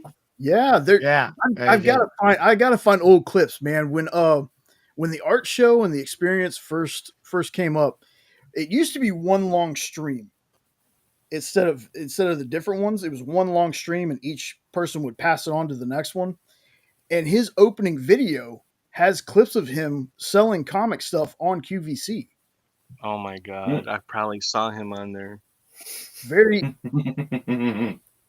If He he's got the in with you that I spent subliminally the money on, way back then. if he's the one that made me spend $250 on a Spider-Man phone, him and I are going to have some issues. Because that was one of the stupid boxes that showed up in my dorm. I need to ask him if he ever sold Spider-Man phones, or if it was Yeah. just art. I'm sure he That's did. hilarious. That would be a full circle. Wow. Yeah, I think that's how he made his money, man. I think that's how he got to where he is now. Do it Dynamite, you know. Drunk he's- kids in He's a dorm? salesman, Yeah. man. He was a salesman, dude. Yeah. Hustler. Like when he shows that he's got that Nicky the Roach card, I almost don't recognize that it's him. I was like, man, when was that done? He's like, he was early 20s, maybe 30s when he had it done. Like Nick tries to make himself sound old, but I'm like, dude, you're barely a teenager older than I am. You're not that old. How old is he? 55. Oh, thank God he's older than I am. I was like, you're 13 years older than me. You're not that old. Because if you're that old, then that means I'm getting old, and I don't want to be. Nah, I'd rather not. I have a nephew that just turned 48, and I wanted to punch him. I told him he's making me old. Yeah. I have a niece that's a great granddaughter. Oh wow. So we were talking about like your best possession that you have, your greatest comic book that you own, and Mr. Nope showed us his Star Wars book. Mine, I can't show it to you because it's like locked away, baby. I guess can't pull it out. But it is the first appearance of X-23, you know, NYX. I think it was issue number 3 or something like that. But yeah, it's a 9/4 slab of the first appearance of X-23. And that's my favorite freaking comic book that I own. And that thing's going to the grave with me. Love it. Nice. I got mine put away somewhere too. I mean, Nope's the only one that's got anything to show. It's just handy, and I don't want it to leave my sight. Yeah. Mine That's has got special to be case. Yeah, mine's got to be. So for Christmas, Kyle got me, and I checked it. It's the real deal. He got me Superman 199, which is the race between Flash and Superman. Oh. Mm-hmm. Who won? Whoever's the writer is. That's my answer to that question. Who wins in a race? Whoever's writing the story. It's a good answer. But you know, he sent that to me, and he goes, "Hey man, Merry Christmas." And I opened that thing up. I have taken it out of the sleeve one time because I was just like, "Oh, cool," you know, whatever. I'm taking it out. I was like, "Oh, this is like first print. This is like original copy of this." Put it back in the sleeve. Mm. If I want to read it again, I'll get me a whatever their True Believers is. Yeah. Mm. You know, I'll get me a I had no problems having reprints. I have so many reprints of Action Comics #1. I mean, it's ridiculous. That's one thing that I did. I made sure I did was anything that was technically Action Comics #1, whether it was New 52 or Rebirth, I made sure I grab a copy of it. So I have a #1 of all that stuff. Cool. But yeah, that and my reprints. Very nice. Yeah, I just recently got all those Flash comics from James. You seen me buy them, but yeah, I've been after those, not like obsessively or nothing, but it's definitely been on the list to collect for a long time because I started collecting Flash comics in the beginning because, like, you know, I feel like we talked about it before, the Arrowverse shows. So as soon as seen that first pilot that summer, I was collecting all kinds of any kind of Flash comics I could get my hands on or afford, for that matter, because a lot of those Reverse Flash ones, you can't read them unless you buy a big old collected issue or whatever, buy them digitally. But yeah, it's I forget where I was even going with that.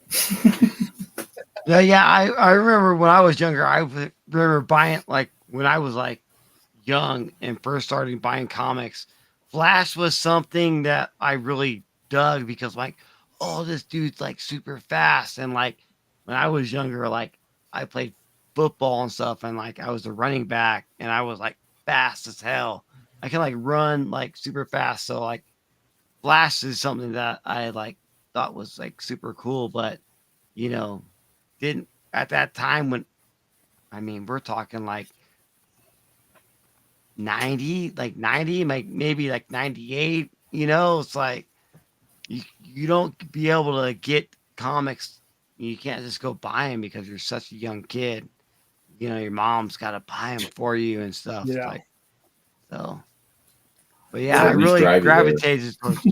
Yeah, If your drive. bike don't get you there. Yeah. You know, the Flash stories are interesting to me because it was one of those characters that learning the original Flash's origin story, that it was hard water vapor. I was like, man, what? What? Hard water vapor is what gave you speed? But then you get into ridiculous things like Green Lantern, who, you know, yellow was a weakness and wood. So then you kind of understand, man, the early days of comics were crazy. Some of these origin stories, like a lot of people didn't know this. I talked to people before. You know, Superman didn't fly in his first comic. Yeah, that's He why they said leap tall buildings or whatever. Because Yeah. he jumped like Maybe Hulk. the jump. Oh, wow. jumped Makes or no he sense. ran on telephone wires. Mhm. I ran telephone wires. Yeah, he ran on telephone wires or jumped. So I'm kind of glad they gave him the flight because that both of those kind of looked ridiculous. I would love to see Cavill running on a telephone wire.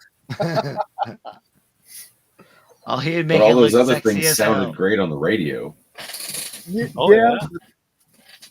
That's true. Old Bud. I got to listen to some some of those old radio shows, man. And Jay, Bud, careful with that old word now. yeah, Vintage radio shows. vintage, seasoned. With Bud, and I always forget Bud's last name, but it's things like that. You listen to that stuff and like how far the characters come from that. It's amazing, and the fact that it's God, he's been around. It feels like forever. It's been since the 30s, and then when you find out that originally the story came from the reign of the Superman, where Superman was more like an evil Lex Luthor kind of character until they changed it up. So That would actually be cool. yeah, it's like and then then you had the Max Fleischer cartoons, and not Lex, but they had an evil scientist. I can't remember the name, but like that's how much I love the character. I'll watch all that old stuff. I'll vintage vintage stuff. I'll watch all that. I'll listen to that. I have, the Superman encyclopedia that's probably very outdated, but I've read that. Like, that's just one of those characters. If there was a character, somebody's like, "Hey, this is the only character you could ever read," Superman, I'd be fine with. That's just my dude. It's always been my dude. That's awesome. You made me love Superman again. I hadn't really liked Superman since George.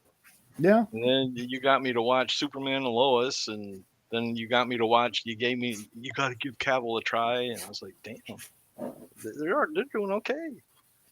Yeah. But yeah, Hard Water's theme, seriously? I'm 99% sure that's what it was. Wow, I'm pretty sure. Do you know, was his first appearance like Flash 1, or was it some DC Presents thing or something? Because I want to read that now and see where in the world and how they explain that. Yeah, I never remember. Jay Garrick? Yeah, I want to say it was the Garrick one. All Flash. Oh, okay. All Flash was his series. I will find it digital. You had Green Lantern, and then his was called All Flash Comics. Okay. I want to say. Yeah, the only first appearances I know of, Action Comics #1. Who was in that? The Kents. I wonder. The Kents. Look, Spider-Man. I always AF-15 or not AF. AF. Yeah, you're right. AF. Yeah, Amazing Fantasy. Amazing Fantasy. There you go. I wish I had that book. That's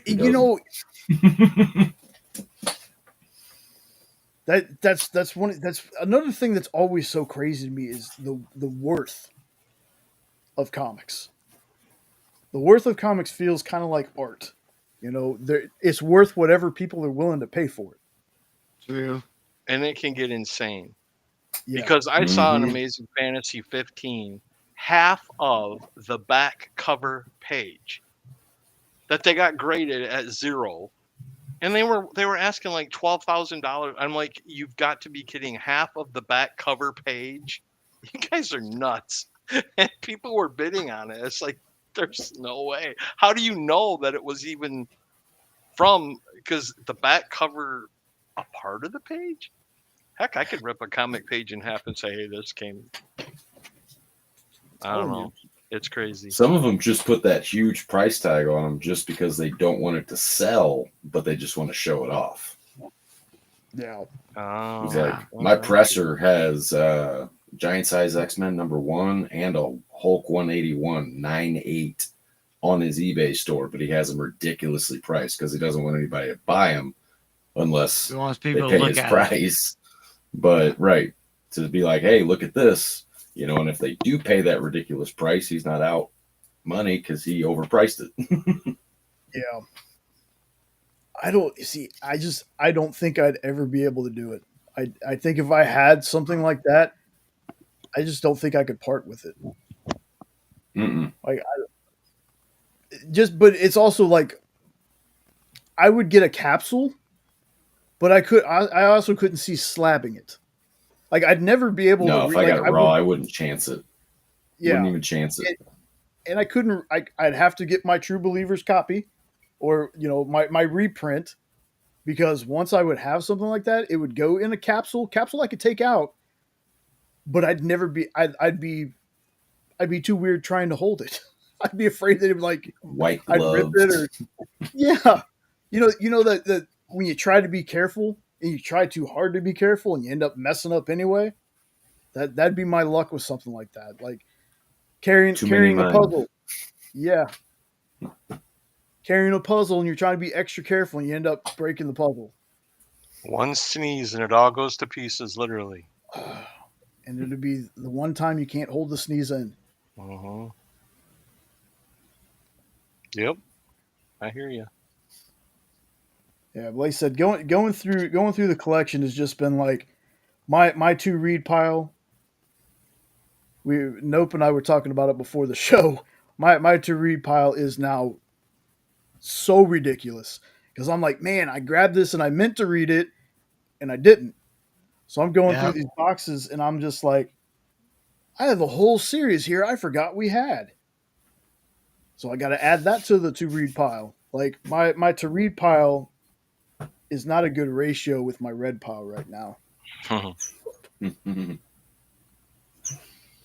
So have you found that one book that you were excited and bought 27 times because you didn't remember buying it before? I found a few of those where I've got like 6 copies of the same I've book. found a few Oh, of I've those. been wanting this book forever, and buy it. Oh, I've always wanted to buy it. And then you go and look, oh my God, I already have 4 of them. I've done that. I'll be right back. I have a few of those. Yeah. I think I've gotten so far, I think I've found 4 sets of doubles. So not too bad. But like I said, I'm going through there's still like I said, there's a bunch of stuff that for whatever reason can't be scanned in. It doesn't exist in the thing that I'm using. So I have to go back into our chats and find out the name of that thing that I won a lifetime membership of again, because during my vacation, I want to organize my comics and I want to get them scanned in. And every time I go, I can't never remember the name of Well, what it was. Eddie, I mean, I created Eddie, the account. I've got it, and I've got a lifetime gold membership. I just cannot remember what it was called. oh, yeah, he won it CLZ on or did he win it on the I want it on Kyle's show. Overstreet Access. Overstreet? Yes, that's what it was. I Okay. think. Yes. And I've got a lifetime gold subscription that I won on Kyle's show, Yeah. and I haven't done anything with it. And I went in and I did a big boo boo. I looked at the number of boxes that I have because I wanted to do this during my vacation. Ooh. I have 42 short boxes. I have 9 long boxes, and I have a pile in the corner of the EXP boxes I haven't opened. It's like, Ed, you have a problem. That's a lot of books. That's amazing. Hella. But it's 40 some years of collecting because I have every book that my parents bought me when I was a kid because I always took care of my stuff. Because when I was a kid, Yeah. you didn't get anything. So if you Yeah. got something, you took care of it. Yeah. I wasn't Yes, one of these guys that wrote exactly, my yeah. name on the covers and cut out the coupons and all that garbage. Yeah. I got And a creator friend that I need to bring on here one night.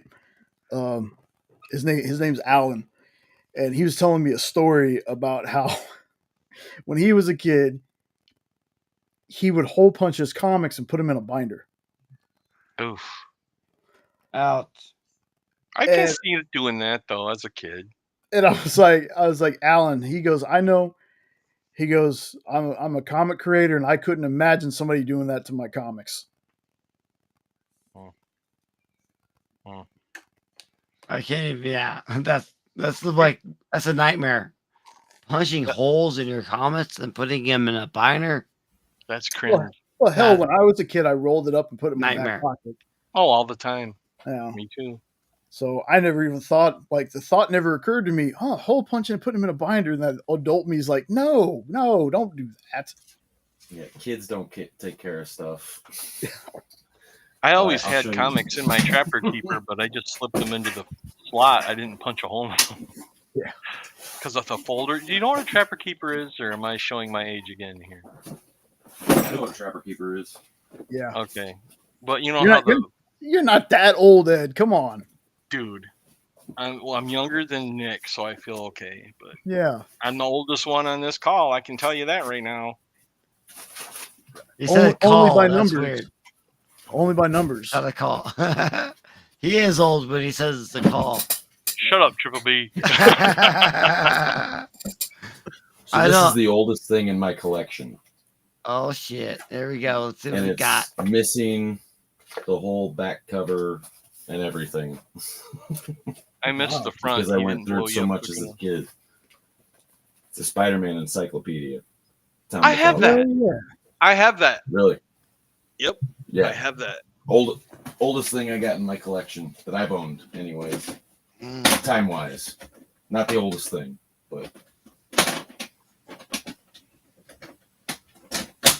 tore up. Yeah, find it in that stack. encyclopedia. What is that? That's nice. That's I so had cool. I have one of those encyclopedias too. I just don't. It's in my stack. Like, so I've gotten to the part where I'm doing the trades, right? So around my office is just like stacks of books because I'm like I'm gonna organize these. I'm not gonna do it like I did the singles where I didn't organize anything. I just scanned them, threw them back in. So I've got just stacks of books all over my floor. And I was like, man, I have that. I have an encyclopedia too. And I was like, nah, I don't know where it's at. Nah, I can't find it right now. Dogs must be But good if you can keep all that stuff on the floor. oh yeah, like the little one is my mom's, and she just lays at my feet. The other one, ours, his bed's in here. He just lays down. Like where they're stacked at, he'll go towards them and see that they're there, and he'll be like, "Nah, I better not," and he'll come like up next to my chairs. So that I've part, had to correct. I've had to correct one of the puppies. They've started to chew on some of the corners of the comic boxes. I'm like, you better fucking yeah, not. Yo, Jay. yeah.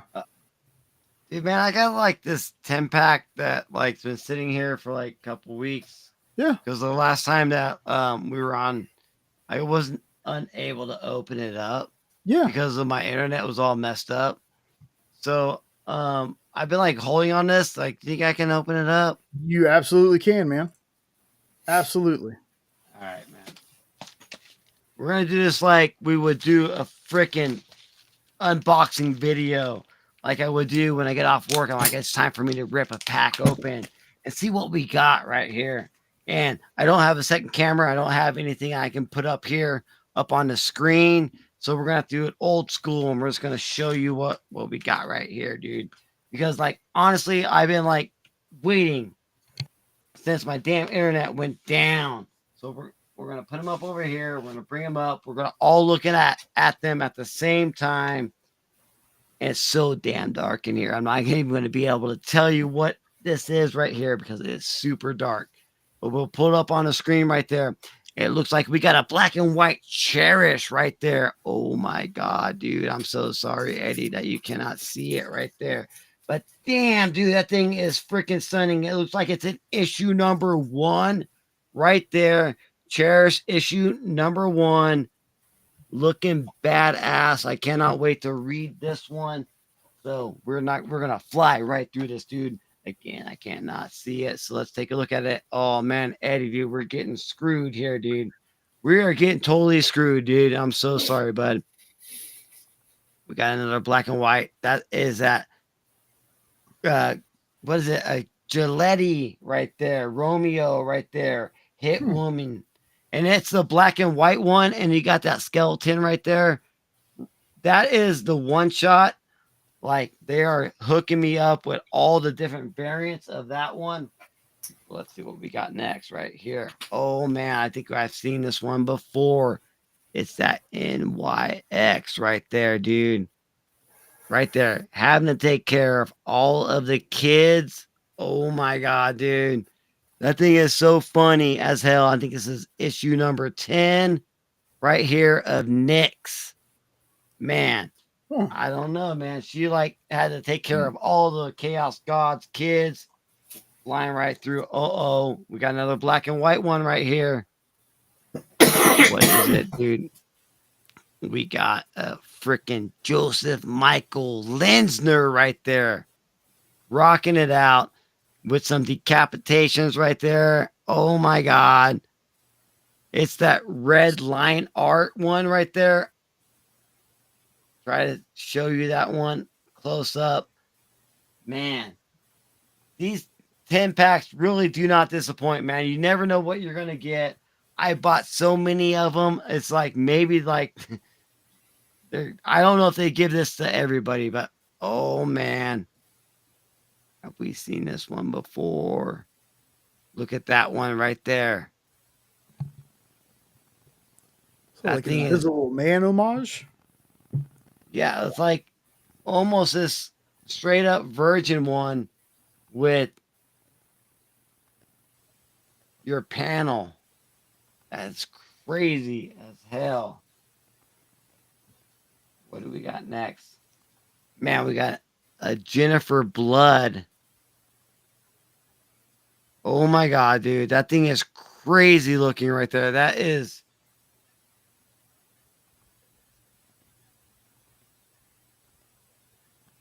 It's almost a Paul Real. It's a Paul Real cover with a red line art. That thing is crazy.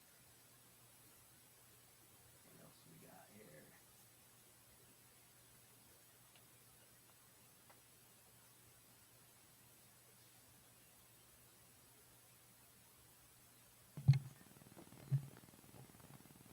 We got some Vampirilla, Dracula, Unholy. Thing is absolutely cool as hell. Nice. Man. I think that's probably it right here.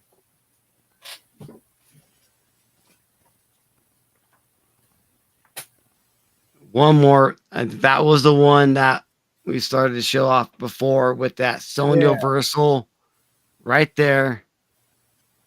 The one that we had going on before everything cut out. But man, and I cannot wait to finish reading this one. Like I haven't got them yet. It's a 10 issue run. I have 3 of them. And Sonia Versal is supposed to be like the vampy one. And so I ordered some 10 packs from Rex and them on the experience. I got 10 of I'm like, give me 2 10 packs. So that's 20 books. I'm like, give me Sonia Versal books. So hopefully I can like complete the run and then so I can read them all. Because I think Preston is the one that told me to, want to pick those ones up and read them. So yeah, man. Nice. Like just picking up these books, and adding them to the library is amazing. And that's what you guys are doing, I mean, you have all these long boxes, short boxes full of books. And, I'm trying to do the same thing. But like, I want to read these ones. Like you want to read them. Binge reading is like, kind of like what you almost want to do. I get my pre-orders and I read them when they come out. But like, getting the filling like these mystery 10 packs, it's like I can't just like read them right when I get them. No, I want to collect the whole run, so almost like a trade paperback, but I'm collecting individual issues and then reading them, and then that's how I want to do it. So it's awesome. That's a good way. That's a good way to do it, because if not, you'll end up, hey, I've got 90 books to the one book that I've read.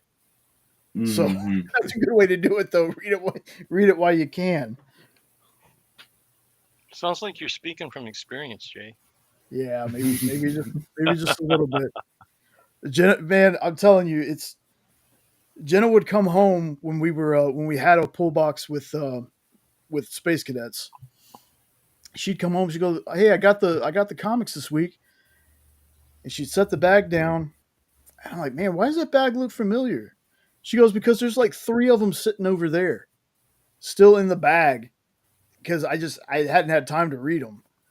And this was a point before she got her Humira to help her eyesight, so she couldn't, unless it was digital, she couldn't read anything. So we just had shopping bags of comics just littering our house. So I was like, man. And then I get here and it's like, okay, going through this stuff. I was like, oh, I hadn't read this in a while, but instead of reading this, I'm going to go read a trade that I probably read like 3 or 4 times already. Like, I'll do that. There's trades in here that I'm like, man, I haven't read Death of Superman or World Without Superman or any of my Valiant stuff in a while. Let me just go ahead and read, not the new stuff that I should probably read, but all this old stuff. Or like my Blackest Night, however many books that I have. I have like 6 or 7 of those Blackest Night books.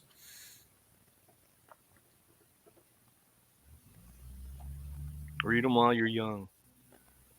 Well, I'm too late for that.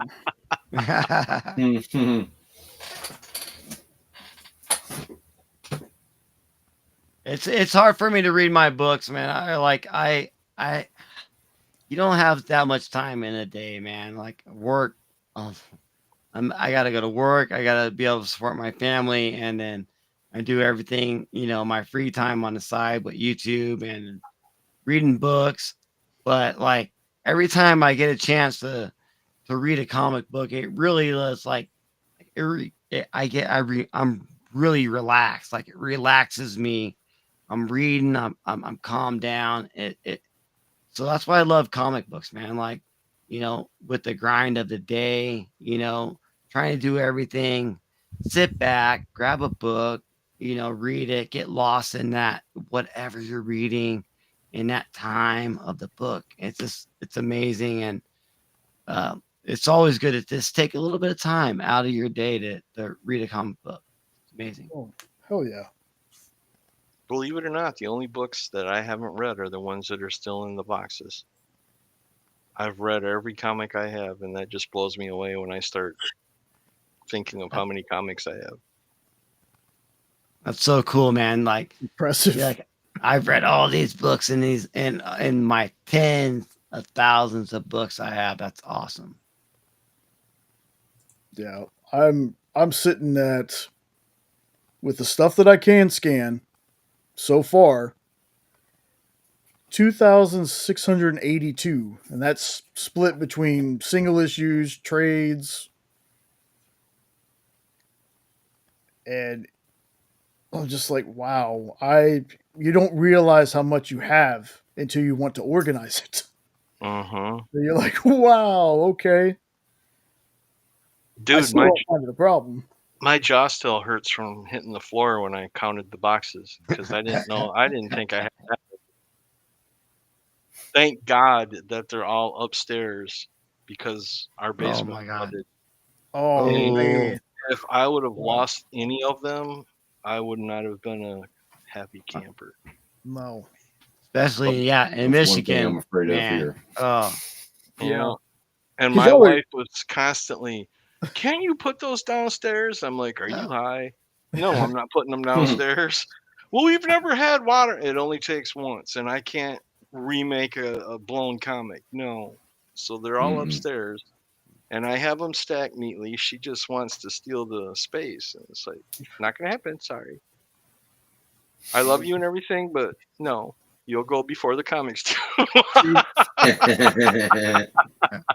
That's the greatest part about being with somebody who also collects, because they're out of her way, but she wouldn't want me to put them anywhere else.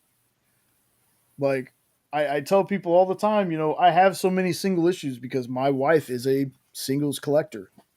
We have so many freaking animosity books from Aftershock. She must have like 5 different runs in single trades. Oh, Or in wow. singles.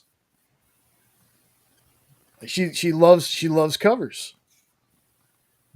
She loves getting the single issues for the covers, like to read them all, actually, too. But she's a single person. She would rather read a bunch of singles and have a trade. And I'm the opposite. If I like something, I'm trading it. I'm more like your wife. I would take all the single issues. Sorry. Same here. Yeah. I love I'd the rather have singles. singles. But it just Once in a gets while, I'll expensive. get a paperback if it's something I want to reread, but I don't have very many trades. I have a few hardcovers, but I don't have very many trades. Like Those the are mostly singles. the Halloween Night Dance, I have all the singles, but I got the trade dress too because so if there's like certain series, like I want all the singles and I want the trade dress. I want or the paperback or whatever. Sorry. Nah, you're good. I knew what you meant. Well, it's not that I don't like singles. Like, that's not what it is. Just when I read something, I almost read it like I would read a regular book. You know, I don't want to have to open up another issue. I just want to be able Yeah. to go right through it. But you know, It makes sense too, because like maybe if you're buying the singles every month as they come out and you like it so much, then you buy the trade after they came out. Mhm. Let alone oh, I'll just buy the trade because like you weren't there when the singles came out. You weren't buying them when yeah. they came out. You know what I mean? Yeah, and I've done that for series too. You know, Invincible. Come to think of it, I missed out on like Invincible when it was coming out, and I heard people just rave about it all the time. So I was like, you know what? Went to pretty sure it was Space Cadets. I got it from. Went to Space Cadets and noticed that they had like a $10 first volume. So I was like, all right. So I grabbed it, and Invincible was one of those books that it took me a minute because I read through the first 2 issues of it in the trade. I was like, okay, well, this is pretty good. But there's a certain point where you get into that first volume where that story ramps up, and I was just like, okay, I understand the hype behind this book. Unlike Saga, which I was hooked on Saga the very first issue of the trade that I read. If you've never read Saga, it's a crazy book, but it's really good. Yeah. Yep, I agree. That's a good one. It's also very bizarre. TV's banging. I mean, yeah, it's a little strange. There's, you know, going all the way back to the beginning of the conversation when it comes to horror stuff. I haven't tried. I've gotten the Red Band. What is it? Blood Hunt, Werewolf by Night. I've gotten that, but there hasn't been a really good horror book from either Marvel or DC in a while. Like DC versus Vampires was okay. Ugh. I thought it was okay, but there's things like, you know, Marvel Zombies. How many more times are we going to do Marvel Zombies? Right. You know, is there nothing else that can be done? Like even if you go outside of, you know, your superhero genre, Marvel does other books that aren't superhero. Like there's a Daphne, I can't remember the name of it now. A Daphne something that's a Marvel book. I mean, they've also done Millie the Model. Millie the Model. That was Stan Lee's first comic, Millie the Model. Hmm. Yeah, there's a bunch of old Millie books. Oh wow! And I mean- Stan Lee wrote them. I mean, not exactly a horror book, but yeah. Yeah. I'm just trying to remember outside of like Where Monsters Lie. I'm trying to think of the last time I read like a real like scary book. Harrower. Come on. Horror wasn't scary. That was just an awesome slasher. What about The Closet? Did you read The Closet? It's only 3 issues, I think. That's an excellent horror. I think I have that somewhere. It just came out a couple years ago. It's excellent. If you haven't read it, you need to. I would say I think Nook. it's only 3 issues. Nook would be my scary book that I read. Nook? Yep. Yeah, from Source Point Press, Nook. And it's one of those like magazine styles. It was a 3-issue. I believe 3 or 2 issue, and it was just yeah. If you have, you know, I have my kids are little girls. I have girls, you know, I have 2 girls. And so yeah, it was and it has something to do with cats and ghosts, and something to do with like World War II. So Huh. Okay. called Nook, and it's a good one, man. It's I was like I wanted to have like my I think she was 8 at the time because it came out maybe 2 years ago, year and a half ago. And I was gonna want her to read it, but when I read it, I'm like, no, I can't have her read it because it was this. It was too, a little too close to home. It was. This is a good one now. Nook from Source Point Press. Yeah, I know you know that publisher, Jay. Oh yeah, oh yeah. Garrett, when Garrett was there, uh, used to talk to those guys all the time. They I were like actually used I to be like a what they did with the they did what was it, that the mansion with all those all those rooms. Come on, Eddie, you can help me the out. Winchester Mystery House. Yes, Yeah, exactly. Yeah. I love that one, what they did with that yeah, too. that was Josh's book. Uh, yeah, Yeah. that was really good. Mhm. Josh Warner. Yeah, Yeah. Yep. Winchester Mystery House. I love that one. That was good. yeah, that was really good. Like Source Point was really good with horror. Like uh, Curse of Cleaver County, which was like Mm. an anthology. That was really good. Uh, I've found out going through my stuff. I have something that Ken Hazer penciled. It's called Calamity, but it's only an ash can. Hmm. Wow. Like for a while, SourcePoint had a ash can subscription service that was pretty cheap. So I was just like, whatever. I like ash cans. And when they canceled it, Garrett Gunn started a Patreon, and on his Patreon, he was doing limited edition ash can, limited edition cover, limited edition medals. So that's where most of my medals come from. My medal covers, which $60 and you got all that stuff was pretty good. I mean, metal covers have gotten kind of Oh, ridiculous in price. man, I love my metal covers, man. Yeah, Awesome.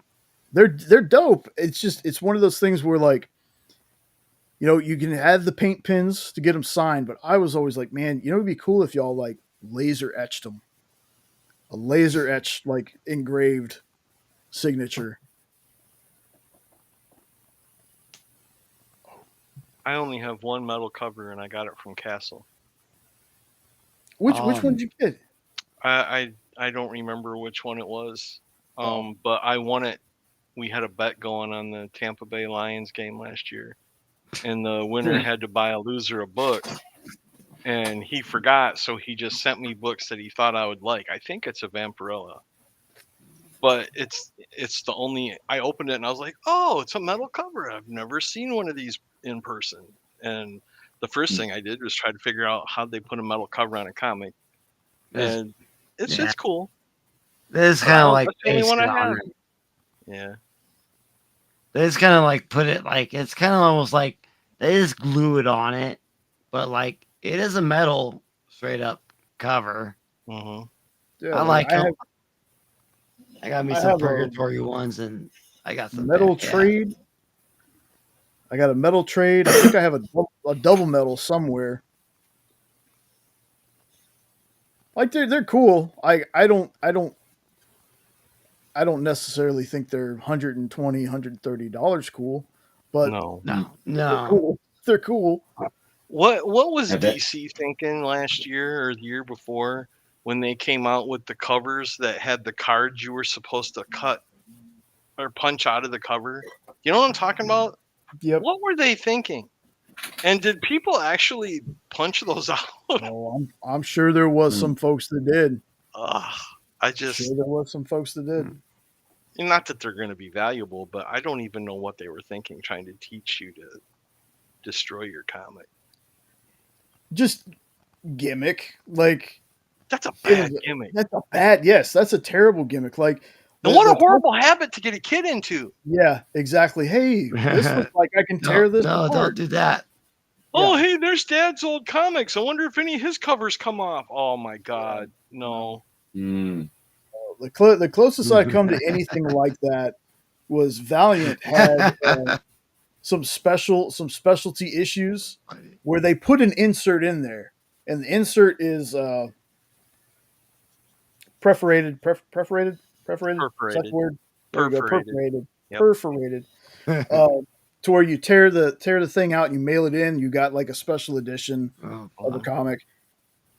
Even doing that felt weird to me. I still did it, but it just felt weird taking something out of a comic book like that. Like, just like posters. I got posters in comics because I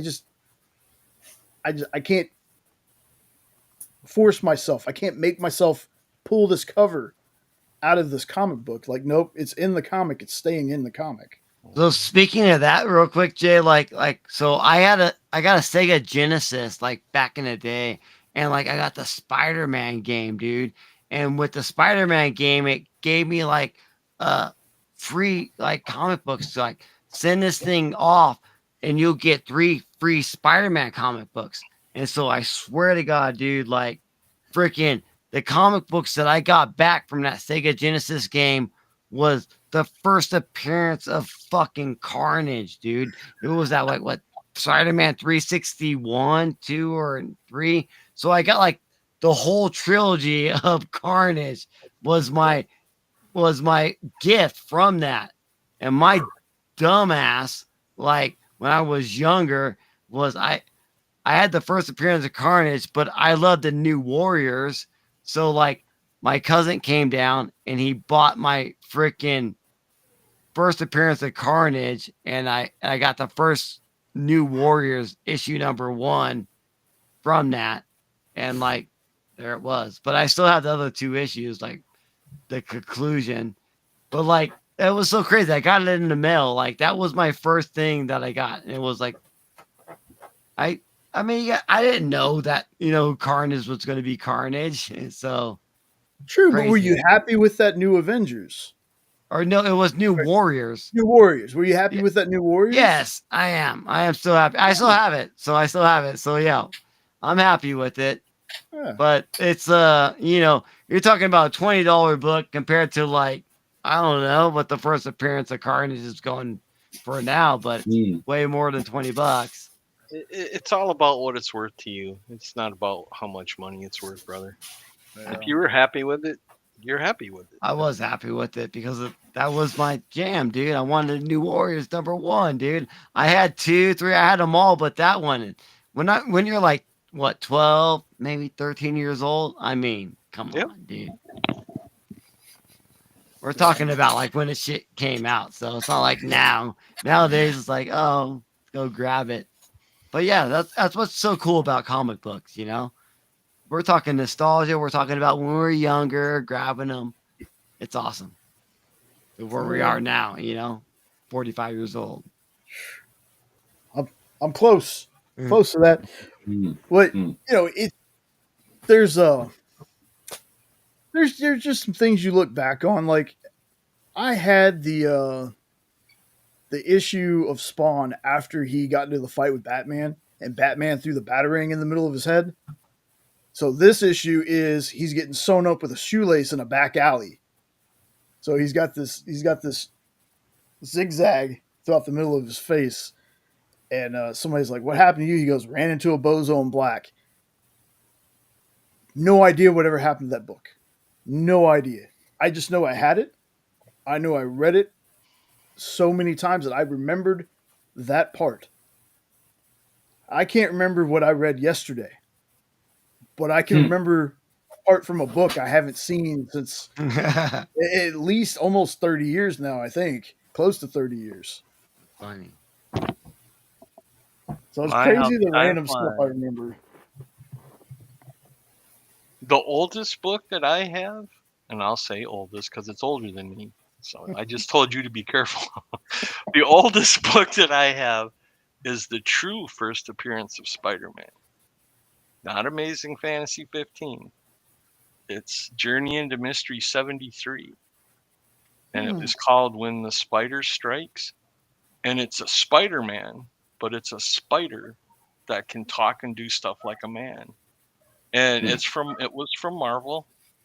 And I think it's 60 or 61. And I know that's where they got the idea for Spider-Man from, because he's right on the cover as a spider with man hands climbing a web. And Stan Lee told this big story about how he thought of Spider-Man. I'm like, no way, brother. You had it Oh. is so much. Have you heard of that book? No. Look it up. And Wow. it's Sounds Journey into Mystery terrifying. 73. And the cover itself tells you that it's the first Spider-Man.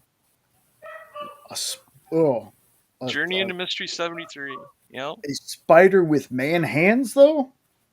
Well, yeah, he's got like fingers and thumbs and stuff like that, and he's climbing on a web. I wish I had my stupid camera hooked up. I'd go grab it and show you, but it's Journey into Mystery 73. If you want to do a quick Google, it's right on the cover, and it's called The Spider Strikes, and it's a spider with man eyes and man hands, and he's climbing on a web. And I've been arguing for years that that's the real first, but nobody buys it, or else that comic could be worth a lot of money. But I don't know. Which issue number was it? So 73, Journey into Mystery. I think it's 1960. Hell no. Tell me that's not Spider-Man, just reversed. Come on. That is where Stan Lee got his idea for Spider-Man. That is terrifying. Yep. That is. I actually got that put into a case because I didn't want it to get ruined. But The major key here says prototype of Spider-Man in reverse. There you go. I've never actually looked it up. I just always knew when I got it. I'm like, wait a minute. And I looked at the date and I'm like, that's before Amazing Fantasy 15. This is the first appearance of a Spider-Man. It's just not Peter Parker. My goodness. I have no idea what it's worth, but it's probably, I think it came back as a grade of 7.5 or something like that. I have no idea what it's worth because I don't care about that stuff. But that's my oldest comic. And I have the whole first run of the Cowboy Ghost Rider. Let's see. 1961. At least this copy on here, raw, is $143. Okay. Jeez. But if they acknowledge that as the first Spider-Man, it'd be worth a lot more than that. Yeah. but they saved themselves by saying prototype in reverse. I'm glad they at least acknowledge it, because I read that comic and then when I'm like, wait a minute, this is just like Spider-Man but backwards. And I got that in a box of comics that was inside of a wall of an apartment that I was hired to remodel. And I tore the drywall off and there was a box of comics in the wall. I'm like, what the hell? And they said, you can have them. And that was in it. And there was a bunch of other old ones in there, but that was the oldest one. I've never found comics knocking holes in walls before. Well, Me neither. You tear the walls down. I've torn a lot of them down. I've never found nothing good. The only thing I can think of is that they were either, because back then this was a house that was built in like the 1800s. So God only knows when the comics were put in there. I don't know if they put them in there as like an insulation or what, because it wasn't because they thought they were valuable, because comics weren't valuable. They were considered disposable back then. So why was it in the wall? I'd love to know that story. Who put it there? Why was it there? But I was lucky enough to be the one to remodel that apartment and got the comics. That is awesome. Well, that is awesome, man. Most I've found is newspaper and horsehair. But if you still have that looked up, I'm pretty sure Stan Lee helped write that issue. So for him to say that Spider-Man didn't come from this, I think that was one of his tall tales that sounded good. Yep. Written by Larry Lever. I know Ditko, I think, was the artist. Ditko and Don Heck. Yeah. That's Stan Lee's story. Yeah. So come on, Stan. I know you're gone now, but you could have said this before you passed and made me a rich man. Yeah, Because no one's heard of this comic. Whenever I bring it up, nobody's, what? What do you mean? That's not the first. I'm like, look it up. This is the first that's Spider-Man. that is nuts. You know? Wow. That But my prized possession that I wouldn't want to lose over anything other than the book that I told you my dad got for me mhm. is the first hardcover Marvel Zombies that came out. And the only reason I cherish it is because I took it to the Motor City Comic Con in Novi, and Soydam was there, and no one knew who he was. No one was in his line, and they didn't charge for autographs back then. And I went up to him and I showed him the book, and I'm like, "Will you sign this for me?" And he grabbed it. I didn't know they made a hardcover of this. Have you ever even opened it? And I said, "No, I haven't cracked the cover." And we got into a conversation for like 10 minutes. And he's like, "I will do more than sign it for you." He opened the cover, drew me a personalized zombie, and signed it and dated it and gave it to me. Didn't charge me a penny. And we Dude. talked for like a half an hour. And it's the conversation and the experience that makes that so valuable to me. I have no idea what it's worth monetary, but I would not want to lose that because there's no way I could get it back. Hell yeah. Dude, that's awesome. Like we got lucky due to an unfortunate thing that happened down here when they were doing the Houston Strong tour with Dan. I always say his name wrong. Didio and Jim Lee. They came down here for Justice League Day, which is around the same time that the floods and stuff happened down here. And I took books that I'm pretty sure Jim didn't even work on. And I was just like, I just want your signature, man. I want your signature on everything. And meeting Jim Lee in person was just, again, the nicest guy. Like, if there's anybody out there that's worried that Jim Lee seems like a nice guy and he's actually a jerk, sweet guy. Like, such a nice dude. And Dan, too. Dan's been on the experience quite a few times. And great guys. So I have like a Justice League book I bought from Walmart because Walmart randomly has hardcovers sometimes. I took that up there and had him sign. I was like, "Look, boss, I know you didn't work on this, but would you mind signing it just so I can have your signature in another place?" And he's like, "Yeah, no problem." And then Jenna, let me tell you, I wish she was still awake to tell you her story about Jim Lee. She found a copy of Wildcats in the trash, and she read it. She loved it. She read it, but the way she told the story to Jim, like the look on Jim's face, I don't know if it had just been a long day, but I was like, "Babe, you could have left the part about finding the comic in the trash out of the story." So since then, she's always like, Jim Lee probably thinks I'm a terrible person. She's like, she's waiting for him to come back around so she can make it up to him. And I was like, I'm pretty sure he doesn't care. I'm pretty sure they've been doing this signing stuff all day. It's Justice League Day, you know? Right. But it's just kind of funny. I was like, so the first time you meet Jim Lee, the first thing you go tell him is you found his comic in the trash.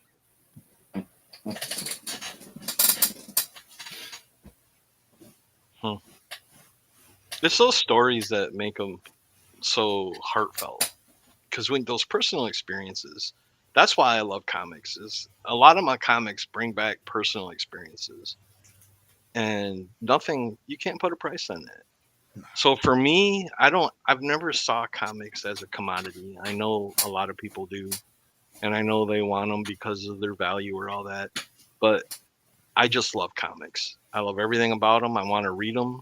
I don't want to entomb them in a case unless I absolutely have to. I let people talk me into it.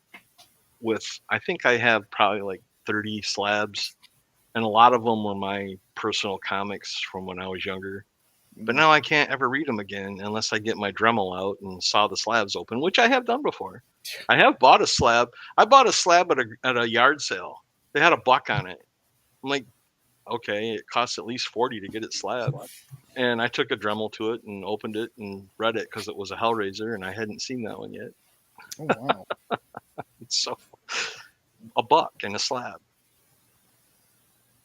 That's awesome. I've got creator friends, like friends that are published and stuff like that, and doesn't matter to me if they're my friends or not. I'm like, hey man, if you can sign my book, my friend signs my books all the time. Garrett, one of the best stories I have about Garrett is Garrett Gunn and Dr. Christina Blanche did a book called Good Boy, and they were doing a Good Boy World Tour where they ended up at Space Cadets. It's the first time meeting. Talk to Garrett and Dr. Christie all the time, through Messenger and stuff. But this is my first time being able to meet them in person. And, we're friends with these folks. We're friends with them. And they're like, bring some stuff for me to sign. I was like, okay. So, I grabbed a couple books from our collection, took it up there. And we get there, and Garrett looks at me. He goes, this isn't all you have. So what do you mean? He goes, I know you have more of my stuff than this. I said, well, yeah, man, but I don't want to put you out by bringing. He goes, no, you don't live far from here, right? I said, no. He goes, go home and get all the stuff you have for me. He goes, I want to sign all your stuff, man. I was like, are you serious? He goes, no, yeah. Go home and get the rest of it and bring it back up here for us to sign.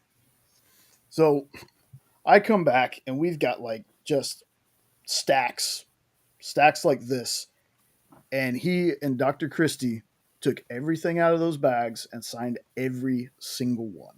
Wow. Isn't Didn't that charge. awesome? Yeah, That is didn't awesome. charge or anything. No charge. Just they were like, it's just it's things like that where did Jim Lee say hello to me? Absolutely. Can I message Jim Lee? I probably could. Would Jim Lee answer me? Probably not. But it's folks like Garrett and them where I ask them all the time, like, how's your day? How you been? Haven't heard from you in a while. Just want to check up on you. And these are the people that they might not be household names now, but Garrett has got so many ideas. Garrett has got so many irons in the fire when it comes to comics. This guy just is a writing machine. And I want to be there one day when he does hit big and be like, maybe a little bit of humble brag, but I know this guy. Yeah. I know this guy, and he's a great dude. He's a great writer. Dr. Christie is great. She if you ever heard of Oh Yeah Comics in Muncie, Indiana, that's Dr. Christie's store. Her comic shop. But I couldn't imagine like selling, like, these are my friends, and I'm like, I couldn't sell your signature. This is ours. Mm-hmm. See, it's stories like that make me want to go out and buy all their books and support them. That's so cool. Because that is so cool when they do that. Because in today's world, it's all about money for a lot of them, and that's sad. They're missing the whole point. Mm-hmm. But and it's never about buying stuff with Garrett either. Like we not last year, or maybe it was last year. We went to Dallas Fan Expo, and Garrett and Source Point were there. This was back when Garrett worked with Source Point. And as soon as he saw us, he called us over. He goes, hey, man, the last time we were down here, we didn't take a lot of pictures. We need to take a picture. I didn't buy any books from him. Didn't buy anything from there. But it's just the guy, we talk to each other a lot. And he's just like, happy to see us. Like, that's an awesome thing to me. It's like, this guy's a creator. He's at a booth. He's, trying to make money here. Yeah. And he's like, yeah, you've bought enough of our stuff. And hey, you want to see this thing we're going to be doing? You can't tell anybody yet, though. Like, it's things like that, and it's like, those are the people that I want to support. There are books I like from people that are probably not the nicest people, but the ones I really want to support are the folks that go out of their way to do things like that. For sure. Yes, Sean. One of these days, I haven't seen you in so long, man. It feels like I hadn't seen Sean in forever. Is he still at work? Yeah, Oh. Damn, Sean, you're missing out.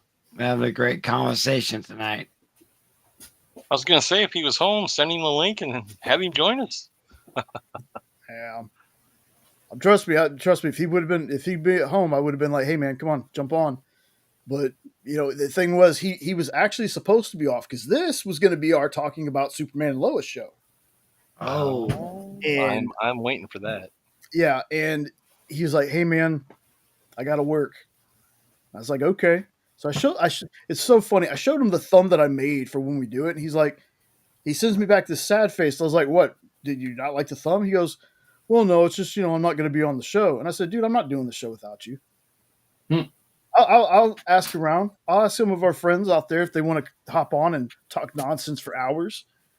So I'm not doing this show without you. So don't worry about that. I know enough morons that'll babble till 3 a.m. about nothing. I'll just have them come on. Y'all remember the blinking dot down there said that. Where's he at? The blinking dot. There you go. That one right there. Oh, now we're the Brady Bunch. I'm going to point at you now. Well, the funny thing is I forgot that I mirrored my camera.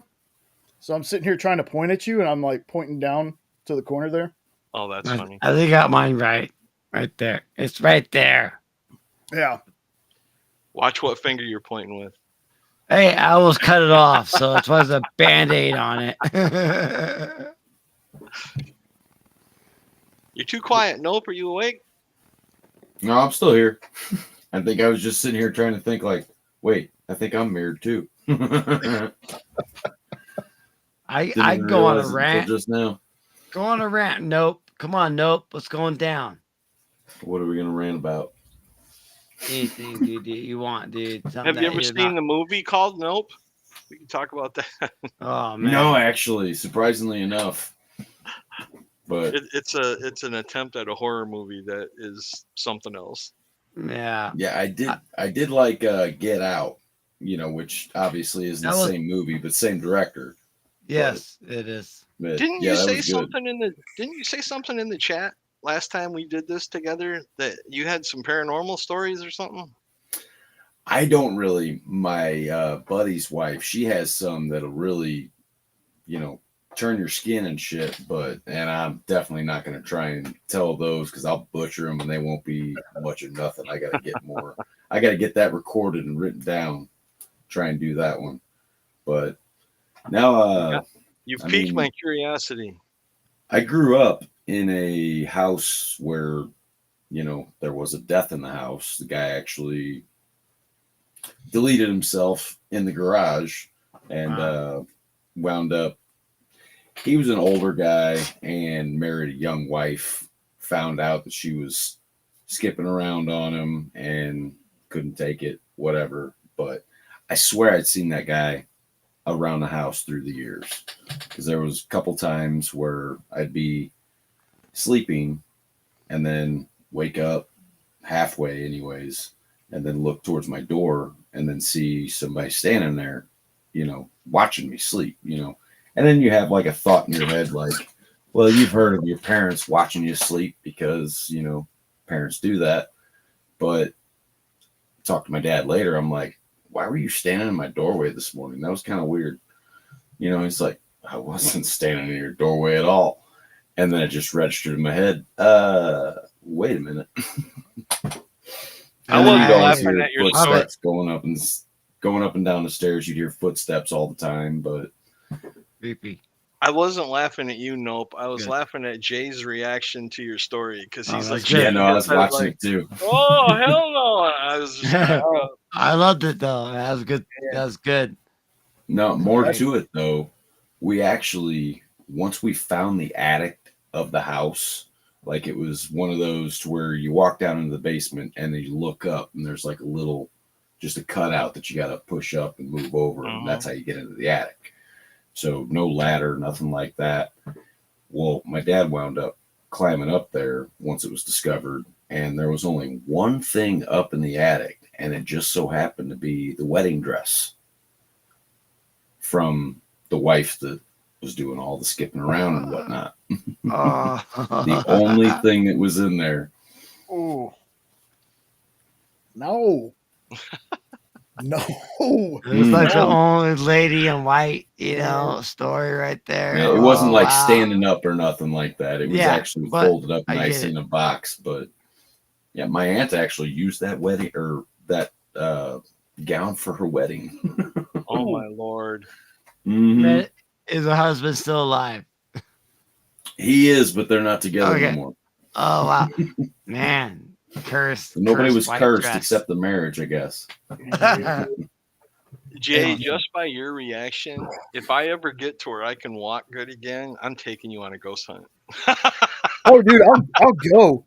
It'll scare the shit out of me, but I'll go. Well, Like, that's what I'm hoping for. I'll help scare the shit out of you. but this to me feels like the origin of Nope's name because that whole story was Nope. No. Well, No. anytime I'm in a situation where I'm looking at, say, a cave going underground or something, that'll be what comes out of my mouth. Nope. Turn right around. Yep. Oh, you want to go and explore that abandoned ship in the middle of the cove there? No, I'm good. Because my lady, she's all about that kind of stuff. I don't have no problem with going in haunted places, because that's just fun. But like abandoned structures, sometimes that can get a little sketchy. And I know that kind of contradicts things, but if it looks unsafe, I ain't going in. Yeah, that's smart. Forget the ghost at that point. I just don't want a building to fall on my ass. Right. I don't want to become the next ghost. I'm a Gen No. Xer. If it looks like fun, I'm doing it. I don't give a crap. I grew up in danger. Yeah, I mean, I got a Exactly. tattoo. We I got a had tattoo no that idea. says "fuck it." So There was no All right. internet. I'm not going That's to it. ask where that's tattooed, and I don't want to know where that's tattooed. it's on my ankle. Oh, okay. Oh, goodness. Oh. What's up, Triple B? You look like you wanted to say something, boss. Nah, man, I just thought it was just great. Ghost stories is, right up my alley. And yeah, I think I've already told my ghost stories to y'all, but, I don't think there's anything I haven't really said. I mean, there's that one time when, I was living in my friend's basement and like he owned his own house and we were just like I brought my younger brother over and it was weird because like right next door to the house that we were living in, somebody just died, right? And like so like we were wanting to go over there to like maybe ghost hunt there because this is right the time when like Ghost Hunters was on sci-fi.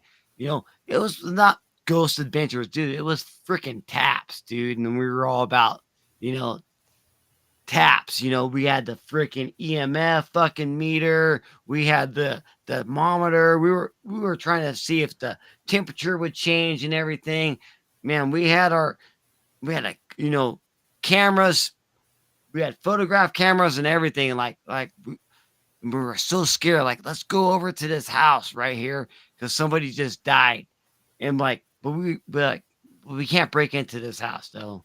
So like, well, maybe like if they just died over there, maybe they would come over here to this house. So we're like, okay, so we just stayed in the house that we were at, but like, because we were so scared to go over there, we didn't want to break in. So we just stayed in our own house next door, and like we're just gonna set up here, and we're gonna do like what they do on Ghost Hunters, and like ask all these questions and stuff. And so me and my little brother were down there asking questions, holding EMF meters up, doing the whole thing. And like, nothing was going on, but like it was creepy. And then all of a sudden, like it was like, okay, nothing's happening.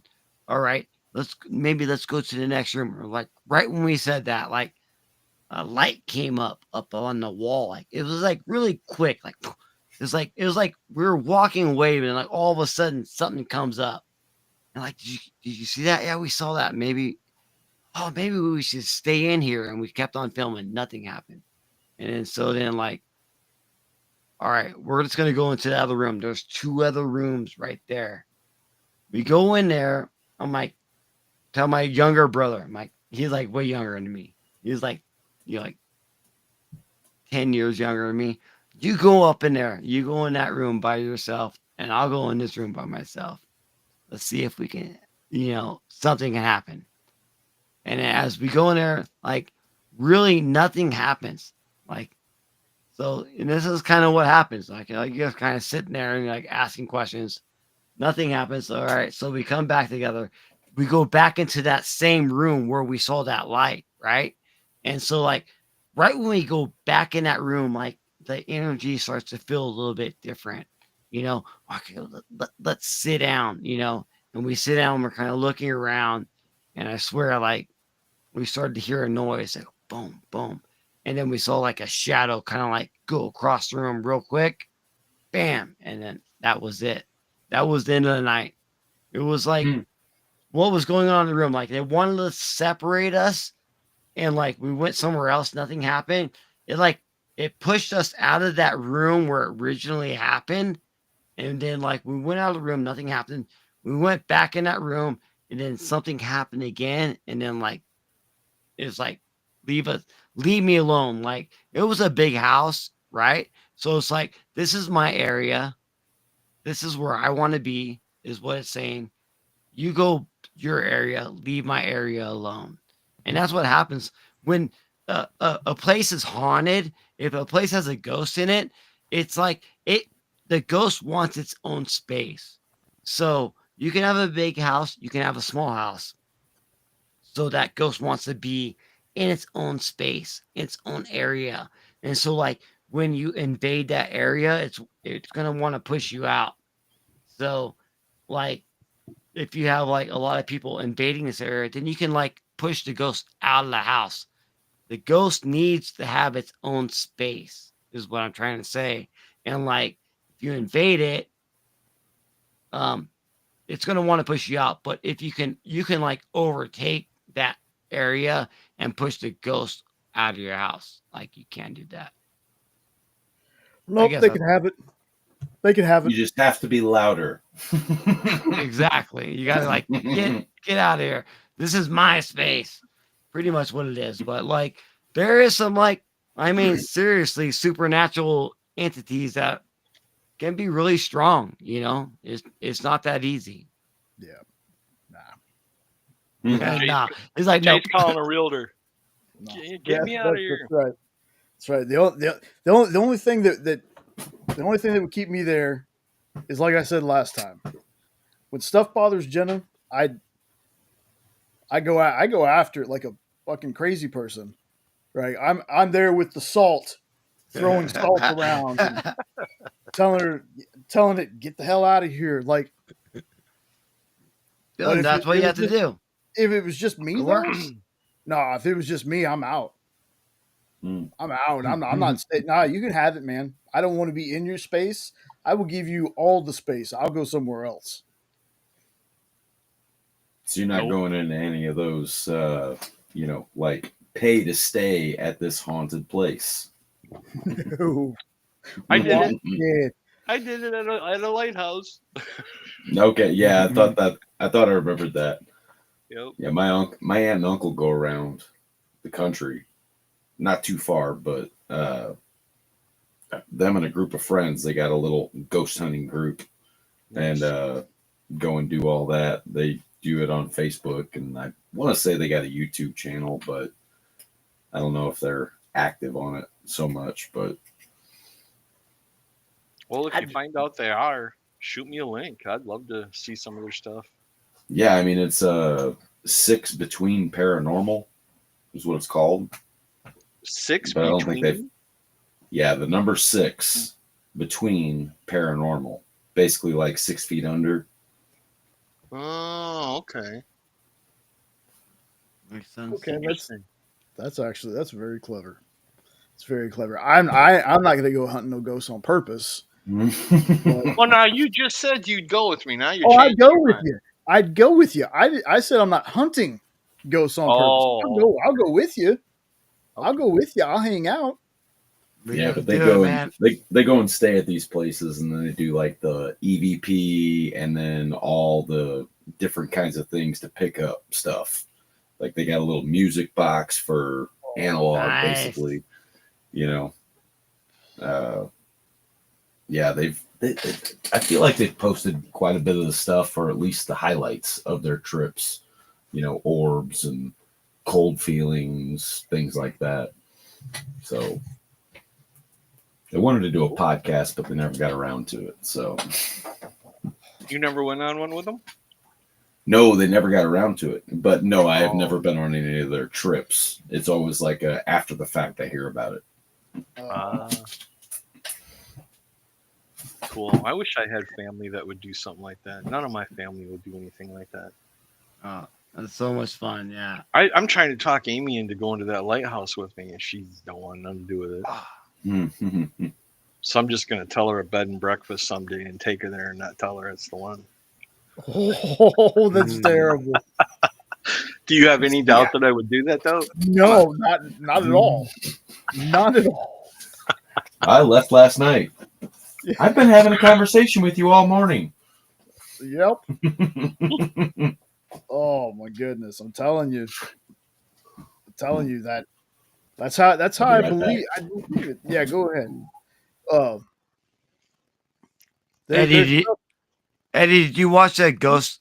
Any of the Ghost Hunters? Did you watch that at all? That show? The original Taps? Yeah. Oh yeah, all the time. Yeah. So you remember the lighthouse in St. Augustine, Florida? Oh yeah, Florida. Yep, where Yeah. the thing looked over the ledge. Yeah. So like, I got the tattoo of that lighthouse right there. Oh, Oh, cool. That's what my tattoo is right there, of the lighthouse of St. Florida Augustine or whatever. See that? Cool. nice. So I mean, I'm hardcore into fucking ghost hunting for sure, dude. Like, and like that was like, I mean, I do believe that when the beginning of Taps and Ghost Hunters, I mean, they did a really good job. I don't really think they like tried to fake us out or anything like that. I think a lot of their EVPs that came out on that show was legit, and especially on the St. Augustine Lighthouse, those shadows that were up there was legit. I just don't know how about, they in Ghost Adventurers, they kind of exploited the whole freaking genre of it. So I don't know how much like you can really believe what is real now, but like back in the day, the original ones, I mean, it was legit, man. I mean, I still believe some of the stuff that comes out now, but like I never really like got onto Ghost Adventures, and I can understand how like they were just. I mean, I never really watched. I watched some of them, but like Ghost Hunters was the OG, and that's the ones that I love. I love those ones. I was actually doing it before Ghost Hunters came out. Yeah. Yeah. Where I grew up, we had a house that was like probably 7 miles from us that my family used to own way back in the day, and my mom would tell stories about seeing ghost chariots in the field, and this house was condemned and it was falling apart. And as soon as mom told me that story, now you got to remember, I lost my dad when I was 13. So I had to get an emergency driver's license and start working, or we'd lost the house. I had a car and a license at 13. And mom told me that story. Well, Ed disappeared one night. Can you guess where Ed went? Yeah. I got in there and I fell through a floor. And yeah, I was lucky to get out of that. But like I said, I'm Gen X, 13. You didn't care. You're going to do it. I didn't catch anything paranormal, but just to go in that house because of all the stories. And then I came back, and mom, I wore shorts the next day, and mom saw the scrapes up and down my legs. She goes, "What happened?" Well, I wasn't going to lie to her. "You went to that house on Summers Road?" "Yeah." "You broke in?" "It's abandoned." I didn't really break in. There was a big hole there. Are you crazy? You could have been possessed. And I'm like, maybe I am. Now, Fun see, stuff. you know it's real when it's not. You could have been killed. It's you could have been possessed. Yeah. Wow. Well, I wanted to see this chariot. I Yeah. didn't see anything. But that's what got me started young. And then I also started chasing storms. And if Mom would have knew I was doing all this, I don't think she would have let me get my license at 13. But my first car that got wrecked is because I had to swerve because a hailstorm came out of nowhere while I was chasing a tornado. And I couldn't see, and I lost control and took out a pole. Ooh. I had to tell Mom a deer jumped out. I wasn't going to tell her. I wrecked my car chasing a tornado. Yeah. Yeah, So see, yeah, I do crazy crap. my lady would probably go around with you and chase tornadoes and go Right. in all those crazy buildings and all that crap. Well, But she Amy seen my actually went name on a and she ghost goes, chase. Yeah, yeah, right. cool. Yeah, I she actually talks got about Amy to wanting go on a out and storm tornado chase all chase the time. in Texas and Oklahoma when we first got together, like 2010, maybe 2009, somewhere in there. She went all the way to Texas with me, and we were in Texas and Oklahoma. Saw the funnel cloud, saw it hit. She didn't freak out, which was cool.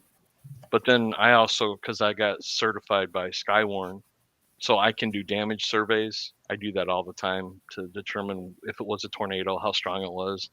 So I would give pictures to the people whose houses got hit and, verify it was a tornado for their insurance and stuff. And she liked talking to the people and calming the people down. But she was like, "Don't you dare drive us in front of one." I'm like, "I'm not going to put you in danger. When I'm alone is when I do the crazy shit like that. I'm not going to do it with you here." Well, you didn't have to tell me you do that when you're alone. I was like, okay, then I didn't tell you. Forget I said it. But then she saw some of my videos that I took way back in the day. And one of them, I was probably 30 yards from one that was just forming. And it was swirling in the road and making the rain twist. And it was just this really thin rope. And I was like, I need to find a road. Because it was touching down right in front of me. I need an That's overpass. Yeah, there you go. Yeah, see, I'll stand outside and I'll watch the weather, even though tornado sirens are going. I'm still standing outside and I'm looking at the sky. I'm like, nope, I think we're good. Well, Just that's been around, what Amy's. the area, Well, that was like I haven't been able to walk since I had COVID, other than just a few steps here and there. And Amy was like, "If we ever have a tornado, how are you going to make it downstairs?" I looked at her and I'm like, "Do you really think I'd be downstairs? I wouldn't be downstairs anyways. I'd be out looking at the stupid thing. I'll be like, you and Natalie, get in the basement. I'll be outside." Jeez. Have you seen any tornadoes, Jay? You're in Texas. We had so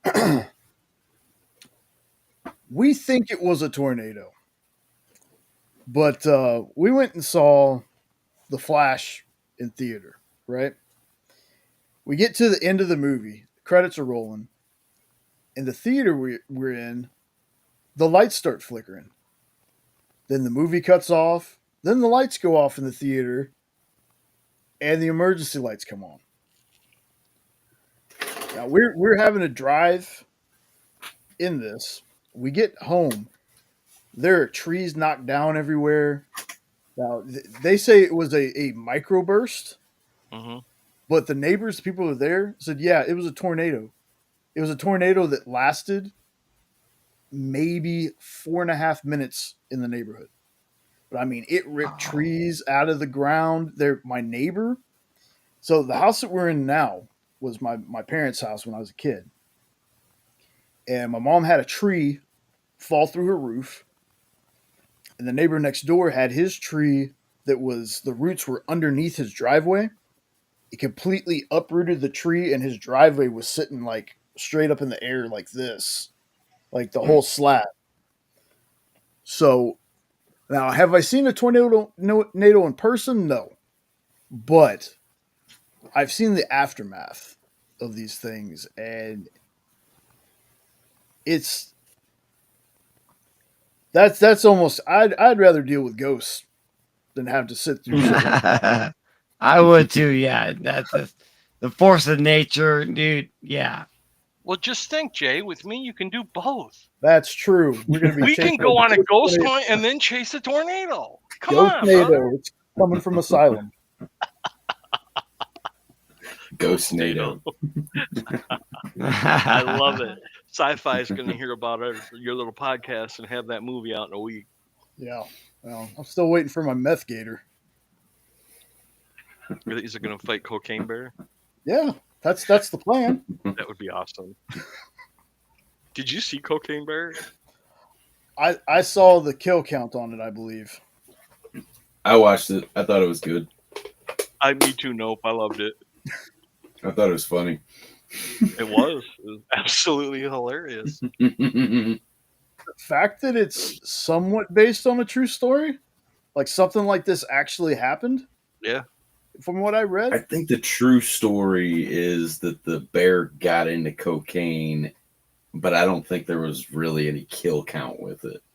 Like it didn't go out on a killing spree. It just got into coke, and somebody heard that story and was like, "Can you imagine though if they went?" And then that's where you get the rest of it. Yeah, Right. that's what I heard too. Hell of a first movie for Elizabeth Banks to direct, though. yeah. Wasn't that her first directed movie or something? See, I thought that was Pitch Perfect. Oh, maybe I'm wrong. I never watched any of those movies.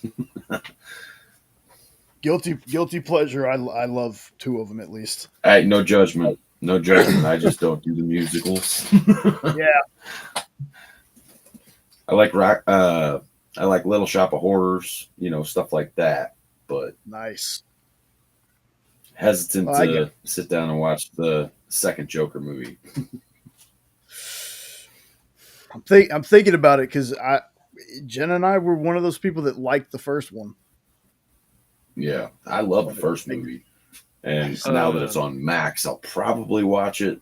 But Yeah, the second one's nothing like the first one. Yeah.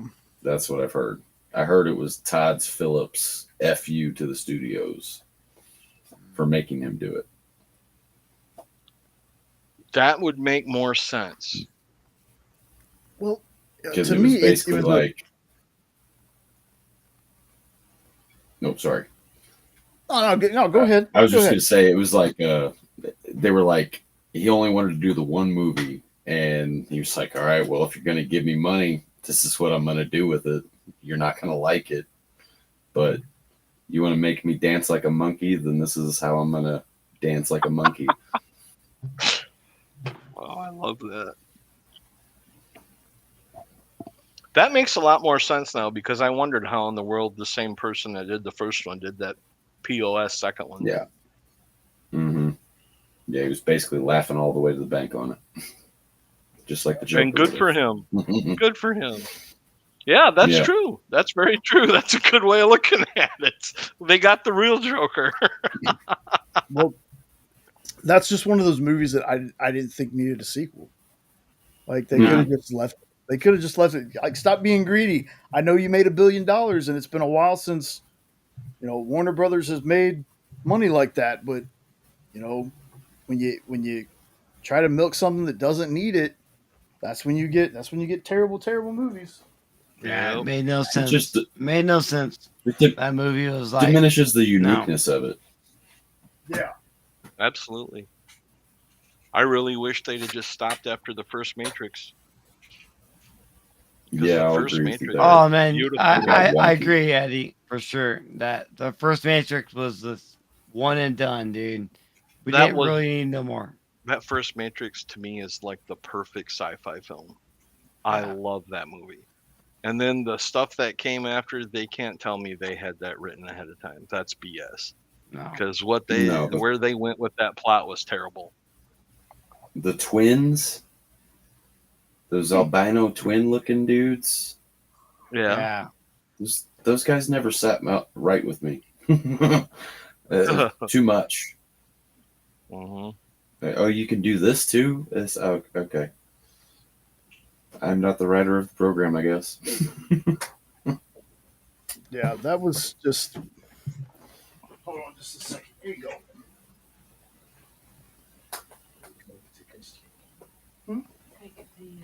You can just leave the door open.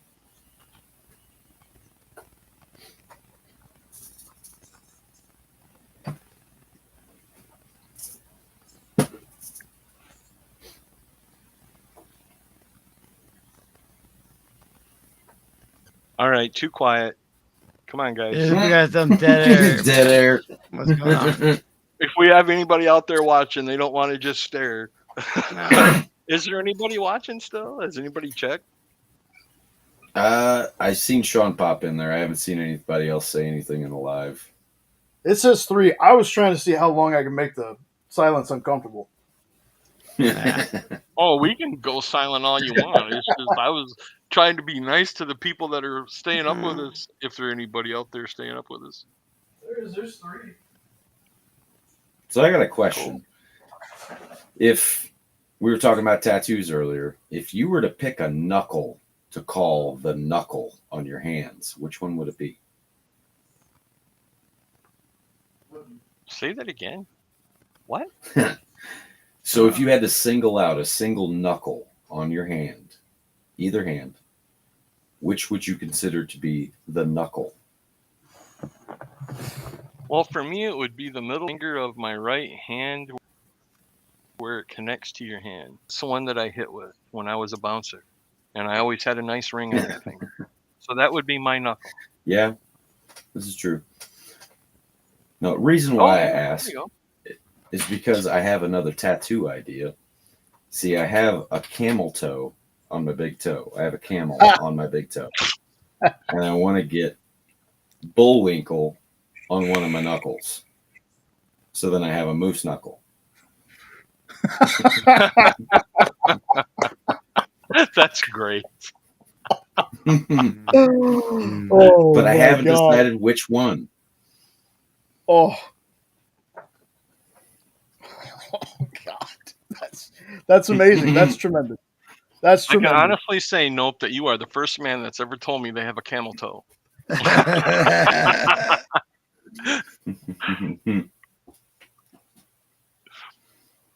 It's always a good party favor to whip out. Oh, I'm sure. Want to see my camel toe? Oh, God. If we ever meet, don't start with that line. Please. Oh my God, that's Where are you from, Nope? St. Louis. Oh, okay. I drove through there on the way home from the tornado thing in Texas. Yeah. Never been in the city, Which though, part? but we saw the arch at night. Yeah, you're not missing much in the city. Mm. Unless you go to, like, you know, Blues game or something like that, or Cardinals game. But otherwise, there's not really much going on in the city. It's like if I were to step outside, it's quiet tonight, surprisingly, outside, but usually there's sirens going all the time. I have some usually not family that exaggerating lives the up in. stories. I have some family that lives up in Lynn, Missouri. Lent, is that north? That'd be up there, yeah. Lynn. Northern? Real super small town up there in Missouri. It's crazy. I got you. Yeah, I don't think I've heard of that one, though.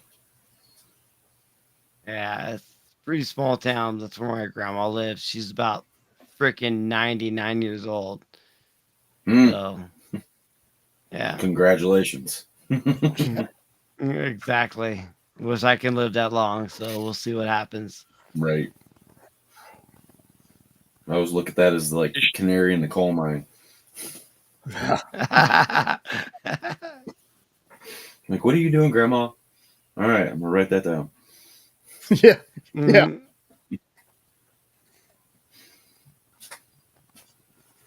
Can you guys hear me anymore? Yeah, Yeah, we can't see your avatar. Yeah. Yeah, because my whole screen went black again like it did last I time. see it. Yeah. I can't see you guys. My whole screen went black. Let me pop out and I'll pop back in. All right.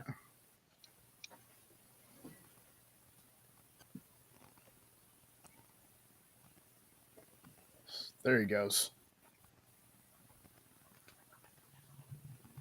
Dang it. Oh. Wha-cha.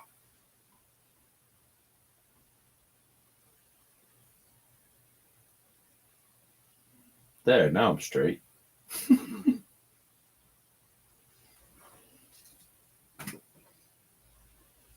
you go. Dog get crazy. Back in. Damn ghost to me, didn't you, Triple B? Give me there. Can you hear me? Yeah, I can hear you. Dude. Yep. Okay.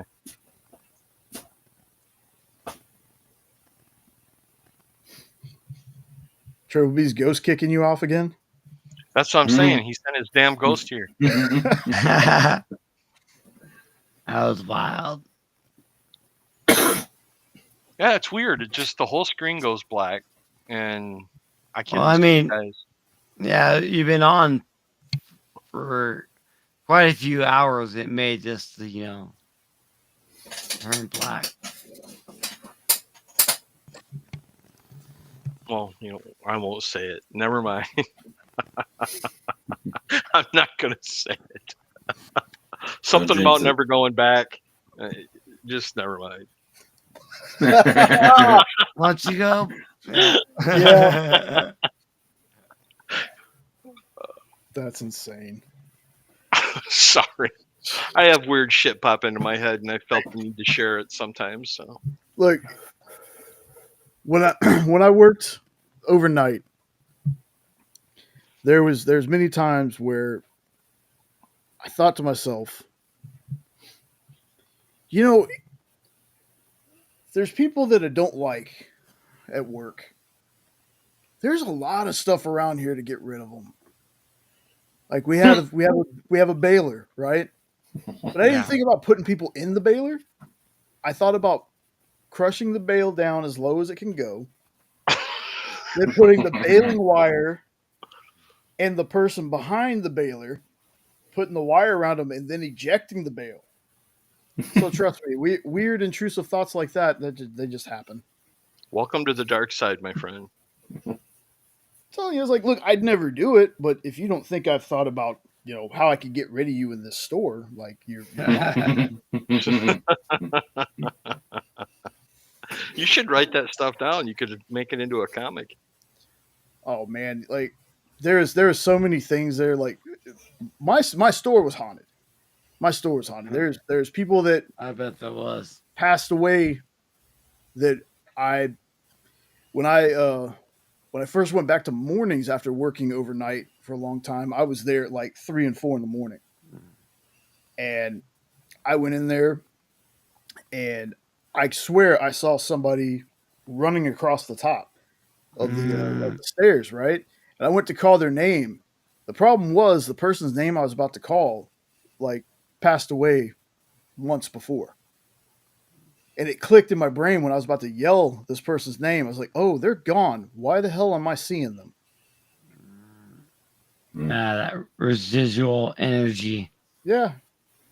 Because it was a hard working person too. So seeing them running across the upstairs part of the store wasn't uncommon. That'll give you some pause. Even working that hard after the fact. Yeah, exactly. That's what people used to tell me. They're like, "You're never going to leave. We're going to have to bury you in the frozen food section." I was like, well, No, I was like, I'm out of here. yeah, Right. yeah. I was like, dude, you're not trapping me here. They're like, oh, the day you're going to leave. I was like, nah, don't put that on me. I do not want to be stuck here. I've been stuck here 20 something years already. I don't want to be stuck here during the afterlife. I was the only person in that store that they'd be like, hey, there's nobody here tonight. can you come in and do something? Condition the store, do something like that. We don't have anybody else that can come in. So there were times I was in that store alone for hours. Wow. Oh my And, god, that'd be man, so scary. Man, that'd be awesome. it's awesome, but at the same time, it's like every noise you hear because you're alone in this store. You're Yeah. alone. Like every time you hear a noise, you're like, because I mean, the doors to the store are not impenetrable by any means. Like, oh, we have these alarms. We put this here. We put this here. If you pushed on the door, just like that on the side, it would pop open. So you'd have the locked part here, but the rest of the doors that's on this side would just swing right open. So Yeah. People are a lot more scary. So I'd rather deal with something paranormal than a person sneaking in for sure. Yes. exactly. But your kung fu works on a person, though. That's true. True. But if they have a gun or something, Oh yeah. Oh no. Yeah. That's That was one thing. That's something we were always told though. If we ever had anybody break into the store, let them have whatever they want. And I was like, well, thanks for giving me permission, but I was going to do that anyway. Right. I love you, You can Jay. replace whatever, but you ain't replacing me. Y'all take it. Y'all really want to break into a store so you can steal cigarettes? Be my guest. I'll open the door for you. Right. See, I'd been the dumbass trying to tackle him. No. That's just the way I grew up. I probably would too. Yeah. No, I'd bust people before they get out of the store. Like there's one time where these kids came in and they gave the biggest one there this styrofoam cooler. Now I'm watching this kid and he's carrying this thing like it's heavy out like down here past the stomach, and he goes to put it in. The U scans are weighted, so he puts it on and well, it's not doing this. And I walk over to him and I look, and I'm not a very tall guy by any means, so I'm having to look up at everybody. But this kid was particularly tall. So I look up at him, and without even looking at the cooler, this is probably like the coolest, not very cool thing I've ever done, but not even looking, I flipped the lid off the cooler, and I was like, maybe it's because you got all that shit in there. And the guy was like, oh, my friends must have stuck that in there when I wasn't paying attention. I was like, yeah, how about I put it back for you? Yeah. So why don't I put it back for you? I said, y'all, just because you gave it to the biggest guy doesn't mean I'm going to be like, oh, well, he's bigger than me. Because guess what? Everybody's bigger than me. Unless they're little kids. That's pretty I'm closer hardcore, to the brother. things that count. Yeah, exactly. Well, it's one of those things I learned at a very young age. I wasn't any taller, so you can't let people bigger than you intimidate you, because once they know they can, they're going to. Yeah. Bruce Most Lee of the time, it's all show, anyways. Yeah. Bruce Lee was tiny, and I wouldn't want to see anybody want to mess with him. I don't care how big they were. I'd want to see them too fast for cameras. Exactly. Just because I'd want to see him kick their asses. True. All right, guys. I must leave. Yes, Man, you've been here a very long I got time. some stuff going on. Yeah. Wife's calling me up. So Hey, Jenna. thank you all for letting me be here tonight. And I hope you guys have a great one, dude. So, keep it scary, brother. We'll Later. see you on Later, the Triple B. next one. All right. Laters. Take care, boss. Okay, take care. Let me go ahead and pop you out of here. Bink. There we go.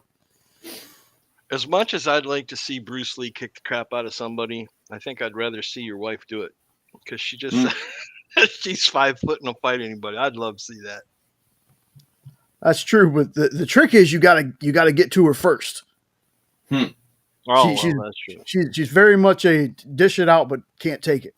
I'm giving away the secrets. But if she gets a hold of you first, man, there's no helping you.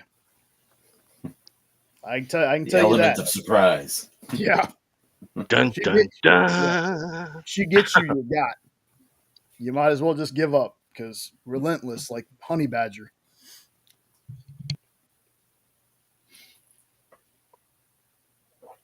I can see that. She's spunky. Oh yeah. Oh yeah. And she's not one to know to take crap a whole lot either. So Well, I don't know. I've shoveled an awful lot her way. yeah, that's true. Friendly fire's different though. Yeah. Yeah, that's true. It's all in good fun. I just like to irritate her. Oh yeah. She knows. Oh, I know she knows. I make sure she knows. Oh, that reminds me. Did you happen to mention to her about Natalie? My daughter? The thing I sent you? The book? Yeah, did you mention that No, to Jenna? but I should. I need to. I was gonna when she was on and I forgot. Would your daughter write a book or something? She actually illustrated a kid's book on No, no kidding. That's awesome. Yeah. I on a need to- girl who's dealing with the death of her mother. And Oh, she's been drawn since she was 3, 4, 5. And then I got her a how to draw anime thing, and because she loved anime, and she's been doing it for years. Well, she has her own Discord server now where they do anime stuff, and Okay. author liked her work and contacted her, and she illustrated the entire kids book, and it was published like 2 weeks ago, and she got her copies today, and it's actually for sale on Amazon and Barnes and Noble. And What's I it was called? like, Emma lost her mother or something like that. Emma's mommy went to heaven. Yeah, I just sent it to Nope Yeah. and Jim. Well, You said it's on Amazon? it's on Amazon and Barnes and Noble. And so yeah, she went from she's only 20 years old and she's published as That an is- artist. That's That is awesome. Super proud. When Yeah. I met her, she was 3, and fell in love with her instantly. She called me Eddie Bear. That was my nickname for her. Oh my Oh yeah, she melted my heart. I told Amy, I said, don't take any offense to this, but I fell in love with Natalie before I did you. And she was like, I don't take that personal. I think that's awesome. I'm like, well, okay, well, we're good then. But yeah, and now she's 20 years old and published already, which blew my mind. See, raise a kid on comics. You never know what might happen. My 7-year-old nephew, now 8, who just had his 8th birthday, has asked me every single day this week when I'm bringing up the Marvel zombie books. Because when I was up there for 2 weeks this summer, we watched the What If series, and then I was telling him about the Spider-Man book. Spider-Man, what he's really like in the comics, and now Josh was asked about it a lot. Yeah. He also Very wants cool. to look the Marvel Christmas Carol, which I was right here. Now I don't know where it is. The zombie Did Christmas you say Carol? a Marvel Christmas Carol? Zombie Christmas Carol. A Marvel. Oh, From- the zombie Christmas Carol. Okay. Yeah, it's from Marvel though. Yeah, I know what you're talking about now. Yeah. I was just sitting here picturing, Spider-Man as Scrooge or something, and I'm like, what did I miss? I don't know. Spider-Man seems like more of a Cratchit to me. And Iron Man would be the Tony would be the Scrooge, or maybe Thanos. Who knows? Are we seriously going to debate who would be Scrooge? This could be fun. Our conversation can go anywhere. We've went from comics to TV to ghosts to tornadoes, and now we're talking about Scrooge. It's Dr. Doom as Scrooge. Spider-Man would be Timmy. You'd make Spider-Man Tiny Tim. Yes. And Stark would be Cratchit. Stark would be Cratchit. Stark would be Cratchit. See, Daredevil's your obvious Tiny Tim. He has a cane already.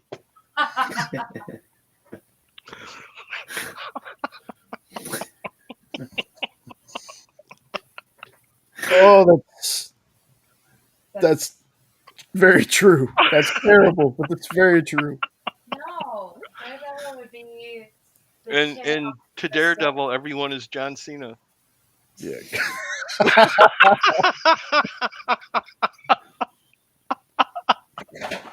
My God, that's oh. I think I broke Jay. It's not a stream unless you do it at least once, man. You couldn't see me. It was I can't remember what show it was, Ed. Well, you said something, and I actually had to type in the chat. I'm giving the Ed look. Yes, that was Friday night, I think. Wasn't that last night? Baby, can you Maybe. show and tell, make sure that's the right book for That is. All right, I'm ordering it. Oh, okay. Stop. Jenna's getting it right now. And I talked to Natalie tonight, and she actually gets half of the profit. So Hey, that's yeah. good deal. not that the book's going to become a New York Times bestseller, but I hope it does, Which because is that would be weird. amazing. 17 on Amazon, it's 23. So is she getting half of 23? I want to make sure she gets money I'm about to spend. It's actually cheaper on Barnes and Noble. Yeah. But no, she gets half of the profit. So whoever published it takes their hunk, and then whatever's left, the author is going to split with her 50-50. Okay. So I don't mind spending a little bit more money if I know that eventually it's going to get to the creators. That's why I like doing Kickstarter and stuff. Very cool. Like that's just how I feel. If like the Lore Olympus stuff, I didn't mind spending full price because I knew the creator of that on Webtoons was getting it. Same with when she did a fundraiser kind of type thing on Webtoons, so that way she could stay as a full-time creator. I donated my time for that. Very cool. Really? Yeah, I love doing Kickstarter stuff too. Yeah. That's where I've got to meet a lot of authors and became friends with them. Mhm. I've actually had conversations with Brian Polito, and he sent me emails because of his Kickstarters and me BSing and just being me. You know, I made him laugh once by a stupid comment. The next thing you know, I'm getting a friend request. I'm like, this isn't real. He's like, what's your phone number? I gave it to him. He called. Hey, this is Brian. I'm like, holy shit. Hi. Because I was calling him out on a bluff. Okay. I now know Lady Death's dad. That's cool. Isn't that who I have hanging on the tree? Yeah. I'm gonna go get that. Can you finish this? You have Brian Polito hanging on your tree? Yeah. Hold on, I'll show you. I love Lady Death. I have every frickin' comic going all the way back to 90 when it was with, I think the first one was the first one with Avatar? No, I don't think so. I have to think about this. I only know him from Chaos. Chaos was, yep, he was with Chaos, and now he's got his own Coffin Comics. That's his own publishing. Did you know that? I didn't know it was his. I knew that was Yep. That's his Coffin. That's where Lady Death and Purgatory and all those are coming out of now. Hell Witch. Wow. Oh, very nice. I love it. So I want to show you guys a couple other Christmas ornaments that we have for our tree. The first one, this is one of my favorite ones that I found from a local creator. She made me earrings out of this when I came back the next day. Is that skulls on a tree? Yeah. Yeah. Cool. And then Can you full screen yourself, Jay? So I Yeah. can see better. Let me. Was it cross-gen, Eddie? I'm Lady sorry. Death? Cross-gen?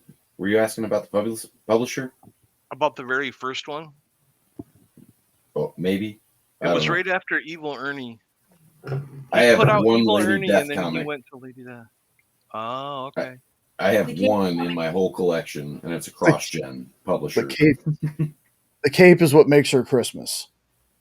because it's red and green. Yeah. Hey, works for me. I have Frankenstein on my Christmas tree. That would be Now, half the this size of our one- Christmas tree. So this next one, let me give you some preface. So this next one, she actually made it for me right there at the con because I picked up a Harley Quinn holding a menorah, and I was like, man, I wish there were other like comic book characters, right? She was like, I think Spider-Man's Jewish, and so she drew this up. She literally drew this, printed it out on the little printer that she had, and made me an ornament. That's adorable. You just need me to hit continue. Oh, I want to make sure it was the right card. Yeah. Yeah? All right, Yeah. then continue. Okay. Well, yeah, I have our Christmas tree actually has quite a few, like, I pick them up at cons and stuff like that from local creators. Very Oh, cool. estimated delivery by tomorrow. Oh, I thought it said 2 days. I thought I did the 2 days. Okay. Cool. Tomorrow, December 16th, Monday. Oh, Well, I don't know. Your tomorrow is different than my tomorrow, or have you caught up with me yet? It's 2 o'clock in the morning. That means it's Yeah, 3 so it o'clock. would be this. So it'd be Monday. yeah. Yeah. Okay. Cool.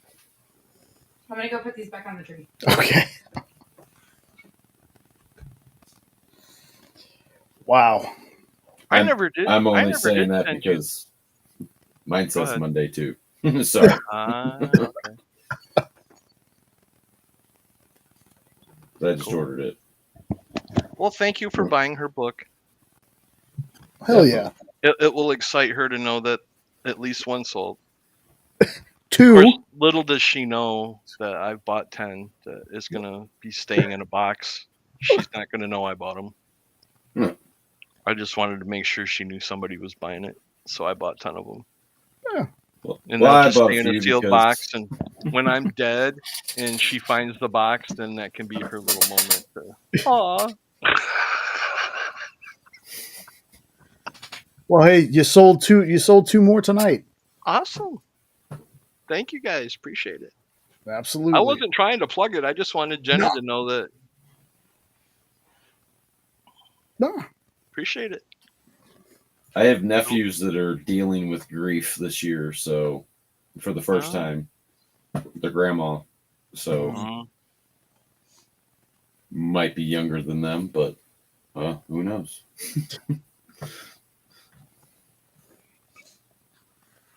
I told her because she was worried that the topic might limit the sales. I'm like, well, you never know, hon. If psychiatrists might want it, counselors, churches, schools might even want copies of it. So that got her a little more excited. I'm like, you need to just be excited. Don't be like me and be critical of yourself. You are published in a book. You are on Amazon. Love it, grab it, and don't let go of it. No matter how many you sell. That's not the point. One of those books, once it hit TikTok, it'll blow up. Well, and kids also don't need such a soft glove anymore. Right. You know, It's true. like they're ready for adult topics. It just has to be presented to them in a way that makes sense to them. Mm-hmm. There's a book out there right now that's blown up. And it was because of TikTok, but it's about this guy. He has 2 penguins that go out and deliver cakes to all these different types of families, where it's like 2 mama elephants with a new baby elephant, like a mom and a dad gorilla with a new baby gorilla. Like, it's all different types of families. Like, it's an aunt and an uncle who have, their niece. It's all different types of families. And then at the end of the book, the 2 penguins come home and they get to adopt their own little baby. And it was a huge thing that happened on TikTok because a small store actually ordered 50 books. And so he sent them 50 books, which they then sent back and did a chargeback and then made him pay the shipping back. And so people on TikTok really rallied and bought out his entire store. Mm. And the guy, that's awesome. blind. That's terrible of them. Yeah. The guy, Right. his husband helped to illustrate it for him. Ugh. He wrote it, and his husband helped illustrate it for him. And they sent it back, and they were like, "Well, we didn't realize that it didn't hold our type of values. Mm. You showed too many different types of families that we don't agree with." And that was in the note that they sent him when they sent it back. But TikTok to the rescue. Yeah. They didn't just buy out the books that were returned. People bought out his entire store. Wow. He wrote another book too about loss. And it's just like, it's cool. I need So to it make worked up. with the I need to things. make up some shit about this book and get it on The story you just said would be perfect, actually. The thing you just said would be perfect.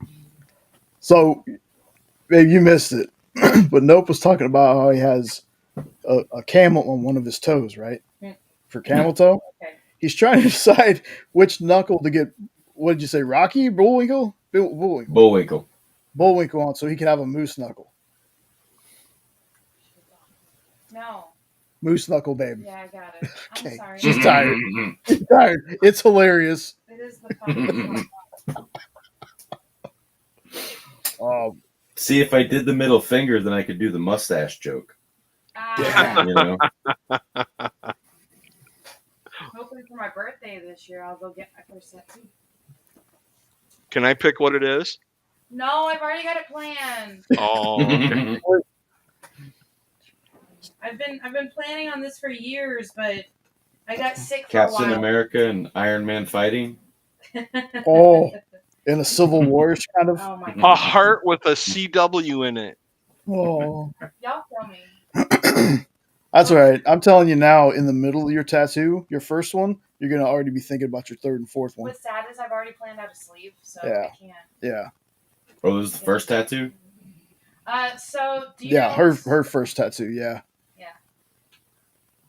I've wanted one for years and years, but like I said, I was sick for a while, and my doctors finally cleared me to do it. Yeah. So I'm excited. So like I said, once she starts on that one, she's gonna be like, "Oh shit, I already want another one." I didn't Yeah, realize that people with mental illnesses couldn't get tattoos. Well, joke's on you, Ed. I can. Right. I have 10. I'm fine. Dude, you have a camel toe. Fine is not the word for it.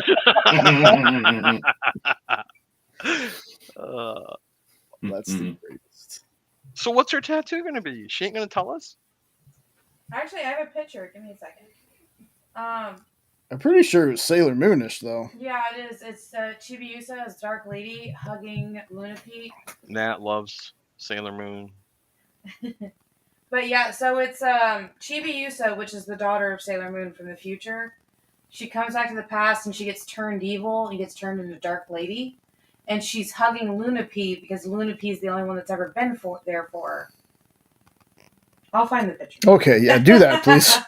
Because You know what scares me? I'm a Gen X male, and I know who she's talking about because of my daughter's obsession. I could lose my man card with every friend I've ever had for knowing this topic. see if you can see. Oh, that's too bright. No, it's too. Yeah, I can't see it. Yeah, it's too bright. You want me to send it to you? Yeah, send it to me. Yeah.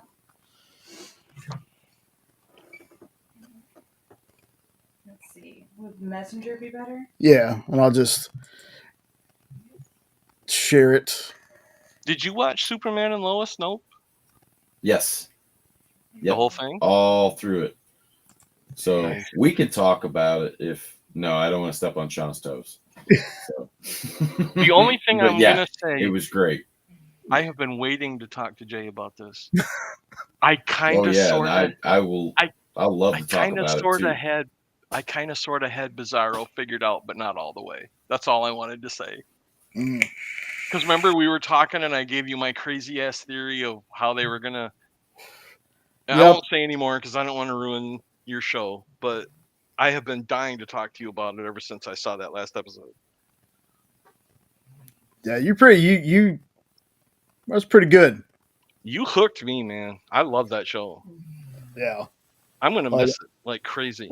I can't wait I for it to come binged back. straight tonight. through. Yeah. So did I, pretty much. Straight through. He told me about it, and I'm like, I'm just going to watch an episode to let him know I watch. And the next thing I know, I'd watched the whole first season, and it was 4 a.m. And I'm like, oh my God. Well, I love I think it. I watched the first 3 episodes, I think, is what I watched in the first sitting. And then the next day, it was just like, as soon as I had free time, didn't have any chores to do left, and it was just like, okay, here we go. Boom. And then just every day was like that until it was finished. So, and now it's Swamp Thing. Yep, that'll be my vacation. Got 3 more left on that one. Oh my God. Do you like it too? Oh yeah. Yeah, I think it's great. I think the special effects on Swamp Thing is the best I've ever seen on any character that's gone from book to screen in any sense, because it's spot on. Any So what's drawing the I've name ever of it? seen Is is it just Swamp Thing? just Swamp Thing. Yep. Okay. Yeah, it is. And I don't know anything about Swamp Thing either, so I'm not claiming to, but the presentation that I've seen, I want to read Swamp Thing after the fact. So that's that where should be trades the goal, come right? in handy. Right.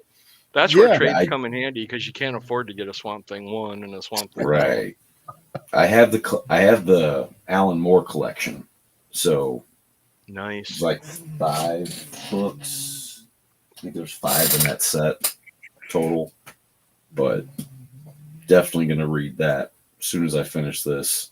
Might have to put my stack of shame on hold a little bit longer. Yeah, it's the craziest thing. So, what happened was I was rereading Swamp Thing Green Hell, and it was a DC Black Label book. It's one of those ones that are like that freaking wide, and I was like, man, it's really good. You know what this reminds me of? And right when I was thinking that, I was scrolling through Instagram, and the DC one page that I follow posted a scene from the very first episode when in an operating tape on the operating table. And I watched that and I was like, man, I forgot how awesome that show looked. So I went to the Google and I was like, man, where can I watch it? Because for whatever reason, it's not on Max. Like, I think Titans and everything else made it over there, but Swamp Thing hadn't. So I found it on Tubi, and I first watched it on my computer.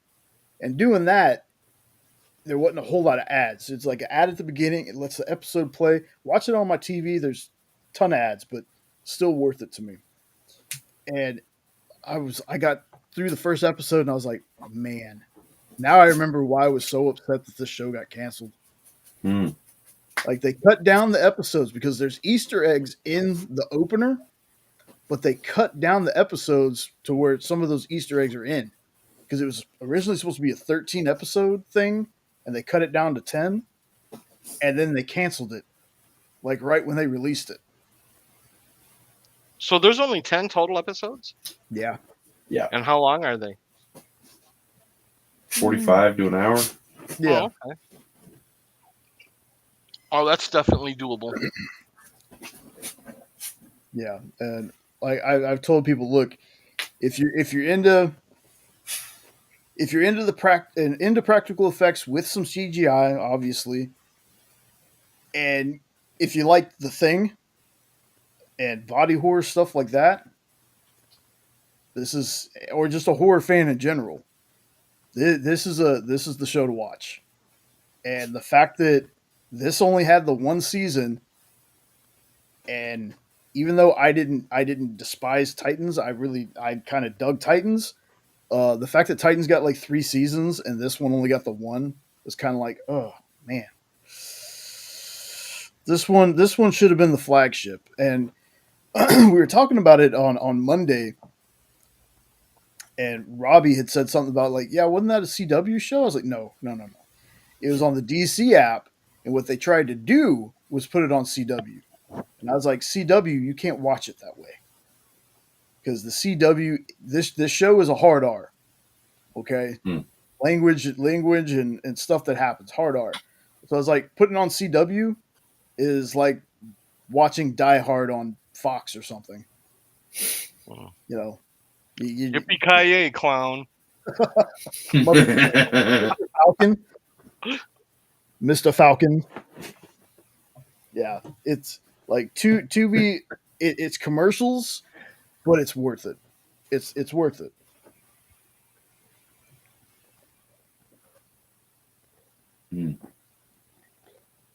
It's definitely on my vacation to do. Yeah, like I said, I'm probably going to end up watching it again. It's I hope they, like I said many hours ago. I hope that when James Mangold does the movie, I'm hoping that they keep this horror element because it was fantastic. Fantastic. Are they doing a Swamp Thing movie? Yeah, it's supposed to be. They haven't greenlit it yet. Like the kind of some weird double talk from James Gunn and them. It's a, we're not going to announce something unless there's a script for it, but they already kind of announced that James Mangold was interested in doing a Swamp Thing movie, and then they're like, oh yeah, we're doing a Swamp Thing movie. Cool. I just hope they keep the practical effects. Yeah, with the character. Yeah, no CGI in. Dude, Derek Mears as Swamp Thing. Just perfect. It was crazy. It was Why does that name sound familiar? Derek Mears played Jason in the new Friday. That's it. That's new, it. Yeah, that's it. Okay, I knew it from somewhere. Did you see the Lilo and Stitch manga now as a hardcover? Mm-mm. Did you hear that they're doing live action Lilo and Stitch? Yes, I'm so excited. Yeah, it actually the Lilo Stitch looks good. Oh, do they have a trailer out? It's more like a teaser, and they've released some posters. Okay. I gotcha. Yeah, kind of like how they did with the Moana stuff. Yeah, in fact, like funny enough, there's clip. a poster. There's a poster with Stitch like chewing on one of the coconut guys from Moana. Yeah. Yeah, it looks like it's those two should mash up. Yes, totally different times though. Different times though, because that would be like the start of Hawaii, and that's way later. Yeah. Oh, what I was gonna say was Uber tried to do it again. I got screenshots this time. Oh, nice. But I guess technically Maui could because he's supposed to be a demigod. Mm-hmm. God, right? So yeah. Maui does what Maui wants. Right. True. Maybe Maui I'm is learning Stitch. Stuff. Yeah. I'm learning stuff because I know nothing about what you guys are talking about. What? What? It's a Lilo and Stitch. Ohana means family. Never. Disney animated movie. Family means nobody gets left behind. Little blue guy, 4 arms. 4 arms? He's an alien. Mm-hmm. Oh, I didn't know that. Oh man, 626. Oh, is he the blue thing with the big ears? Yes. Uh-huh. He's a blue punch buggy. Yeah. I never noticed him having 4 arms. Punch buggy. I guess I never looked. That was really freaking good. You almost made me choke on my gum, buddy. You gotta warn somebody before you do something like that on camera. No. How's it feel, Ed? You're welcome. I guess I had that comment. Oh, like they're it's a really good movie. Like Lilo and Stitch is a really good movie, and I think that we both really like Moana. Yeah. I think the last Disney cartoon I ever watched was The Lion King. Well, sir, that came out only a couple years after The Lion King, so I don't want to hear excuses. Go watch it. Okay, I've watched all the films and the 50 episodes of the series. Thank you. Jeez. I love you, Jenna. You're full of lies and slander. Are you threatening me? Oh. I am Cornholio. Oh, jeez. Nice, pretty words that turned into pretty earwax. What's the saying? Oh, Jesus, we're getting into that. That's when you know it's getting down to the wire. And guess what? Hello, JP. JP found my bunghole. Triple B ducked out right before we hit Did we break the record? 6 hours 19 minutes so far. What was our record? I don't remember. 6 hours 18 minutes. Oh shit. Welcome to the club. Nope. You are now a world record holder.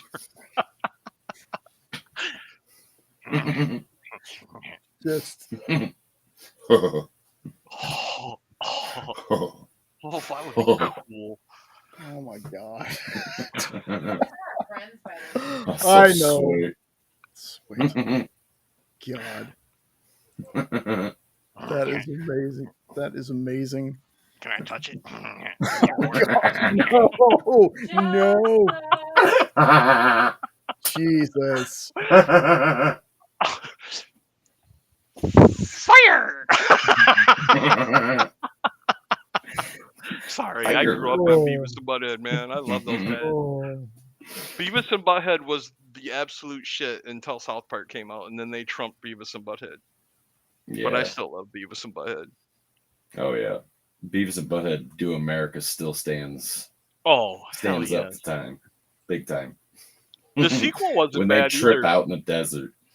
Oh yeah. See, I don't know if I don't think I watched the new one. It's 'Cause actually I don't funny. remember it. Well, you would remember because it all takes place at like NASA. That's what I mean. Like, I have no recollection of it at all, so I know I haven't watched any of it. They got into the control booth and they figured out a way to lift the rocket up out of the holster. And they kept putting it in and out, and in and out, and in and out, and going, because the rocket's screwing. I love it. I love those idiots. My God. Okay, now it's beaten. It was actually 6 hours, 19 minutes, and 51 seconds was the last one. Nice. Now it's 6 hours, 21 minutes. Jeez. And counting. And counting. Are you going to show her tattoo, or did she not send it to you? She did. I need to let me get it uploaded here. Where's my still learning how to do. He can't find it. Well, Between two. It's between two. let me see. Look in the middle, dumbass. That's right in the middle, dude. Shut up. Okay, there's the first one. Oh, okay. Yep, Let me see if I can. There we go. that's cool. And she's holding what? Luna P. Oh, okay. Now I see it. And where's this going to go? Right here. Oh, your forearm? Yeah. On her forearm. Cool. And then here's the other one. It seems like a you and Jesse tattoo. Yeah. What that's does it say? What? Oh, not the words, just the cats. Oh, okay. That's a different tattoo. See, Yeah. now when I see that, I think of the Lady and the Tramp. And cancel. I love doing voices, so don't get me started. Yeah, Hey, man. me too. Oh, cool. The voices in my head need their own voice.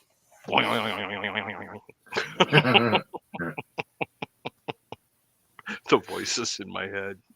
You don't want to know what they're saying, dude. You'd never sleep again. Speaking of sleep. Yes, we're about to head that way. Yep, that's It like is- my it is friend. My broken. friend says that he would pay to spend a day inside my brain. I said, you would run a refund so fucking fast. Oh, They'd be begging for one of those flash pens from Men in Black. Mhm. Yeah, exactly. oh. I don't even like what's in my head, let alone somebody else. No. I mean, you're talking about the moron that does calculus equations to relax. You don't want to. You don't want in my head. Mm-mm. Nah.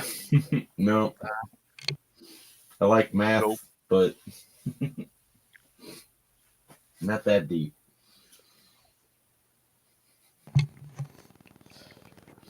So what So- kind of vape is that? I've always wanted to ask you. Is that like a nicotine or THC? No, it's nicotine. Oh, okay. Mine is not. Mine is not either.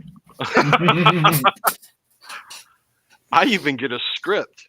How about that? It's legal here, so Well, it's legal here too, but it's a lot cheaper with a script. yeah, that's what I've heard.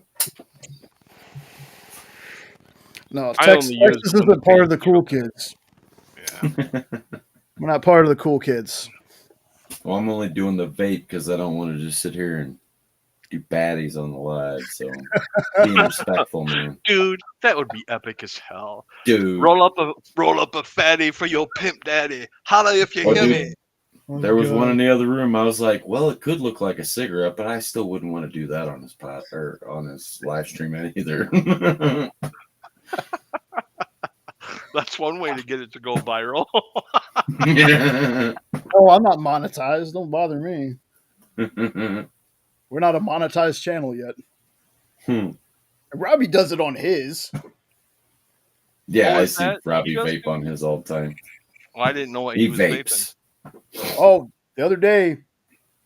Oh, really? Are you Yeah. serious? Yeah. Oh, I missed that. Interesting. Hell, he did it on the movie night they had the other night. I mostly just do gummies because it doesn't stink that way. Because I agree that it doesn't smell the best and it bugs Amy. Yeah. So I do gummies mostly. Edibles have never worked on me, ever. Well, Apparently, I'll there's tell like you, 5% of the population that are immune to it, and I've never had any sensation from any. I've taken up to 400 milligrams of, edibles while out in Vegas or Colorado. Didn't touch me. I would love to tell you the story, but I don't know if I want it published on the internet of the first time that I had a gummy. But it wasn't a gummy; it was a peanut butter cup. And I didn't know you weren't supposed to eat the whole thing because it was a giant peanut butter cup. Ooh. And let's just say that it didn't work at first. So I'm just gonna have more. And, well, it's not working. This is garbage. Yep. Look at Oh, Jay. there it is. So anyway, this person that wasn't me ate the peanut butter cup. And this person laying in bed felt his soul leaving his body and reached up to try to grab it so that it couldn't get away. This person then got out of bed to find out this person was home alone. And this person couldn't feel his feet, couldn't feel himself breathing. This person thought he was floating. And this person thought he was dead. And this person was home alone. This person's wife came home. This person got in his wife's face and said, "Can you see me?" And the look on the wife's face is something I'll never forget. And she's like, "What is wrong?" And this person said, "I think I'm dead."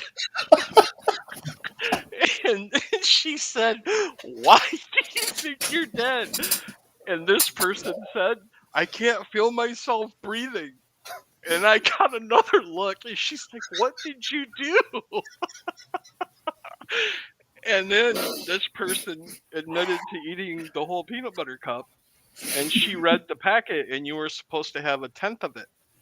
And this person had eaten the whole thing, and it was like 200 milligrams. Oh my God. This person had never had THC before because this person had never smoked before. Well, anyway, this person got led back to the room like a child, put into bed, and covered up. And I said, and this person said, "Don't let my soul leave. He got away once already." and and and this person's wife has never let this person forget about that since that happened. Oh, He got away once already. Yep. oh man, I'm crying. Kind of makes you Oh. wonder how far you had to run to catch him the first time.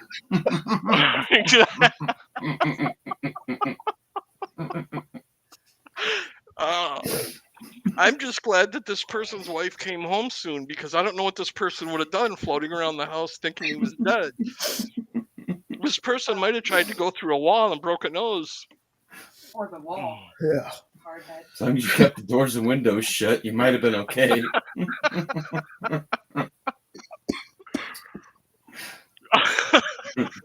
Oh my god. The only other experience I can relate this to is my gallbladder almost burst. And I got to the hospital in time. And, they knocked me out and all that. And I come out of the procedure and they tell me that I had gangrene all over my liver. And they had to, scrape me clean. And they had to, inject some kind of gooey antibiotic type stuff in there to make sure that everything was good, but I should be good to go. And my shoulder hurt like hell, believe it or not. And they said that's normal, because when you have damage to your liver, it's connected and it hurts your shoulder and neck. And I was so uncomfortable. And now, mind you, I used to bench like 350, and I had never felt pain like this in my shoulder. And so they gave me morphine, and it didn't do anything. I mean, it did nothing. I was crying in pain. So then after that, they gave me Darvocet after I'd already had morphine, and it still hurt.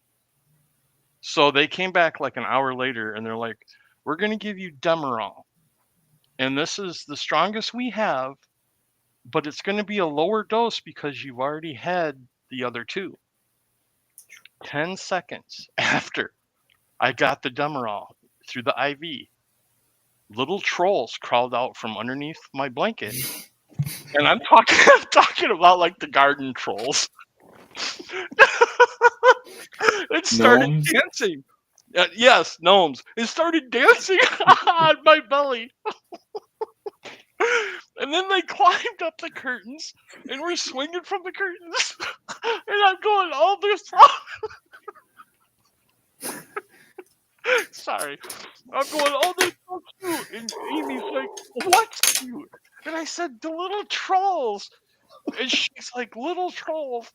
And the nurse said, and I can still remember this, "We found the right meds. He's going to be okay now." But those damn gnomes or trolls or whatever were dancing all over the place. And what was that called? Demerol? Yep. We add that to the list. Oh, if that was over the counter, I'd never feel pain again. But I swear to God, they were cartoon and they were real. They were 3D and they were dancing on my belly. That's what I've always pictured edibles were supposed to be like ever since watching Beavis and Butthead and shit. A campfire scene in the desert. Oh god. Yeah, with a Rob Zombie song, right? Right. Yeah, I think. It was a badass song. I don't know if it was Rob Zombie, but could have been. Because that was around that time. He might have still been with White Zombie then, but I'm pretty sure it was one of their songs. You're probably right. Oh my God, I haven't laughed that hard in a while, just trying to tell that story. And the biggest reason I was laughing is seeing Jay's reaction. It was cracking me up. God. I was crying. I couldn't breathe. Holy hell. You're welcome. Whew. All that laughing's got my bladder about to burst itself. I'll be right back. Oh goodness. That means he's going to take a double hit. What in the hell? He's going to pee on the camera.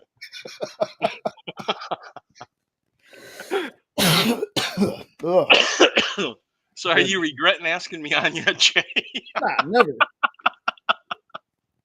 Never.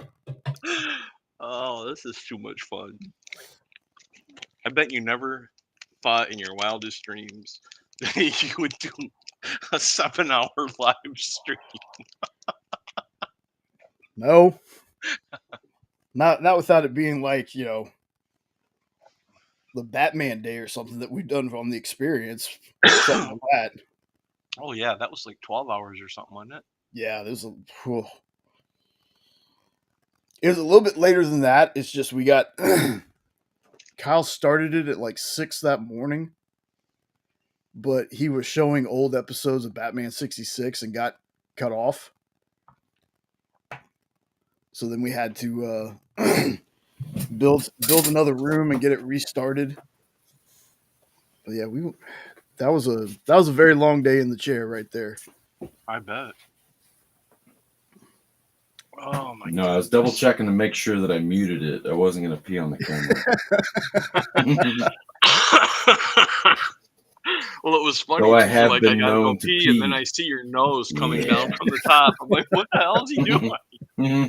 He's got his webcam on the back of a urinal. What is he doing? No, I actually have. Has anybody peed where they weren't supposed to before while drinking? Yeah. No, never. Yeah. I think I just peed a little Blackout 2 minutes drinking ago. is not fun. Yeah, we did a float trip this year, and it was like the first time I met my uncle's friend, and we were all staying in the same cabin, and wound up. I stayed up later than everybody else, out drinking, smoking, whatever, and then wound up coming to bed, got all stitched up, laying down, passed out, wake up in the morning anyways, and they're all carrying on like something had happened overnight. Turns out I had walked over and peed on somebody else's bed thinking that I was outside the cabin, and then went outside the cabin, come back inside, and they're like, "You pissed everywhere." And I'm like, "Nah, you're full of shit." Went and laid back down in my bed. They cleaned everything up. Tell me about it the next morning. And I Was just your got bed all dry? snuggled up and dry as hell. I had full bedspread. That's And I even laid down and went, right as I went to sleep again. Heard about it the whole day on the river the next day. As you should have. Oh, yeah. Oh my god. That's awesome. I didn't deny All it. right, I Jay, it's embraced your it. turn. I went with the joke. That's about all you can do. Oh my god. I have a nephew that I used to babysit my nieces and nephews a lot. And I would always let them stay up late. And I watched The Exorcist after they went to bed. And I didn't know that my nephew had sleepwalking. So I hear this weird noise, and I'm watching this stupid Exorcist, okay, which I've seen before. It's not a big deal. But I go in their room, and here's my nephew standing up in the middle of his bed, blanket over him, spinning around in circles. I'm like, Jonathan! Jonathan! And I took my arm and swept his legs so that he would land on the bed, pulled the blanket off, and he opens his eyes and looks at me and he goes, "What?" I'm like, "What were you just doing?" "Sleeping." And I'm sitting there, in the back of my mind, what I'm watching, what I just saw. Did I really just see what I just saw? I'm like, "Well, don't do it again." He's like, "Do what?" And I laughed. No, I was only like 15. So I go back out in the living room. I hear a noise again, and coming from the bedroom. It's like half hour later. I go in there, and he's standing, facing the inside of his closet, just standing there. I'm like, this kid is freaking me the hell out. I'm like, "Jonathan, Jonathan. And then I seen what he was doing. He was pulling something out to go pee. He thought he was in the bathroom. And I had to grab his shoulders. I'm like, Jonathan. And he looked and he shook and he's like, what? I'm like, what are you doing? I have to pee. You're in the closet. Where'd our toilet go? I lost it. When he asked where the toilet went, I completely lost it. He didn't remember any of that the next time I saw him. He didn't remember any of it. And then Don, who was my brother, and his wife Gail, they were like, oh yeah, he sleepwalks sometimes. I'm like, would have been good to know ahead of time. Because I'm watching The Exorcist while your kid's freaking head spinning around on his bed and he's peeing in the closets. That's funnier that they didn't tell you. Yes, I know. I would have done the same thing. Crazy stuff. Oh my God. Yeah, I'd love to blame mine on sleepwalking, but I think it was just the drinking. Yeah. Yep. You got good First time friends. blackout drunk though. You got good friends that you didn't wake up with a black eye if you pissed all over everything. No, definitely. Surprisingly, Especially I think if that's your the bed only. was dry. That's Right. the insult of the whole thing is you were comfy and dry. Right.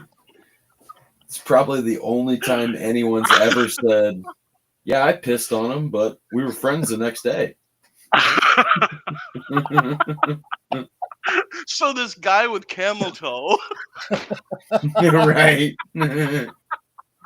Oh, Jesus. In the middle of the night, I felt something wet.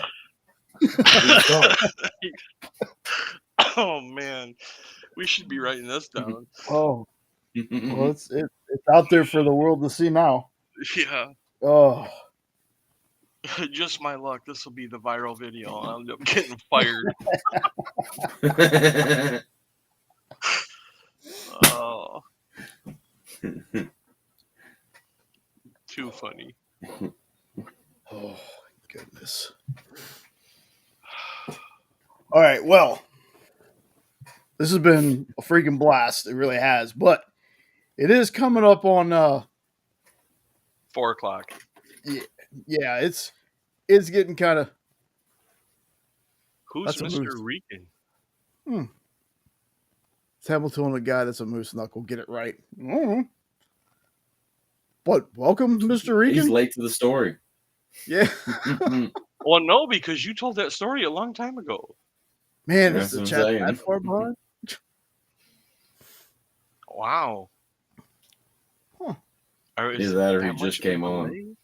Well, Well, if he just came on, how would he know you had a moose knuckle and a camel toe? No.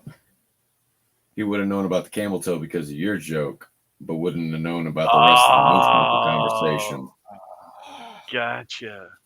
from earlier. I love their avatar. yeah. I mean, welcome in. You came in the last minute. We're fixing to wrap it up. We've been at it for a while. It's been a blast. It really has. Appreciate the both of you not only being here. Well, yeah, but there's a whole story behind that, Mr. Regan. I'd tell you to watch. Go back and watch. This is only this is like 7 hours long. It's a lot of stuff to kind of sift through. But yeah, honestly, Ed, Nope, thank you both so much for being here. This was very awesome. The fact that you were both here for almost 7 hours. Loved every minute of it.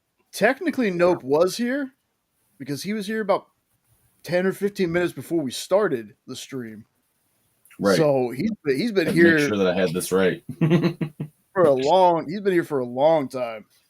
Jay, you know the last time we went 6 hours? Hmm. You know the last time we went 6 hours? You know what I did after because I couldn't sleep? What? I rewatched the stream. Oh, that's awesome, man. I was watching it even though we had just spent 6 hours doing it. And Mr. Regan, I appreciate that. These fine folks here are friends from my chat and my jobs chat, and you know my co-host, the other person on my channel, wasn't available tonight, so they came in to hang out. So we'll see them again, and you'll probably see different combinations of people. Try to pull other folks I know into the stream, if they want to hang out. I know Fable said he'd want to come on. Bearded wants to come on so he can debate Kyle on Dick Tracy. And Well, then you're gonna have Kyle too. Yeah, gonna get Kyle back on. Kyle actually asked me. He goes, "Hey man, are you alone tonight?" I said, "No, I got some folks coming on." He goes, "Okay." He goes, "I mean, I'm busy, but I wouldn't want you to do this alone. I tried to come on." I was like, "Nah, you're good." You are never alone. Nope. I mean, the one time I was still good for about 2 hours. So, but it's more fun to have other folks to talk to. Oh, for sure. Especially morons like us. Whatever. By the way, it's been very nice talking to you. Nope. You're just exactly you how too. I pictured you would be from our conversations. Well, I'm glad I lived up to it. But I'm never going camping with you. I can tell you that right now. Yeah, no. Or at least sharing a cabin at least. Oh, God. All right. It's crazy because it says there's still 5 people watching, so that's insane to me. It's probably all the West Coast people getting on. Yeah. God help Wait, them. these guys are up early. Yeah. Ooh, yeah. Goodness. Well, we do this every Saturday, even if my buddy Sean isn't with me because he's got to work like he did tonight. There'll always be a show on Saturday. We might try to do an earlier one on days that he's off. I'm starting to lose the voice now. So again, thank you both for being here. I really appreciate this. This is what I want to do. I want folks in the chat to be able to talk to each other one-on-one, or not one-on-one, but you know what I mean. You know what I mean. I'm getting loopy now. But I'll see everybody on Hydrasylum next Saturday. I will hopefully see, or not hopefully, I'll see the two of you during the week on the experience. Again, both of you, thank you so much for being here. I appreciate Thanks it. for having me, brother. Thanks for having me, man. Hail Hydra! Hail Hydra. Hail Hydra. Awesome. All right, man.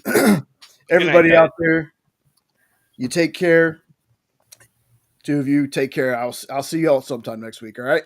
Yep. Yep. Later. See you guys. Later.